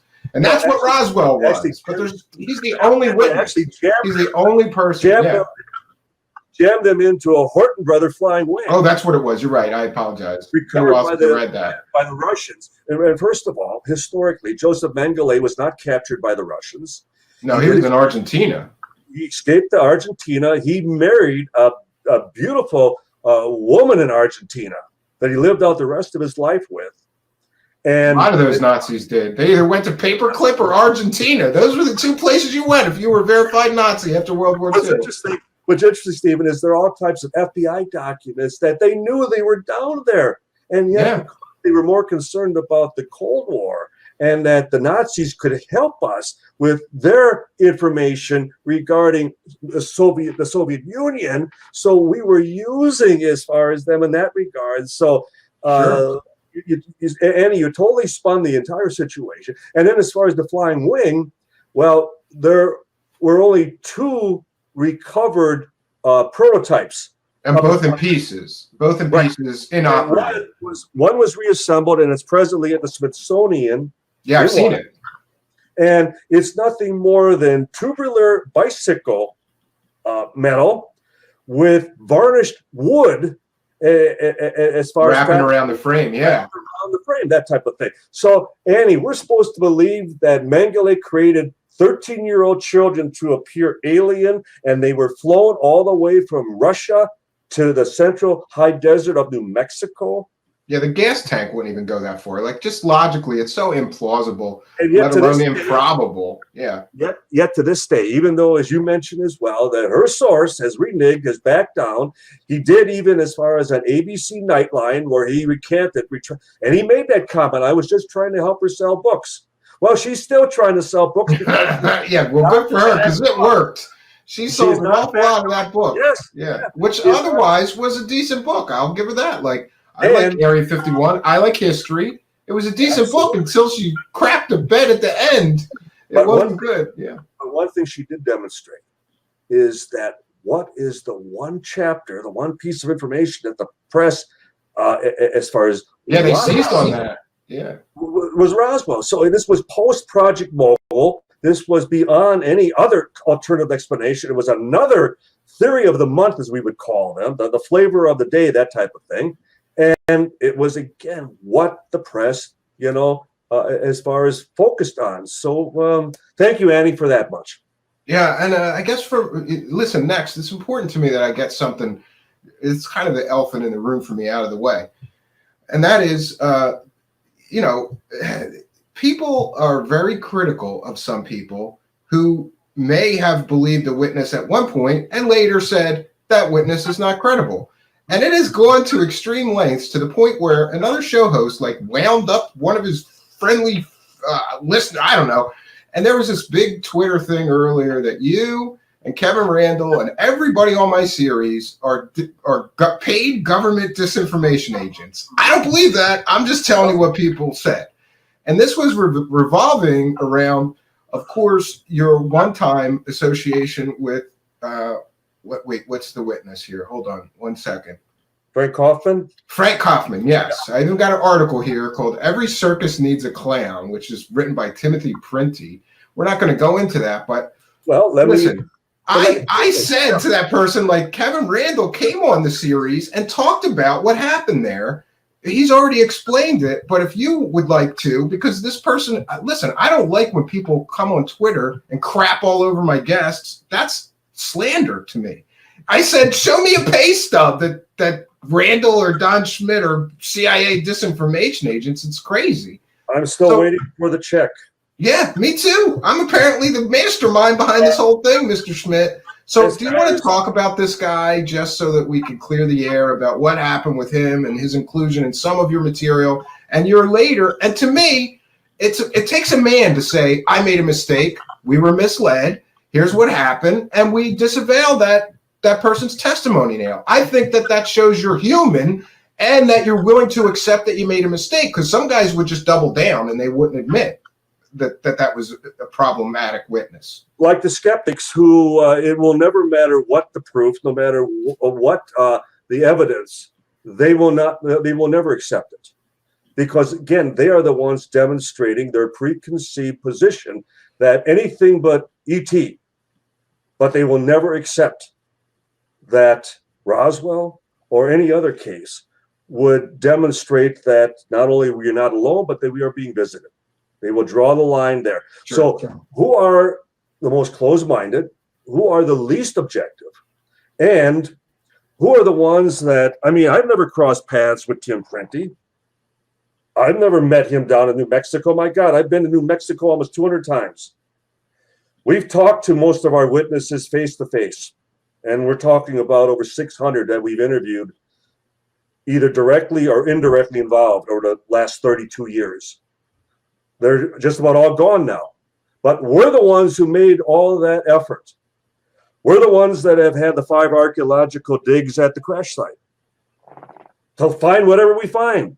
If we Yeah, should and find I just want to say, to your credit and Tom Carey's and Kevin Randall's and a few others, if you guys didn't go down there and chase, you literally, I've heard you describe it as chasing the Undertaker. Mm-hmm. There's a time limit here, friends. These people are old, and most of them are dead now. But at the time when you started in the 80s, they were, a lot of the first-hand witnesses were still alive. Absolutely. So you and Tom Carey and Kevin Randall, you go racing down there to try to get on record testimony from all these witnesses before they die. And if you guys hadn't done that, we wouldn't know half of what we know about this event. And I don't think anybody could ever, prove that as a faulty statement, because we were the only ones doing it. When I first approached Stanton Friedman, who was a dear friend, and we often feuded, we were often at odds with one another, but it wasn't personal as much as it was just disagreeing on policy, disagreeing as far as investigative notes, that type of thing. Stan was not an investigator. He was not a researcher. He was an archivist. Sure. And so he would fall short. Like, Stan, you had a particular witness. Why didn't you tell me about that? I would have talked to them. I would have gone and actually interviewed them. Well, I didn't think it was that important. Well, it's all important, because if we can document their presence back in 47, if there's any chance that they may have been involved or they could lead us to somebody else, we can't just, well, now they're gone and we missed an opportunity. And I can't tell you, Stephen, how often we would find somebody and, oh, they just died a year ago. We had one particular situation where we called and we're speaking to the wife, and she's asking if we could call back because she's just returning from the funeral. Yeah, that's terrible. And there's nothing more frustrating. And the skeptics have never been in that boat. They have no idea what it's like to have doors slammed in your faces, to have phones slammed in your ear. And the thought that you're spending all this time and effort when there was no internet 32 years ago. There was no Rolodex as far as or CD-ROM that you type in somebody's name and it would give you the address. We had to physically track these people down. We had to actually, as far as we did credit checks, we went through motor vehicle, we went through air certification, hoping that many of them who were pilots in the service would have continued licensing as far as private pilots, that type of thing. We would compile reunion lists. We used government computers at times, and we used a hacker with the VA who provided us with a lot of names and addresses. But we still did it. And sure, we were skirting the rules at times, because to us it was more important to find these people and to provide them with an opportunity to finally speak out while there was still time. And because, as you mentioned, Stephen, we were racing with the Undertaker. Well, anytime you're in a race, there's a good chance you're going to stumble and fall. Because it's one thing to be on the sidelines, hey, your stride isn't the way I like it, or you're going in the wrong direction, or you're going too fast, or you're going too slow. Well, why don't you come in the race? Why don't you get in here and follow? Or see if you can even catch up to me. And then let's see how you do. all this Monday morning quarterbacking as far as well, they Oh, should I hear you. Yeah, I hear you. And we have a real problem right now with the younger generation of people that call themselves researchers, but all they do is, I call them right-click researchers. If it's not on the internet, they can't. I'm amazed at the stuff I could find just by picking up the phone and people I could talk to. Nobody does that anymore. When you speak to witnesses who become emotional, when you sit there, and there was a particular witness that we had worked on for over a year. When I say worked on, between his wife and Tom Carey and myself, just trying to get him to open up. And mind you, this is a witness who we can document. His pictures in the Roswell Army Yearbook, 1947. So what's what the skeptic's going to say? Well, that doesn't prove they were there. Well, see, again, what are your standards? They're at the base, and still, well, you got to pull them out of the scenario because they can't be there because maybe they're legit. So they're there. We can document that. And the wife describes to us that we have not slept in the same bedroom for 40 years because of his nightmares, because he'll jolt up in the middle of the night over and over again, and he screams out, he yells out, because he can't get the face out of his mind. He can't get what he saw back at that hangar in Roswell back in 47 out of his memory. And then when he finally opens up and talks to us, and he sobs like a little boy, he cried. I mean, the tears just stream down his face. And these people who have never interviewed a witness in their lives would just sit back and go, well, he's a liar. He's a liar. Yeah, I have to be honest with you in that we've had Mr. Korf on, and I just think he's too dismissive of all these witness testimonies, having, and it seems to me that this whole series has been sort of a ping pong back and forth. It's like one researcher like Mr. Randall or you or Mr. Carey will say, I talked to this witness who said this. And then he says, no, they didn't say that. I have a quote that they didn't say that. But you guys have, recorded interviews and things. So there's a bit of a back and forth. Where did they get the quote from? Where did they get the quote from? They took it off the internet. And I'll guarantee you it was taken. Well, I haven't announced this yet, but what I'm going to do, Mr. Schmidt, after this series is over, is I'm going to go through your books, Mr. Randall's books, and your books with Tom Carey, and Cal Korf's books, and for each person, I'm going to create a spreadsheet, and we're going to try to get to the bottom of each of the witnesses. So it'll be a little harder for him to just be dismissive and say, they didn't say that, they said this, or to be so dismissive. One of your books that I really found fascinating was Children of Roswell, because I have a hard time believing that towards the end of their lives, a bunch of people just started making up stories about aliens or seeing aliens out in the desert and told their kids this. There is not a skeptic alive that can rule out all of the Roswell deathbed testimonies, each and every one that are admissible in a court of law, and say that it only applies to witnesses who are describing details about Roswell, but yet then every other deathbed testimony is acceptable. We can't have it both ways. Can't have it both ways, but they want it both ways. I mean, you people would fail miserably in courts of law because you would say, well, I want to throw his testimony out because I don't like it. But sorry, then we got to throw out yours. We got to throw out your witnesses. Do you have any witnesses? And they would go, well, no, but isn't my word good enough? Well, no, you weren't there in 1947. Well, did you talk to any of the witnesses? Well, no, but my word is good enough. Well, were you ever in New Mexico? Well, no, but you have to take my word for it. Yeah, and the other thing I guess I would say is that I would think that you guys, you, Mr. Randall and Mr. Carey, having interviewed so many witnesses, have gotten sort of a sense of whether people are being honest with you or not. And just quickly back to this Frank Kaufman. Yes, I wanted you to. Yeah, so he sort of came out with basically telling you and every other person interested in Roswell exactly a great story that you would want to hear.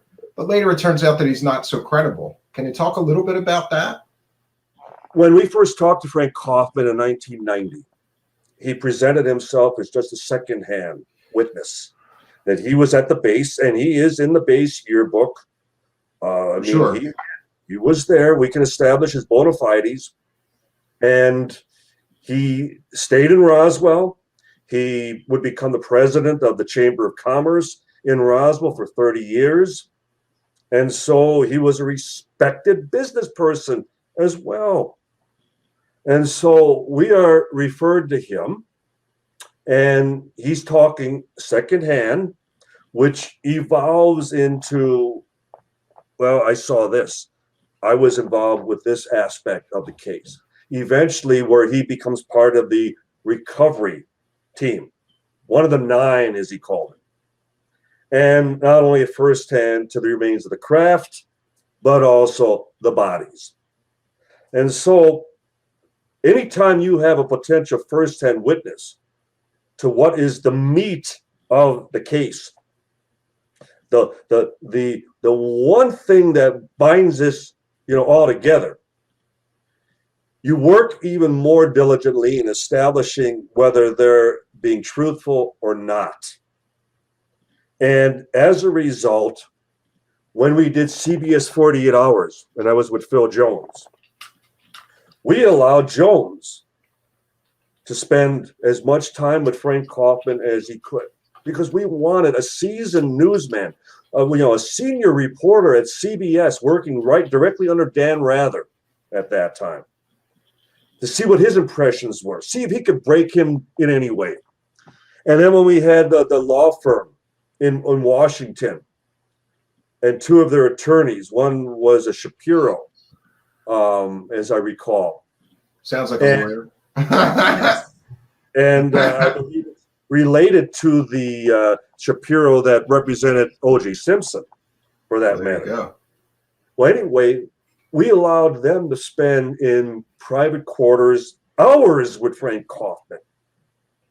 So we're getting it from a legal standpoint, we're getting it from a media standpoint, and we even had other witnesses come and sit with Kaufman and exchange notes, and then walk away and then see, okay, Kevin and I would be on the receiving end. And one after the other, we were getting these glowing reports. Oh, couldn't break them, couldn't break Kaufman. Phil Jones, one of the best witnesses I've ever dealt with. He actually told us that. And like Kevin and Don, you guys are sitting on one of the biggest stories here of all time. And the fact that even at the end of that very segment on CBS 48 Hours, Dan Rather ends by stating, quote, "Truly something extraordinary crashed outside of Roswell, New Mexico in July of 1947, end quote. Yeah, and this is Dan Rather saying this. This is a no slouch. Yeah. That's CBS News, exactly. And so, yes, we spent a lot of time with Frank Kaufman, but the difference is we were the ones doing it.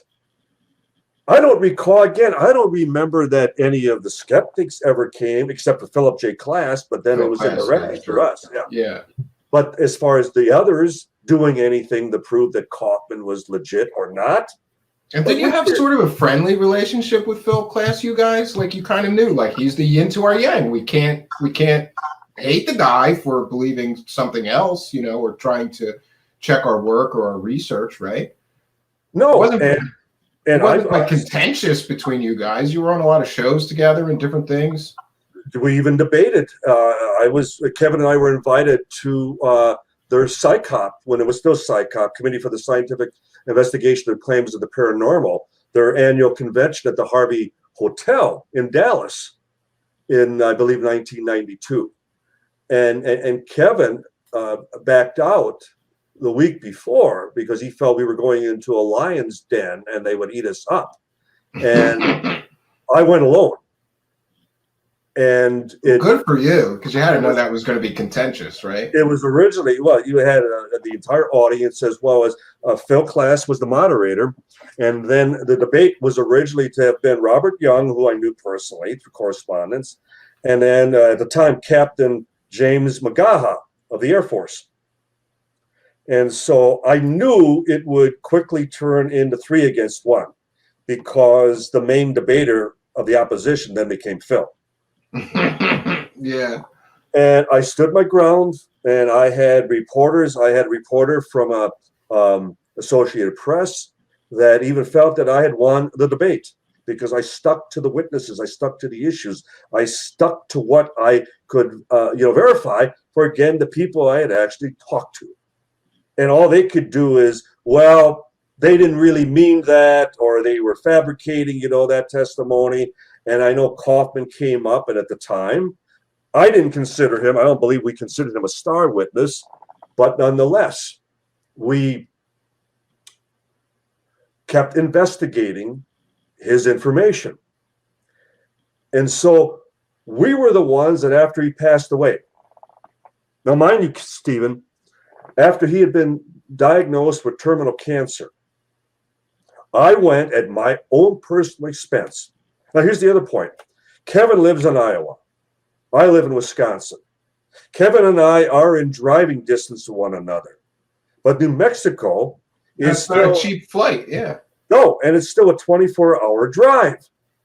So we're covering our phone expenses, which at the time, you were getting charged long distance by the minute.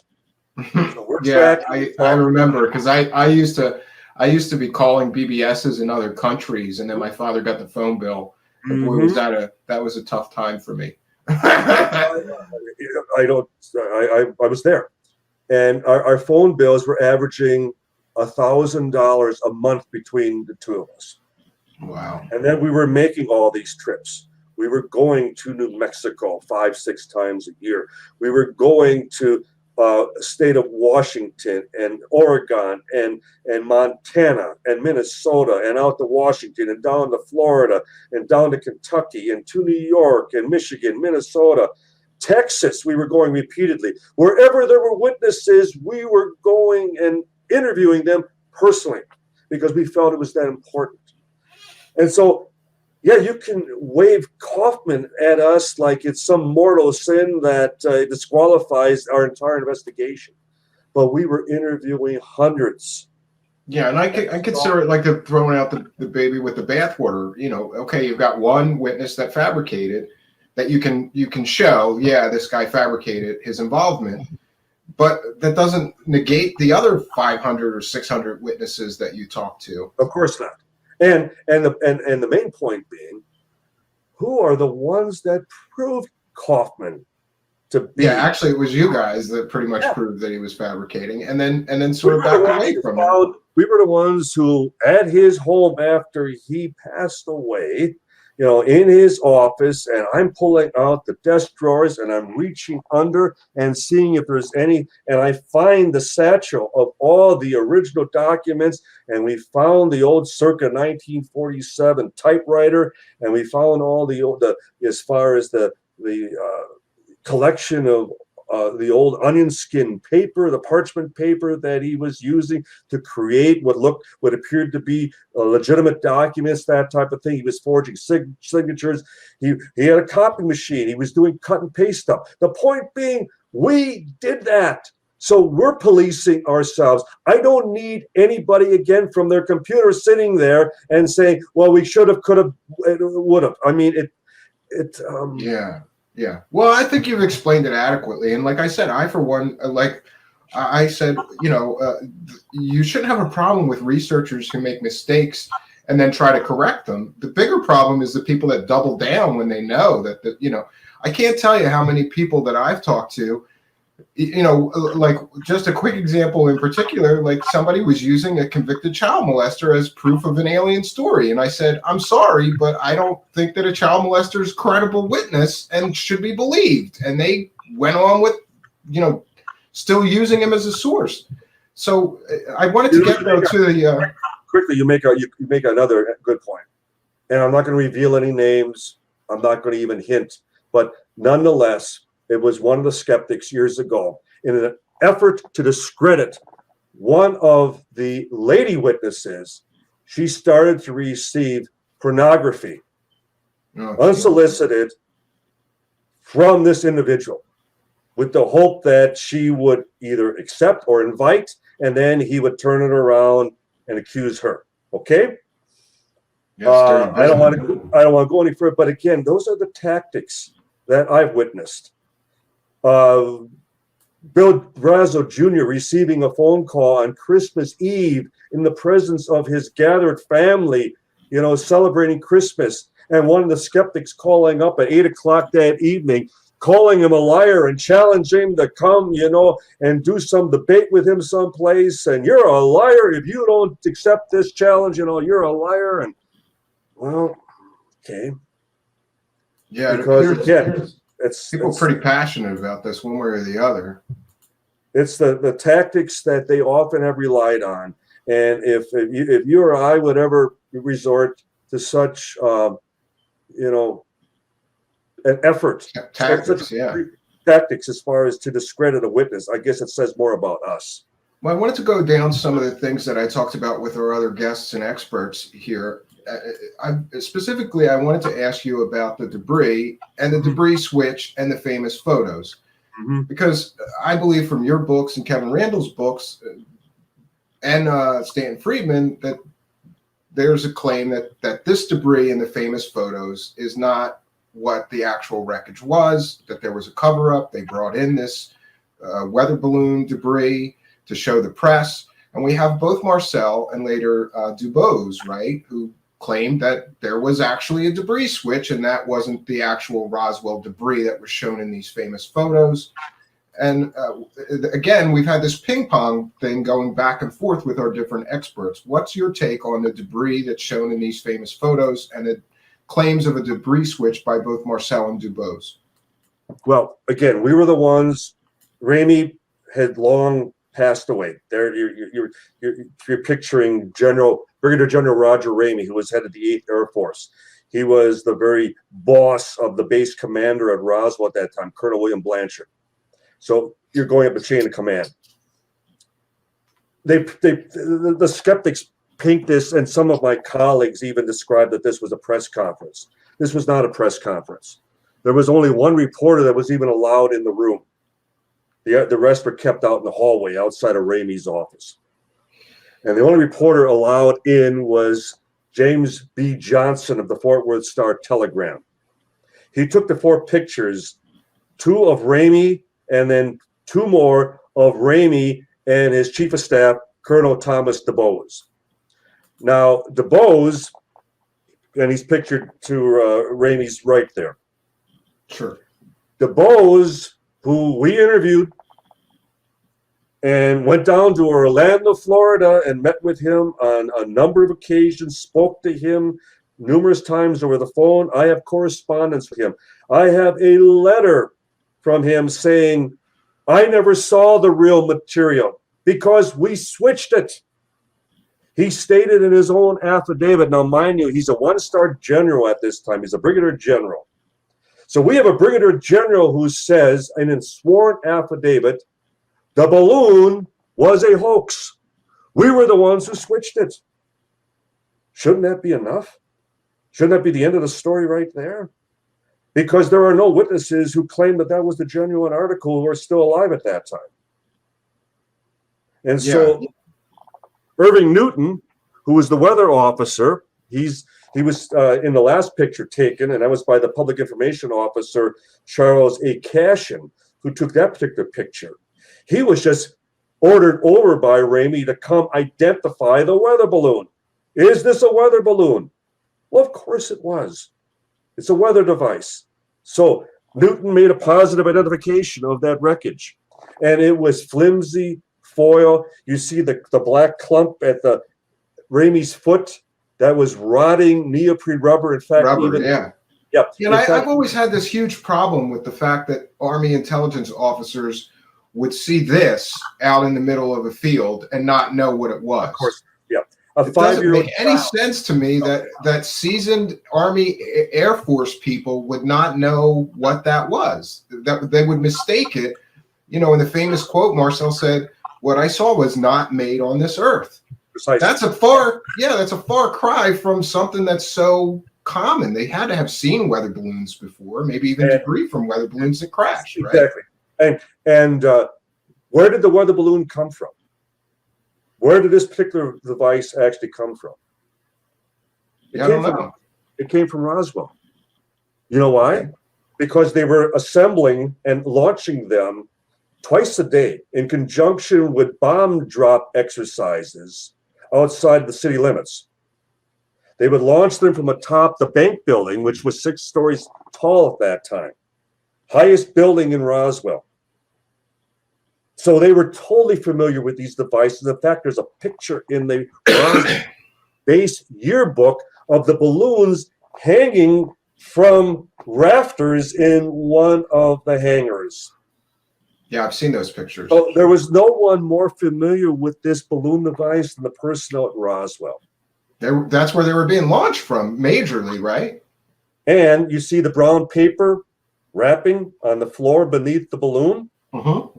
Sergeant Robert Porter, who was with the 715th Bomb Squadron, when that Marcel flight went out on that B-29 called Dave's Dream, it went out at 3 o'clock that afternoon, 3 o'clock Mountain Standard Time. Porter, they loaded up 3 shoebox-sized brown paper wrapped packages. In fact, in a couple of the shots, you see one of the shoebox-sized brown paper wrapped packages still by the heat register. Yeah, I'm sorry, I don't have. I just grabbed the most famous couple, but you're right. I've seen in the wider shots. These are cropped images, so Now, in the wider shots, yeah. And when we asked Porter what was the shape and size of the final package loaded up, he said it was about 2.5 to 3 foot diameter, triangular in shape, brown paper wrapped and loaded into the bomb bay. And that's the very angle you have from the kite. And there's the brown paper that had once wrapped this balloon. Came from Roswell. It was nothing more than an off-the-shelf weather balloon device that a 5-year-old child would have recognized. And General Ramey, if we want to go again via documentation, by 1:30 that afternoon, 2.5 hours before Marcel even arrives in Fort Worth, Ramey is fielding phone calls from the press, and he's describing the weather balloon already in his office. Yeah, that's convenient. It didn't arrive yet, but it was already there. It's a matter of documented fact. You skeptics, go. It's in all the newspapers at that time. General Ramey is claiming that balloon device is already in his office hours before it supposedly arrives from Roswell. Wow, I've never heard that before. That's new to me. And I wanted to ask you, of course, about your thoughts on the Ramey memo and some people's attempt to decipher what was actually written. And again, there was something in his hand here, and it's been called the Ramey memo. This is a bad picture, but there's another picture where you can almost see what's written on the image, and people have blown it up, tried to get scans of the negatives. This image for a second here. I want to just touch on it. Yeah. It's tantalizing because even in this, it seems like you can almost read it, right? That's General Ramey's thumb. Look at the thumbnail. Okay. It's got a jagged rip at the tip. You see how his thumbnail is torn? Yeah. What's the significance of that? What's significant is that he also has his tie on, and he still has his cap on in his own office. This came together so quickly that even opening up that balloon and ripping it to shreds, again, this is speculation on our part, but it suggests how. Oh yeah, he could have screwed up his nails, ripping stuff up, right? That he didn't even have time to repair his nail. That's another thing I've never heard before. It also, again, if I would have forensic experts look at this, those are the things that they would look at. They would look at, if you look at the shots of the balloon, let's look out the window. You can see that the pictures are taken at different times of day based on the shadow coming through the window. That's why we know. That's why we know that Marcel was photographed first. And he was not photographed by a reporter. He was photographed by, again, the public information officer, Charles Cashin. And then he was ordered by Ramey not to say a word to any of the press out in the hallway. He was to just report back to, as far as his headquarters overnight. They kept him overnight, and he doesn't return back to Roswell till the next evening. They keep him as far as under essentially cloak and dagger for the next 2 days. Yeah, well, the story died pretty quickly once they threw up the weather balloon explanation, right? As planned. Yeah, and what do you think of the validity of some people's deciphering of what's on this memo? Do you think that's really valid, or do you think that it's a case of people seeing what they want to see in some cases?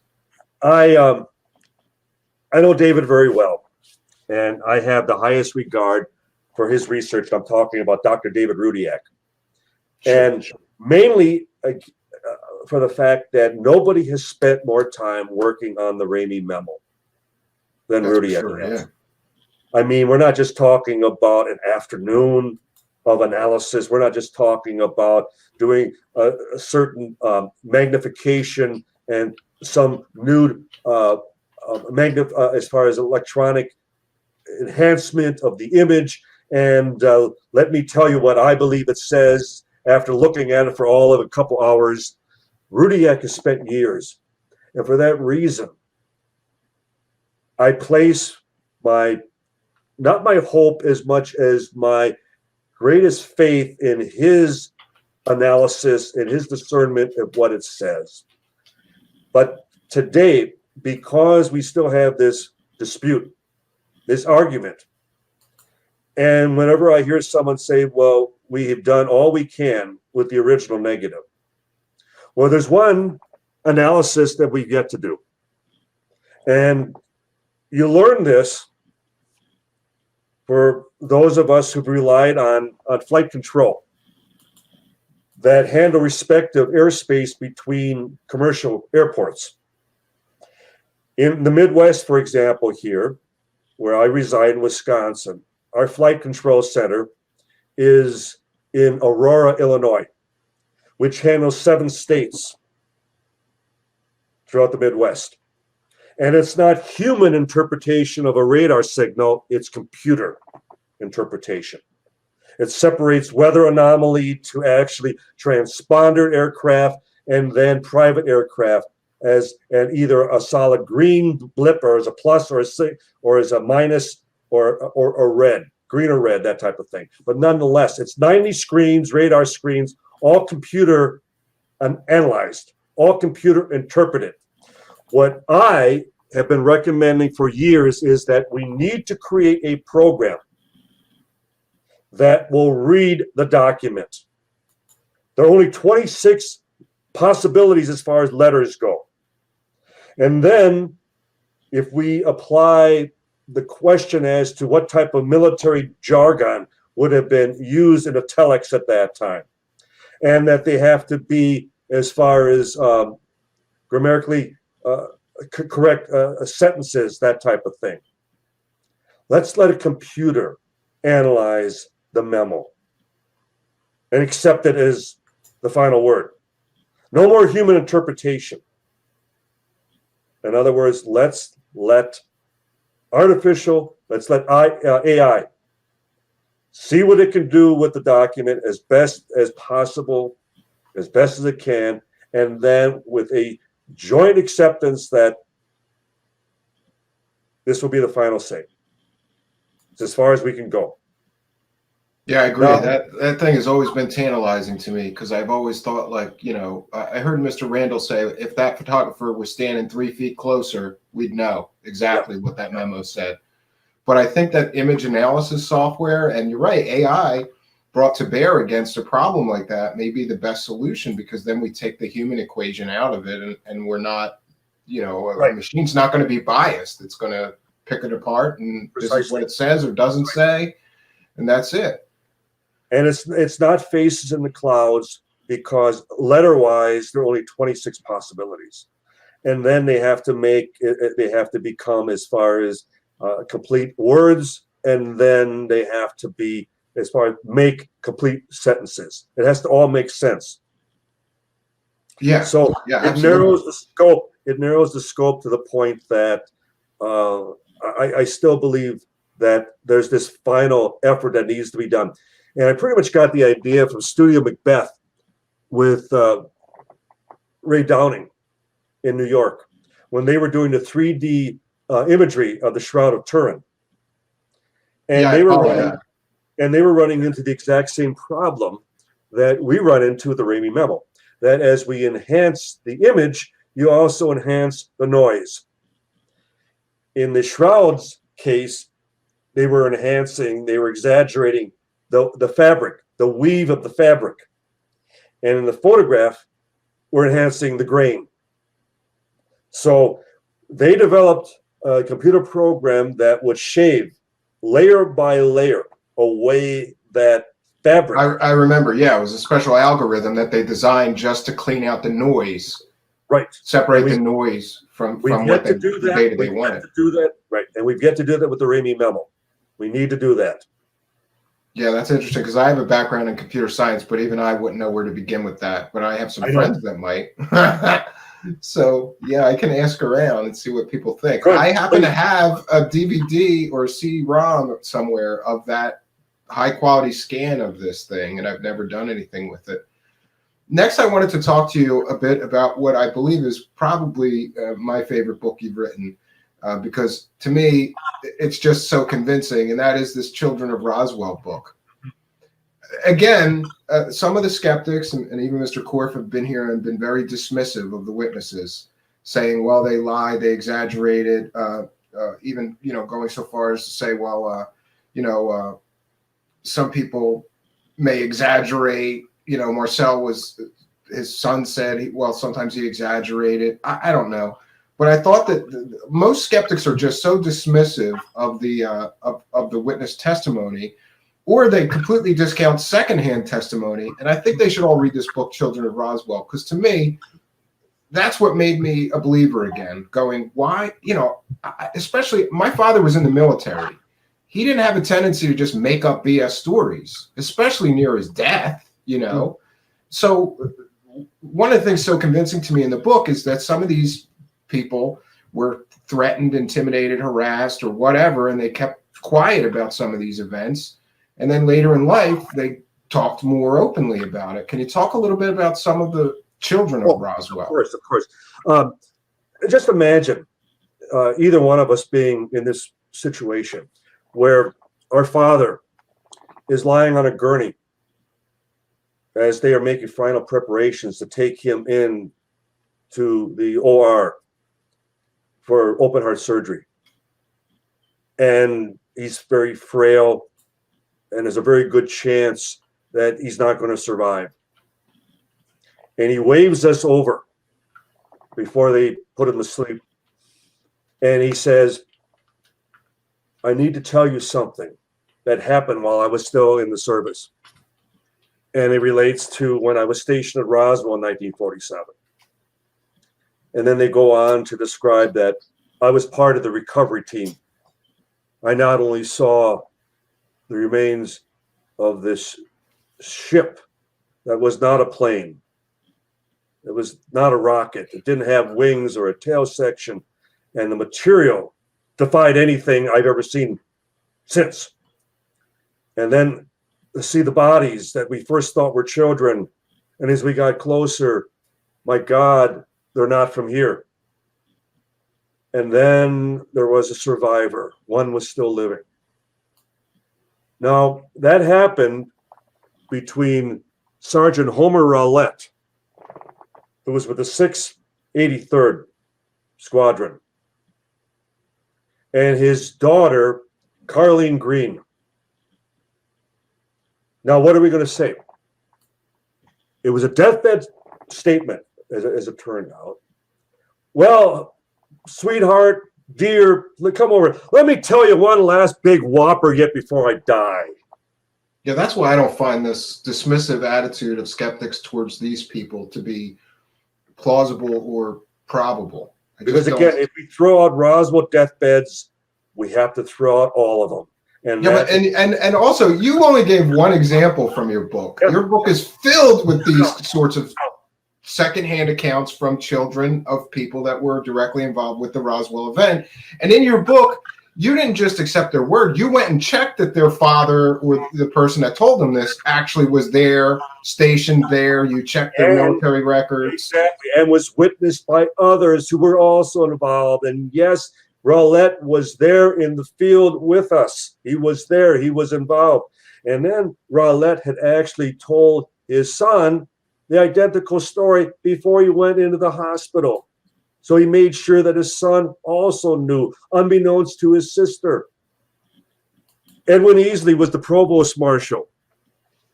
When Kevin and I tracked him down, Kevin spoke to him the first time over the phone. Again, mind you, this is in 1990. He's a retired lieutenant colonel living in the Dallas area. And over again, he kept telling Kevin, no matter what he asked him about 1947, I can't talk about that. I'm still sworn to secrecy. Were you out at the crash site? I can't talk about that. I'm still sworn to secrecy. Okay, yeah, Colonel, you're sworn to secrecy over a weather balloon after 43 years. Mm-hmm. So he agreed to receive a copy of our first book, UFO Crash at Roswell. And Kevin and I would wait some months thereafter, and we were at the office in Chicago at CUFOS, at the Center for UFO Studies. And we agreed, why don't we call up Colonel Easley and see if he's read the book, see if he had a change of heart. And Kevin's speaking to him once again, and he, again, same response. Can't answer that. I'm still sworn to secrecy. So then Kevin, we had it planned. Kevin asked Colonel Easley, well, you see which direction the witnesses are taking us. You see which direction the investigation is going. Can you tell us if we're going in the right direction? And there's a bit of a pause, and Colonel Easley comes back. Well, let's just say you're not going in the wrong direction. Yeah, I found that very compelling when Mr. Carey talked about it as well. Yeah, I mean, he didn't admit, anything, but he still told us, without giving away without breaking his oath. He still told us all that he could without being direct about his involvement. So, yeah, I once had a government employee tell me, I can't tell you that, but I can tell you where to look for it. And he was right. He was right. He couldn't violate his NDAs and his secrecy agreements, but he could tell me where to look for it, and I found where I was looking for it. And that's how they do it. That's how they have their plausible deniability. Yeah. So 2 years later, Easley is dying of stomach cancer at Parkland Hospital in Dallas, same hospital that John F. Kennedy was taken to. And in the presence of his two daughters, one of them being Nancy Strickland, who is a practicing attorney, his granddaughter brings him a gift, walks up to his hospital bed and holds it up to his face, and he turns away and goes, "Oh, the creatures," and then explains that the president had asked them, whether through a direct request or some representative, but nonetheless, the president asked us never to talk about this again. I kept my word. I can't tell you how I regret that I was never able to tell you what happened back in Roswell 1947. But it was all true. It did happen. The granddaughter had held up a copy of our book, UFO Crash at Roswell, to his face. So there's another deathbed confirmation that the alien hypothesis just may be correct. The creatures. And that from the very provost marshal who was in charge of all military security on the base at that time. You have the base adjutant, another retired lieutenant colonel, Patrick Saunders, who, when I spoke to him the first time, he just laughed. Oh, the little green men from Mars, no truth to it at all. And then before he dies, he had fallen off of a roof. And that was in 1995. And He knew he only had so much time to live. And he had purchased as many paperback copies of our second book, Truth About UFO Crash at Roswell, that he could. And he gave them out to his best friends and to his family. And I don't know if I have the quote exact, but it was basically on the inner leaflet of the book. He wrote, "Here's the truth. I never told anybody before. I kept my word. Pat." Wow, that's interesting. Again, if I'm a detective, an intelligence investigator, if I'm any legitimate investigator who is just allowing the evidence take me to whatever the final resolution is, how could I just dismiss that and say, well, he was just lying? He was just, again, pulling all their legs. One last joke while he was still, here. Easily, all the creatures, he was just having a quick laugh at the expense of his two daughters and his granddaughter. Yeah, it doesn't make sense to me. And the volume of the witnesses and even though they're secondhand witnesses, I still found that book to be really compelling. It was one of those that I couldn't put it down until I finished the whole book, and then I was sad that it was over when I was done reading it. So, and some of them, like Frankie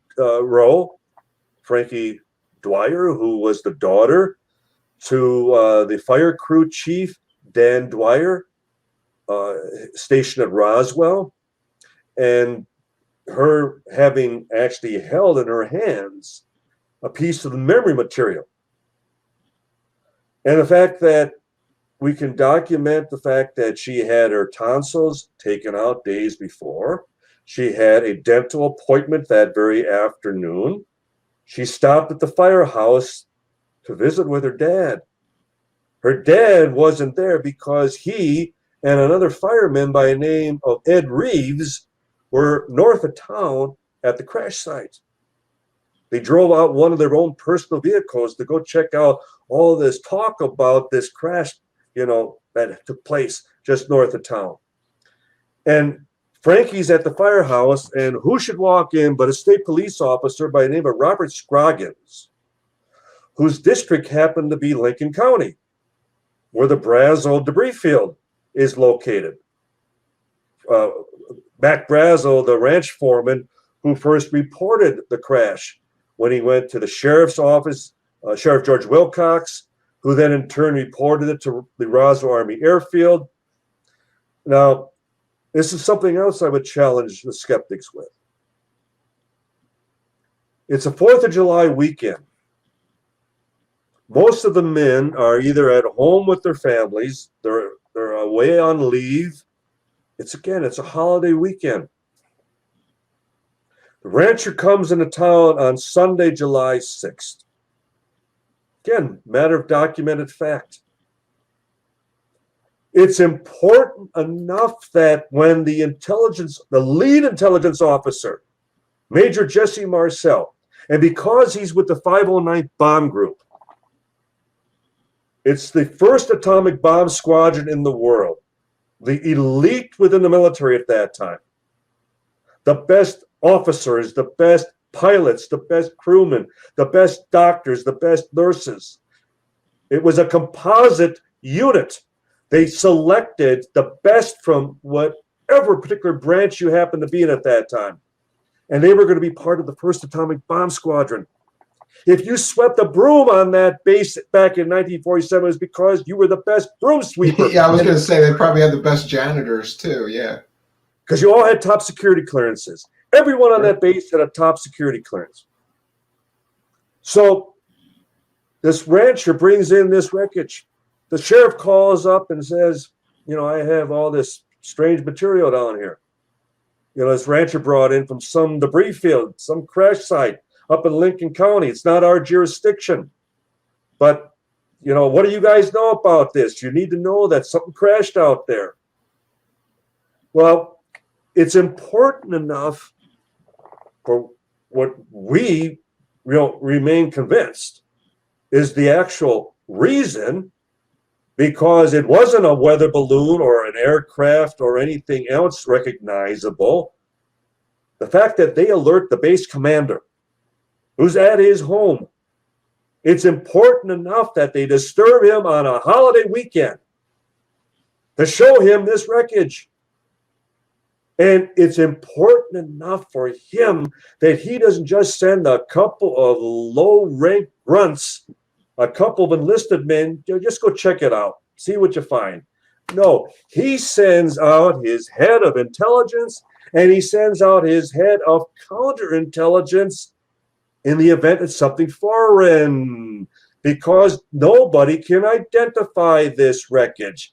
I defy any skeptic to demonstrate why they would have sent out the counterintelligence lead officer.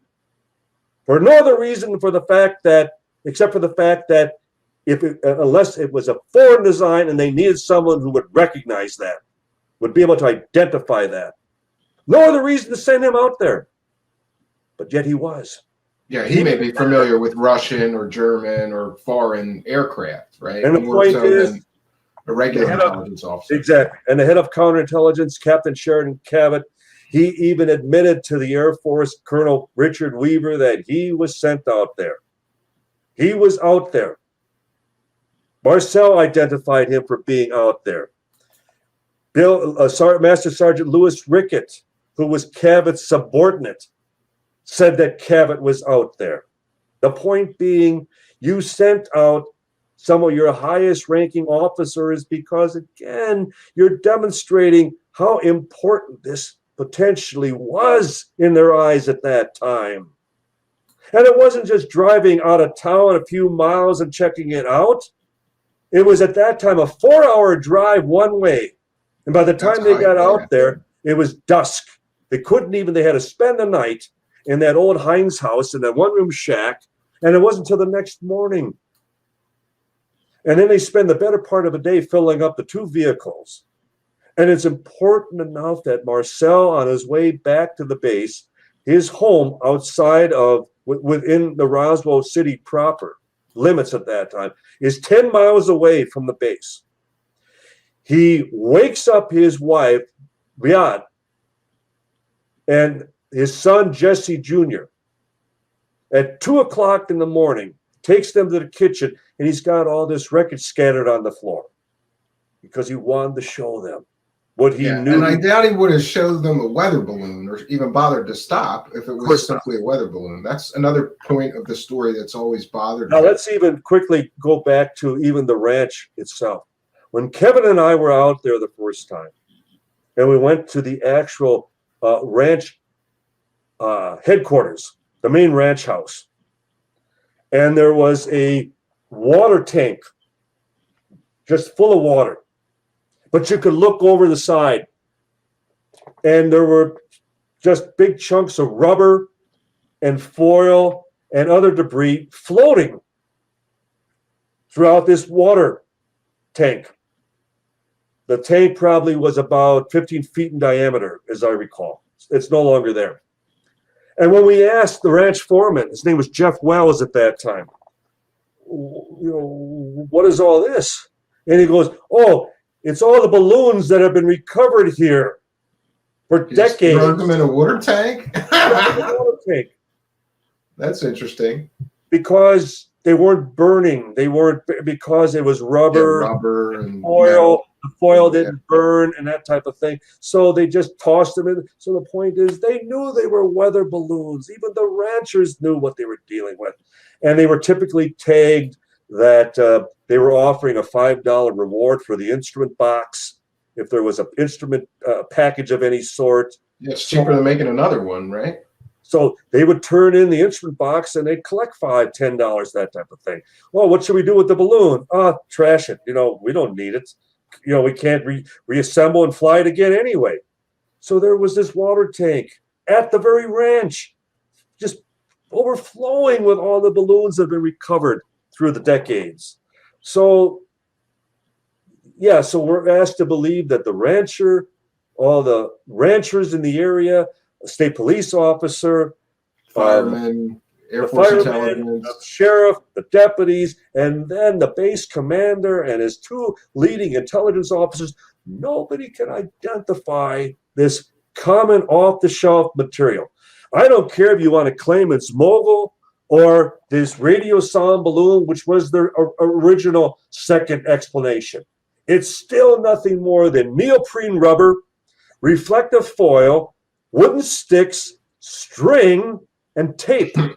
Yeah, I I think they would be able to identify. This has always bothered me. When I talk to a skeptic and they say, "Well, you know, the government, it was a mogul balloon. They admitted it later." Well, okay, but like all these Air Force intelligence people would know a weather balloon, and I didn't even think about. You're right. The ranchers would be familiar with it. The firemen would have seen these things before. I wanted to talk for a bit about where both, if you believe that both material and bodies and maybe even a living alien were recovered, where they went to, because we had an alien scientist who's a physicist and very interested in the materials, and he did a lot of he showed me a lot of research and things that I've never seen about where the material may have went in the form of Battelle Institute and some other places, because that's beyond FOIA. Where do you believe the material went and ultimately ended up, and the bodies or aliens? Well, we always need to keep in mind that the military / government doesn't manufacture anything. Everything is contracted out into the private sector. Every ship, every plane, every tank, every rifle, you name it. That's why it's called the military-industrial complex, because it's complicated. Which I very aptly warned us about, because when I'm asked today, Don, where do you believe the material is? I say the military no longer has it. The government no longer has it. It is all in private possession today. Which happens to be beyond FOIA requests, so that's convenient. Exactly. And so you're talking about, you mentioned Battelle Institute.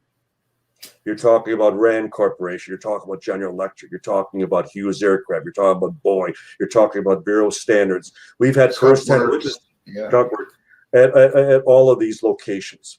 And so isn't it interesting that even today when we hear about the government being in possession of a physical material, but where is it? And they point like the Bigelow Aerospace in Las Vegas, that type of thing. Mm-hmm. They still point to the private sector. Well, we know of it, but we gave it to them for testing. And it was a case of, well, give us another 6 months and we'll give you some answers. Oh, we need another year. And, you know, but eventually we don't know what you're talking about. We have this, you turn this over to us. And because, you know, the attrition, you know, rate, you know, of things changing hands and different people come into the scenario. And before you know it, things slip between the cracks. And just like that, they're gone. Nobody knows where part A, part B, and so on are even located any longer. There's no paper trail, so to speak. Well, didn't all of the, when they did that big Roswell, the Air Force did that final Roswell case close investigation, they found that all of the paperwork was somehow disappeared. All of the paperwork for the Roswell actual crash event that should have been archived and kept all these years is just conveniently gone, or most of it is. Or so we're told. Yeah. And the thought that, first of all, the most sensitive, most top secret base in the world at that time, the Roswell Army Airfield, first atomic bomb base in the world, that their records would somehow have been destroyed, whether there was a UFO crash or not. The very thought that you're talking about the most crucial military facility in the world and somehow the records all get destroyed. How convenient. And at the time of the flying saucer story. Even just a tragedy of history, because, you know, the Enola Gay and the first atomic bomb drop and everything, all took place at the base. So you would think just for history's sake, they should have kept everything. Of course. And the Enola Gay and then the second B-29 boxcar were even hangared at Roswell after 1945.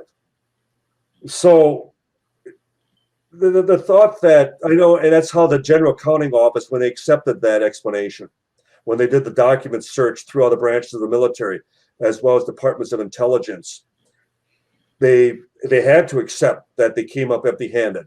But I, for one, don't believe that is the case. I don't believe that the records were destroyed.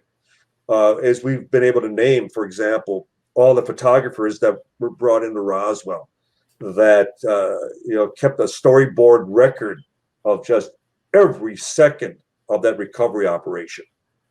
All the photographs, all the film, all the testimonies that would have been. That's something else that alien scientists found that I missed, and in the fact that they didn't use the base photographers they brought in. Why would you fly in outside photographers to photograph weather balloons? Why would you bring in outside doctors, outside nurses? Why would you bring in outside MP units? Why would you bring in, as far as all these outside officers that came in? And Stephen, when we were doing our initial searches for crucial witnesses, and we focused like on the 1395th, which was the MP squadron at the base in 47, thinking that, well, certainly all the base security would have been involved, whether they were cordoning off as far as the outside roads or the perimeter of the site itself, and the transportation, the vehicles coming in and out, and the security on the base. Well, and then when we were finding these people and learning that most of them were never involved, and finding that there were units that came in from other bases. Yeah, that makes no sense. Well, but then it did make sense for this reason. Because it was something that, again, is standard procedure within the military. Yeah, I was going to ask, do you think this was done for compartmentalization purposes? Exactly. So that, yeah. Exactly, because when the dust clears, you have 95% of the personnel at Roswell who have been shut out. They have been banned from any involvement. They've been told to stay out of it. They've been told, don't report to the base hospital. Don't report to your normal sentry duty at Building P3, Building 84, which all the wreckage and the bodies transited through, that type of thing. They were not ordered shoot to kill. So in case somebody actually was fatally wounded, that they'd have to live with that. They'd have to fraternize and still coexist with the same personnel on the base. When you have outside people that come in and take charge, and after everything is quiet, there is nobody to talk to, nobody to exchange notes with, because they've all gone home. They've all split up, and they don't have anyone to talk to once they return back to their normal assignments. So it's really, when you think about, quite ingenious, because it's the compartmentalization, it's the way of shutting down all the buzz, all the rumors. It's the way of preventing this minutia of talk, evolving into the point that you lose control of it. And I say I'm one MP that's assigned from one barrack. And I go back, I report, I finish my line of duty for the day, and I go back. I have nobody to talk to. Who's going to corroborate what I just experienced? But if the whole unit was sent in, just imagine. You got 50 men all describing the same thing, talking, sharing, their perspectives, their comprehension of what they had just experienced, that type of thing. So it is the total compartmentalization of the military. And that's why secrets are able to be kept, because it's the same reason they don't tell the president anything more than they have to. Sure. Because he's part of that. He's also part of that compartmentalization. The less the president knows, the safer he is. Yeah, plausible deniability sometimes. Look at Iran-Contra. Yeah, he just said, well, my advisors didn't tell me they were doing that, so I'm not responsible. Then when we get to the alien bodies, which is always the big crazy part of the story, is this other crash site and recovered bodies and maybe even a live alien. Where do you believe they would have taken both the live alien and the cadavers?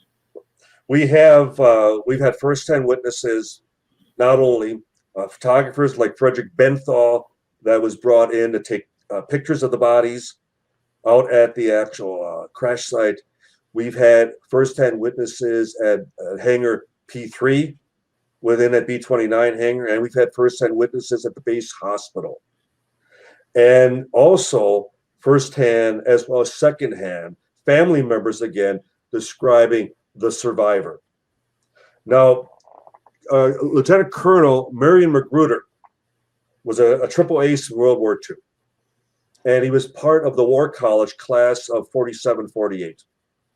And he would tell his 5 sons independently, before he died in 1995, that they were assigned to write Patterson at a certain point. And they were shown wreckage. The War College, his particular class, they were shown some of the wreckage from Roswell. They were able to handle it. He described the exact same properties that, many of our other witnesses, the memory, the fiber optics, that type of thing. And then they were taken into another room and the lights came on, and behind a glass wall sat what clearly was something not human. Interesting. And they were told it was the survivor from Roswell. He felt very sympathetic towards it. He felt as though we were treating it like a captured animal in many respects. And we were then able to document. We have the documents. He was stationed, he was assigned to write Patterson in April of 1948. So in other words, just 10 months later. Yeah, this is really interesting and amazing to me, like that we may have had a living alien in our custody, And I've heard various stories that the alien sort of telepathically communicated or something like that. I know. He knew his fate, like his comrades were gone, and And we've heard that from, what they would call the abduction, experiences, where the abductees feel that they have received telepathic communication with these beings. So that it would appear to be consistent with what we've heard as far as with Roswell, with the survivor, that they felt that there was some type of communication that took place telepathically. I don't usually go into those areas because, again, that's so subjective. Yeah, and it's a lot of speculation sometimes too. Yeah. But why do you believe that they would have shown off the alien to these other officers? Because it was the war. For what purpose? Yeah, because it was the War College and it was the best and the brightest. Yeah, and those classes, what they're being trained in specifically is foreign espionage. They're beyond as far as our regular intel officers here within the States.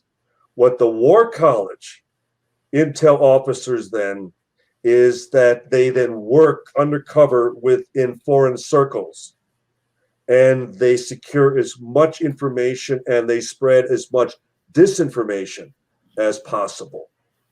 In other words, they keep things very fluid as to hardcore information.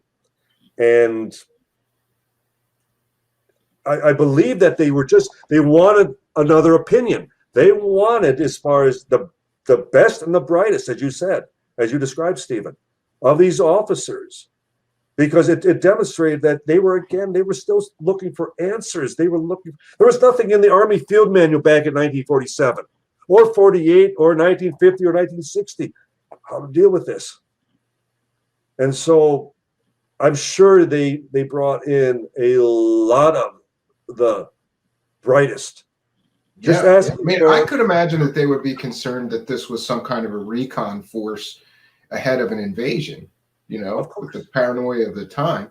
Now, back to the cadavers, though, I was curious to see if you've ever been given some kind of indication about who actually was involved with any autopsies or examination of the bodies. And, because I would assume that for any doctor or pathologist or coroner, that would be like the greatest event in their lifetime, getting to look at a body from an extraterrestrial, and I would imagine that something had a leak from the people involved with the cadavers. And the late Leonard Stringfield, who was a collector in living in Cincinnati, Ohio. He's on the opposite end of the state, but nonetheless, Dayton, Ohio, Wright-Patterson Air Force Base, he was right there. And so he was listening. He had, that I'm aware of, at least 2 first-hand doctors who described to him autopsies at Wright Field in 1947.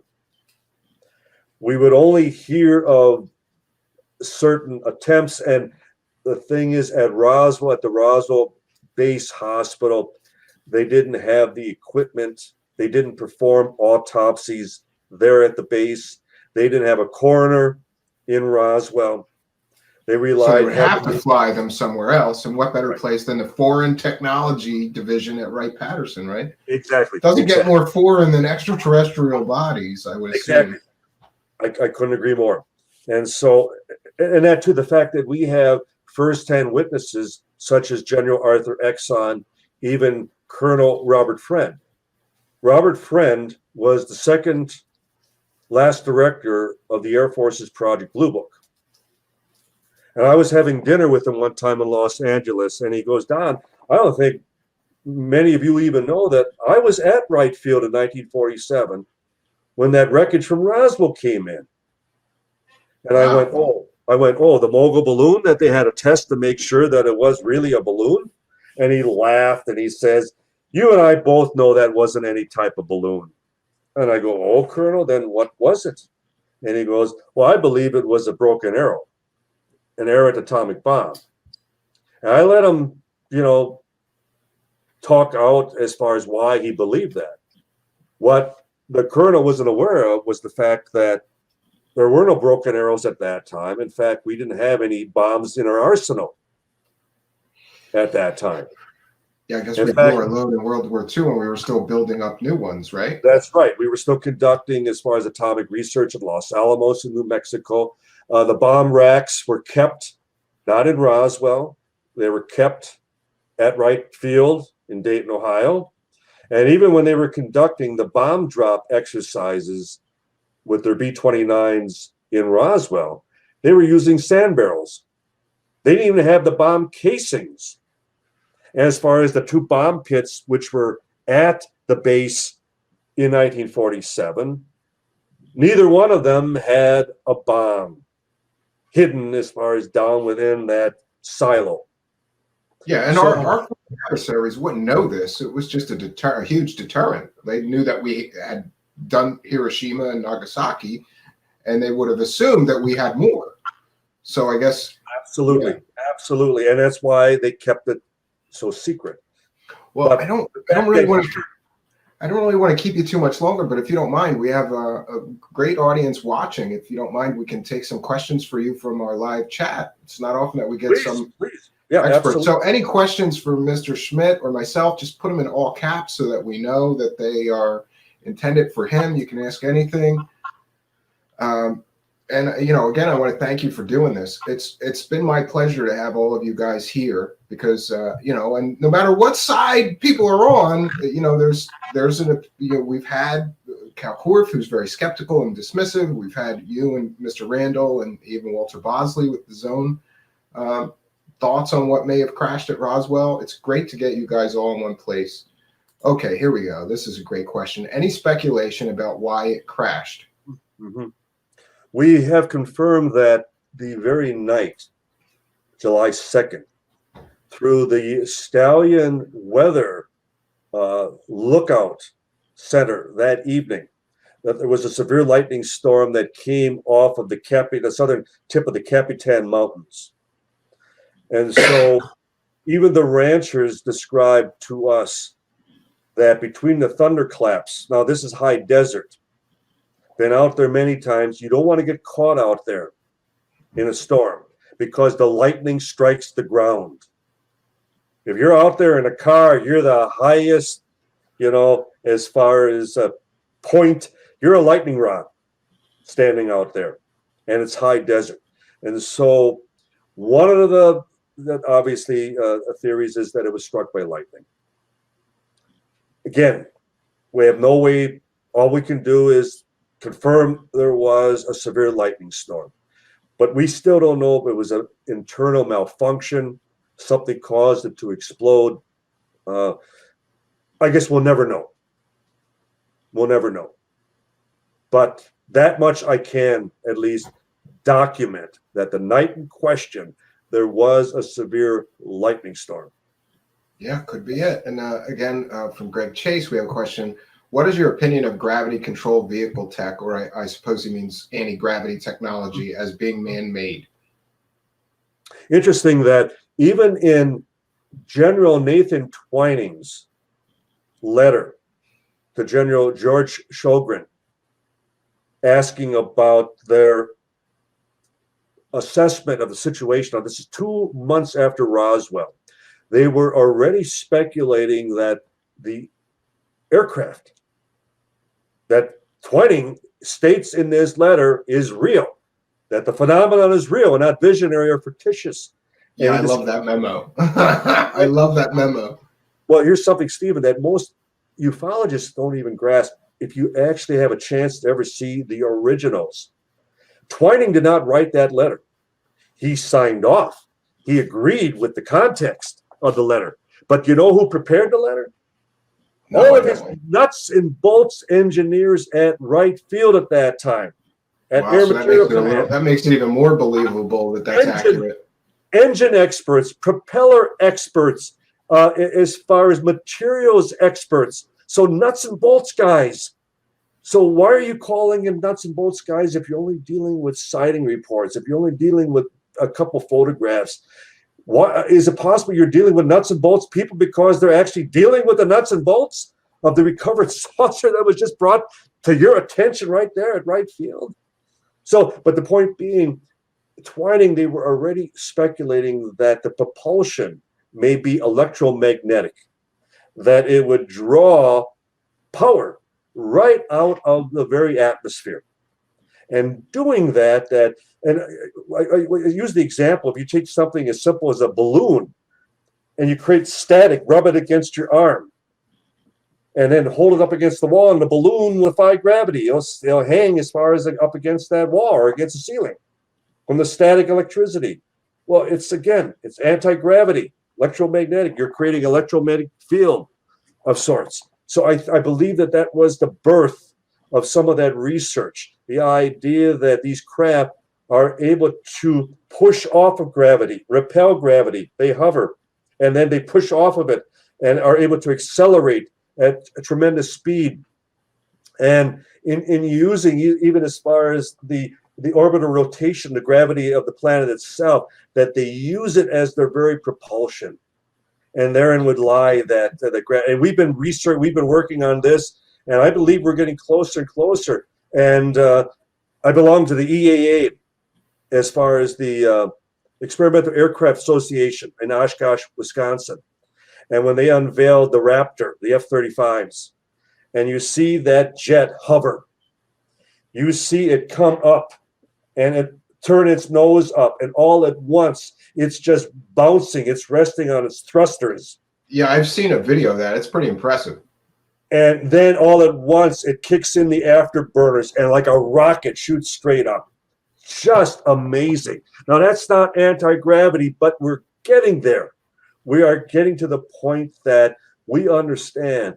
And who is to say that the main inspiration may indeed have been the very phenomena that they're still saying doesn't exist? Yeah, I always found it interesting that in the early 1950s, almost all of the major aircraft manufacturers were really big. There's articles and things on electrogravitic research. And then shortly after that, it just all vanished. And nobody talked about it again. All goes underground, now it's become too top secret, too sensitive. And I suppose in many respects it becomes covert because you don't want to play your hand. The idea that we may have such aircraft today, and it's the last thing we want the Soviets or the Chinese to even, be aware that we possess. Yeah. Another question: can Mr. Schmidt review if any findings at the sites? I think maybe they're talking about these archaeological digs, and you have a whole book on that. Can you talk about what exactly was found? Was there any promising evidence found during all those archaeological digs? Because I thought for a while when I heard that they were doing that, I remember when I first heard about that, it was a long time ago, but I thought maybe there was something left there, and they're going to find it, and maybe we'll get a smoking gun piece of it. Now, just imagine, as you yourself acknowledged, that Kevin Randall and I were skeptics our first trip to New Mexico in February of '89. By that September, we're that hot on the case that we are supervising the first archaeological dig at the debris field site, the Brazil site on the Foster It's quite Range. a turnaround from skeptic to running an archaeological dig, right? We had a team from the Center for UFO Studies, and we had archaeologists from Argonne Laboratories in Illinois, and we mapped out the site using a theodolite, a survey meter. We laid out a systematic grid. We flagged areas of potential entrapment. We got ready with the hope that with funding, we'd be able to come back and conduct a full-scale, archaeological dig. Well, we approached in 1995, 6 years later, the contract archaeology department at the University of New Mexico in Albuquerque. And that was Dick Chapman was the head of the department at that time. And with the hope that they would be willing to even do the dig, that we would have a university as far as sponsored dig. Sure, yeah. No less a UFO crash site. And they accepted, they agreed. Well, we still had to come up with the money. So in 2002, so 7 years later, with the Sci-Fi Channel, that's when we went in and we did the full-scale dig, second one. But we were able to go in with a backhoe, and it's an area that witnesses had described a furrow, a gouge, after the military recovery had been completed. And it was about 10 foot wide, hundreds of feet long, but it had filled in through the years. It was no longer visible from the surface. So we flagged that site where witnesses, again, independent of one another, told us they saw that furrow. And the backhoe operator, he's even an archaeologist. He's worked over in Egypt. He's worked in Africa and other areas. He's got the touch, as they would say. He works with a ground engineer, and even the engineer said that when they were digging perpendicular to the flagged gouge area, that the shovel was jumping like it was hitting loose sediment. And when it was pulled aside, there it was, just below the surface, a symmetrical V, exactly where the eyewitnesses said it was. And so I guess something it was impacted. filled in later. So something had actually skipped across the ground, and that the wind and rain erosion had filled it all in through the decades. With new sediment, There it was, below the surface. Now, since that time, we had another dig in 2006. We had another one in 2013, and another one in 2015. And with assistance from a geologist, Frank Kimbler, who was working this site quite diligently with just his metal detector in finding fragments, metal fragments, and were analyzed, and some of them turned out to be mostly aluminum, but with one strange alloy that shouldn't be there, and that was melithium. Okay. And that's not a very common thing to mix with aluminum, right? No, because it's mixed strictly with steel. It's a hardening agent for steel. And as a result, there's not a registered combination of the two that we know of, that we could find anywhere here on planet Earth. Now, again, it doesn't prove it's extraterrestrial. No, we agree. But it's interesting. It's Did curious. they do any tests on the isotopic ratio of the aluminum? yes. Because we should be able to. But so Yes. it came back earthly. Well, except for the molybdenum. the molybdenum. I pronounced it wrong the first time. Molybdenum, and it was 3%. Doesn't sound like a lot, but that is a lot in conjunction with the aluminum, because it should make it as brittle as glass, as a hardening agent for steel, and yet there it is. Well, that's Now, interesting. we didn't claim it was there, but 3 separate labs have, doing the radioisotope testing, have confirmed its presence. Interesting. So we, I know on the History Channel. Yeah, I remember seeing that, and I was on the edge of my seat, like, what are they going to find? You know? And then they claim that they're picking up something buried beneath the surface that is sending back, it's creating a magnetic signal. It's repelling as far as that subterranean radar. And then the Ben Smith, the CIA operative, former CIA operative, suggests, you mean like a balloon? Okay. Well, I wish they would have talked to us, because if we go back to the Ramey photographs in General Ramey's office, and that rotted clump of rubber at his feet on his office floor, if you were to know anything about weather balloons, especially those particular balloons, the rubber, especially when exposed to the elements, starts to break down within days. Yeah, it wouldn't be there 40 years, 50 years later. Within weeks, it becomes like powder. And the reflective foil, unless it's one large intact sheet, how did it bury itself, and who buried it, and how did it remain intact after all these years? So it was wishful thinking. It was kind of because they build it up and they tear it down, and unfortunately that's how a lot of these shows are.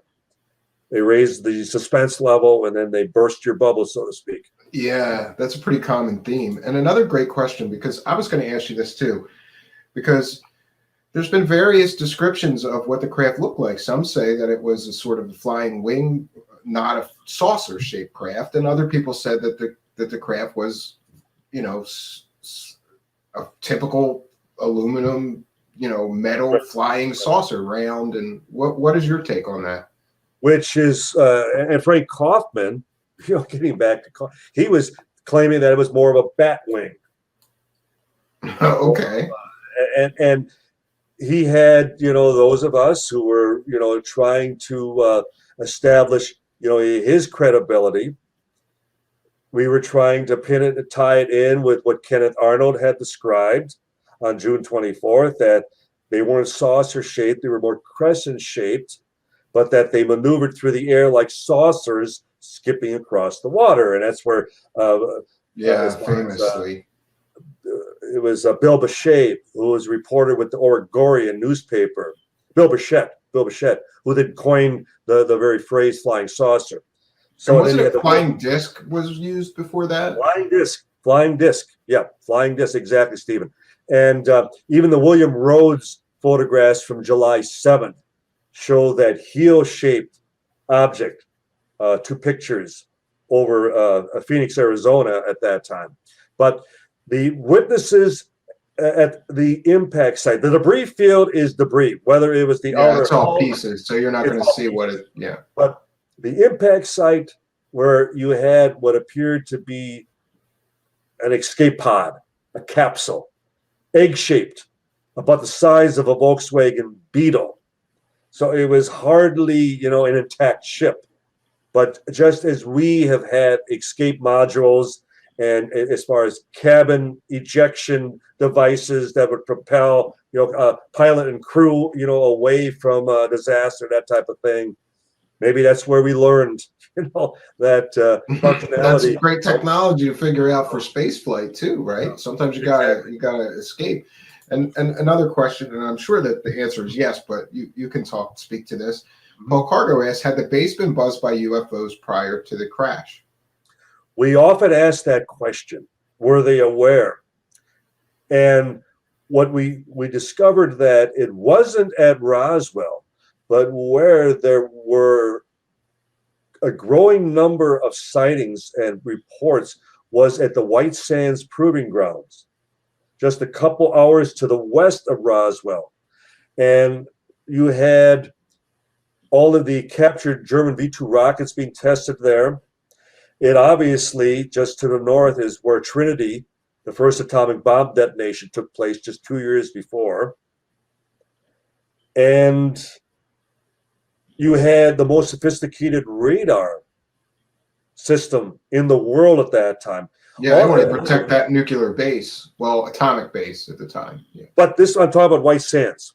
Oh, White Sands, sure, yeah. White Sands, because of the rocket launching. Now, radar was in its infancy at that time. And as a result, all other bases only track incoming aircraft. Whereas White Sands at that time was the first base in the world that was tracking in and departing aircraft. So it might have been a reason that they were then picking up more anomalies. And then hence there were a number of newspaper reports at that time of objects that were witnessed and tracked over White Sands. Nothing around Roswell, except you had the Dan Wilmot sighting the afternoon of July 2nd. And he and his wife on the west side of Roswell saw an object that was moving beyond Roswell and towards the northwest, towards Lincoln County, which then would become, the site of where this object explodes and then rains debris down that very evening. Interesting. Well, I'm about done with I could keep you here for another 5 hours, but I won't do that. I want to thank you so much for doing this. When you weren't really, I know you're a very busy guy. So for those who don't know, Mr. Schmidt is so busy that it took him a while to get back to me. And I kept going. Every day I would check my email going, please, Mr. Schmidt, get back to me because you've got to be in this series. We can't end it without Mr. Schmidt's participation and involvement. And it's not just me. All the viewers kept asking me, you're going to have Don Schmidt, right? So thank you for your persistence. I wanted to tell everybody too, it's very easy to find Mr. Schmidt's books on Amazon. You just type in Don Schmidt and all of his books pop up. And I don't know, Mr. Randall's written a ton. How many books have you written on just Roswell? Can you go through quickly? UFO Crash at Roswell, Truth About UFO Crash at Roswell, Witness to Roswell, the journal. And then I did UFO Crash at Roswell 2, which was the chronological pictorial. We did the first edition of Witness to Roswell. Then we did the revised edition of Witness to Roswell. We did the Children of Roswell, as you mentioned.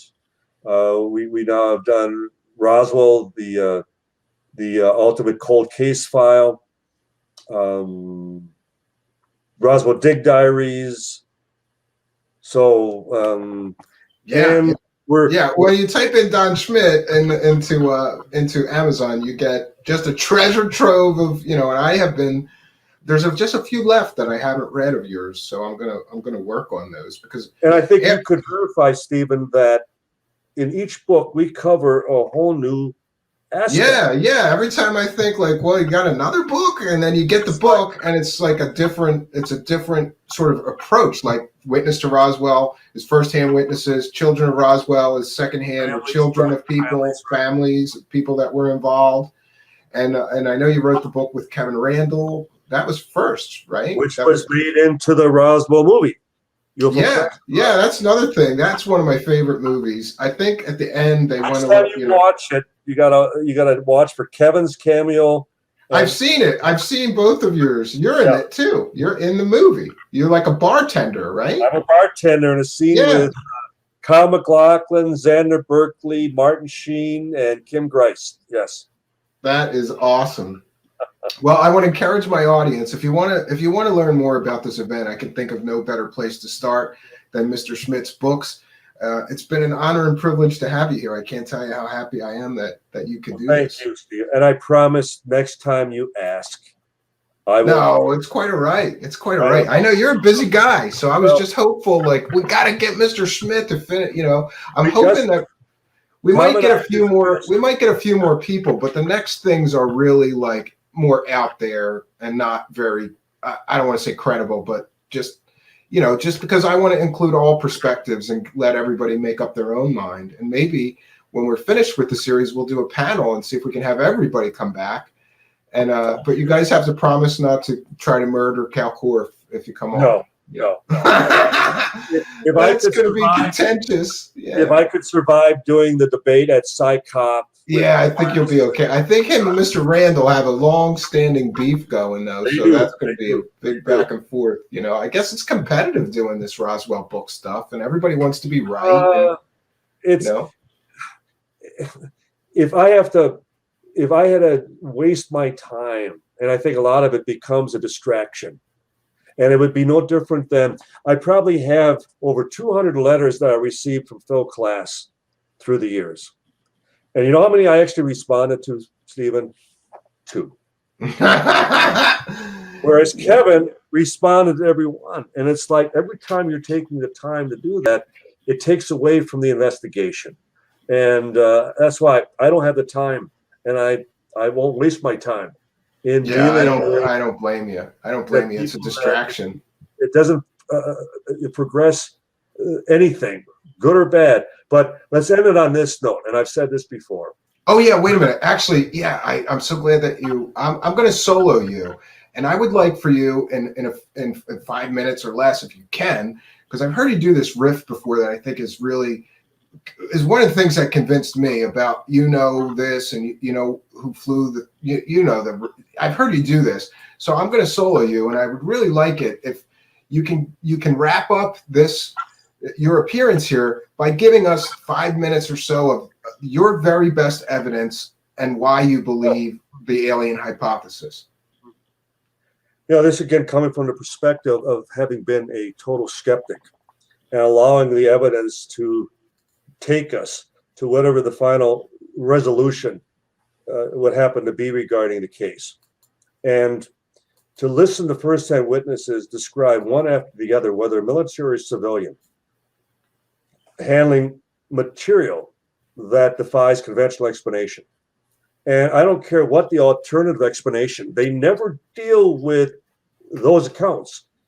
Whether you're talking about, something top secret or a balloon, and how ridiculous, a balloon not demonstrating anything that would resemble what the eyewitnesses have described. And then you have all the outside personnel that come in. Like one of the nurses who was at the base hospital told us at that time, because they were told to stay away. They were told not to report back to the hospital for their normal duties at that time. And she said to us, clearly something big had happened. Well, a recovery of a weather balloon, again, is as mundane as it raining during the monsoons at that time of year. They wouldn't have, shut down the base. They wouldn't have directed as far as MPs shoot to kill anybody as far as crossing a particular, as far as perimeter. They wouldn't have had the transporting of wreckage that went for testing and analysis at different facilities around the country. They wouldn't have called up the funeral home asking as far as what should be done as far as the preservation of bodily tissue and fluids regarding something that we can't document, an accident at that time involving anyone, any bodies that would have necessitated such inquiries at that time. And so either you have the military and the civilians involved all reading from the same script, because they all experience this from their different vantage points, their different backgrounds, but yet they reacted the same way. I don't care if it's the ranchers and their hired hands, their wives, their children, or all the way up to the base commander at Roswell, who would have been the second pilot dropping the atomic bomb on Japan. And the reason that he wasn't sent on that mission was because they had higher hopes, higher plans for him. They kept him stateside because he was their golden boy at that time. There was no knee-jerk reaction when they put that press release out on July 8th, where they announced to the world that they had a flying saucer. knee-jerk reaction. Washington already had the material in hand already Sunday, July 6th.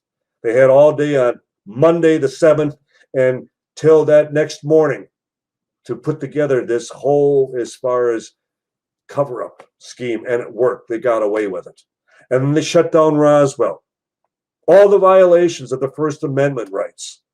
They threatened them with the loss of the licenses, that they should never talk about this again. And then they start abducting civilians. I mean, please explain to me why in God's name, if the rancher, Mac Brazel, has merely misreported, misidentified a weather balloon device, why would they violate his civil rights by kidnapping him and holding him out at the base for 5 full days? And then until he recants his story, until he is then ushered to the newspapers, to the radio stations, to retract the original flying saucer story. And then and only then, after they have his assurance that he'll never say a word about the truth of the matter, they release him. And he's a broken man. He's never the same. We've talked to his hired hands. We've talked to his family, and they all said how he was a broken rancher. He was never the same after all this. You put this all together, and then up into the later stages of their lives, and where they're not, and then only giving deathbed testimonies. They're finally conceding. They're finally breaking down, and they're telling their wives, their children, it wasn't a balloon. It wasn't from here. They weren't from here. They weren't human. It wasn't made on this earth, as Major Jesse Marcel said, the #1 intelligence officer in the United States military at that time. And he makes that statement that it was nothing made on this earth. Now, I grant you this. The onus remains on us. The burden of proof is still with us. But at least our investigation has remained fluid after all this time. We are still racing with the undertaker, now with the families. We are still searching the sites. We are still looking for the physical evidence. We're still hoping that there's a footlocker or something hidden as far as in a basement or in a crawl space yet to be discovered and presented to finally prove this. But we're still the ones who are proactive. We're the ones that are still not so rigid in our position as putting out a final statement and this is the end of it and take it or leave it because I say so. Well, in our cases, it's because all of our witnesses say so, because you have 0 witnesses. Please, you have none, and you know it. You have absolutely 0 witnesses. And so how do you think that would decide in a court of law? Well, I have nobody to call up to the stand. I have nobody to present any information or any documentation or any testimony to the contrary. But believe me, sorry, judge is going to laugh you out of the room because your opinion is nothing more than an opinion, and they come a dime a dozen. It comes down to this. If we're wrong about this entire Roswell incident, life goes on. The world goes on. It changes nothing. But if you're wrong, if you have been misleading the public for now over 70 years about what we consider to be the biggest story of the millennium, it changes everything. And that is your greatest fear, that it will change everything. And you were leading the charge to make sure it never came out. That burden, that guilt remains with you, not us, because we've done all we can, and we will continue to do all we can to demonstrate what really happened. It's an old movie, and I'll end with this, called The Rashomon Effect. It's a Japanese murder trial, 1950. The Rashomon effect is demonstrated in the courtroom, is that there are 3 sides to every event. 3 sides. There's your opinion, your position. There's my opinion, my position, and then number 3, there's what really happened. Who has performed the greatest due diligence in establishing what happened? Those who just say it didn't happen because I say it didn't happen, or those who are still making every effort to prove and demonstrate what happened, no matter what happened, whatever happened. And there too, I think history will judge us much kinder than it will those who just flatly and summarily dismissed what, again, potentially is the greatest story in the last 1,000 years.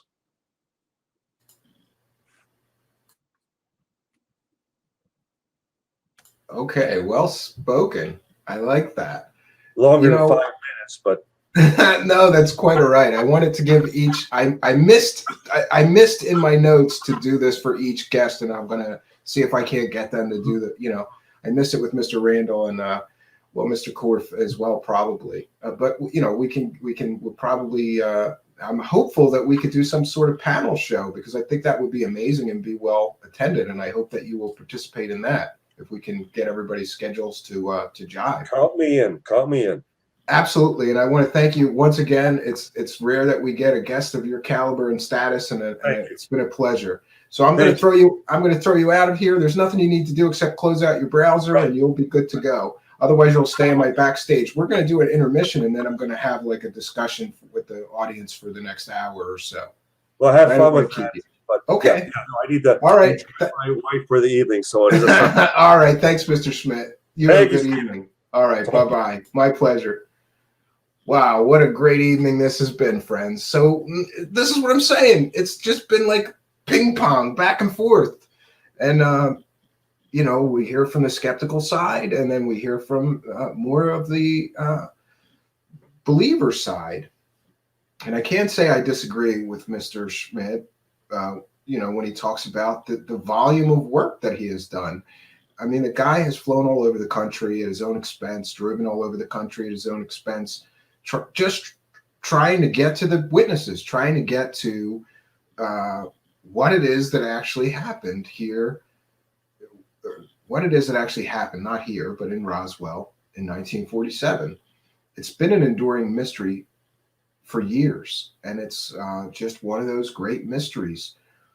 I'm hopeful that someday a smoking gun is going to come and prove definitively exactly what happened, and it will be such an amazing thing if that happens, and also sort of end the debate, because I think eventually some evidence is going to surface that will be beyond debate.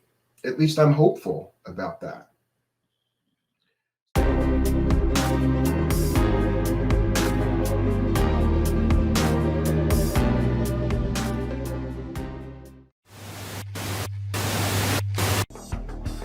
Greetings and salutations, and thank you for being here for the 75th Roswell Anniversary Truth Seekers Special Deep Dive. If you're new to the channel, please be sure to subscribe and hit that notification bell so you too will know about future special events you can attend here. I wanted to take a moment to thank all of our kind and generous benefactors, because people all over the world send a few bucks in pledges, either through PayPal or through the super chat down there in the live chat, the money button, super stickers, we have and take Cash App pledges as well. I want to thank everybody who has signed up to be a Patreon member, because for as little as $1 a month, you can get some extra content from us here. Additionally, I'd like to thank the channel members who get a bunch of YouTube benefits as well as all the Patreon benefits for as little as $5 a month. I also wanted to mention that I have something strange for my friends. These are Roswell wreckage replicas, which I have been making here. I also wanted to mention that for today's special event, we have prizes for those of you pledging $30 or more, either through Cash App, PayPal, or Super Chat. And this is a gift that we will be sending everybody who pledges $30 or more. This is a Roswell debris replica, and it's designed to look exactly as Jesse Marcel and his son had described. This is the so-called I-beam wreckage. This is a replica, of course, and I'm happy that I'll be able to offer these to anybody pledging $30 or more to our show today. This is just a special free gift that we're going to be giving you kind and generous people for supporting our show. Well, friends, let's get back into it.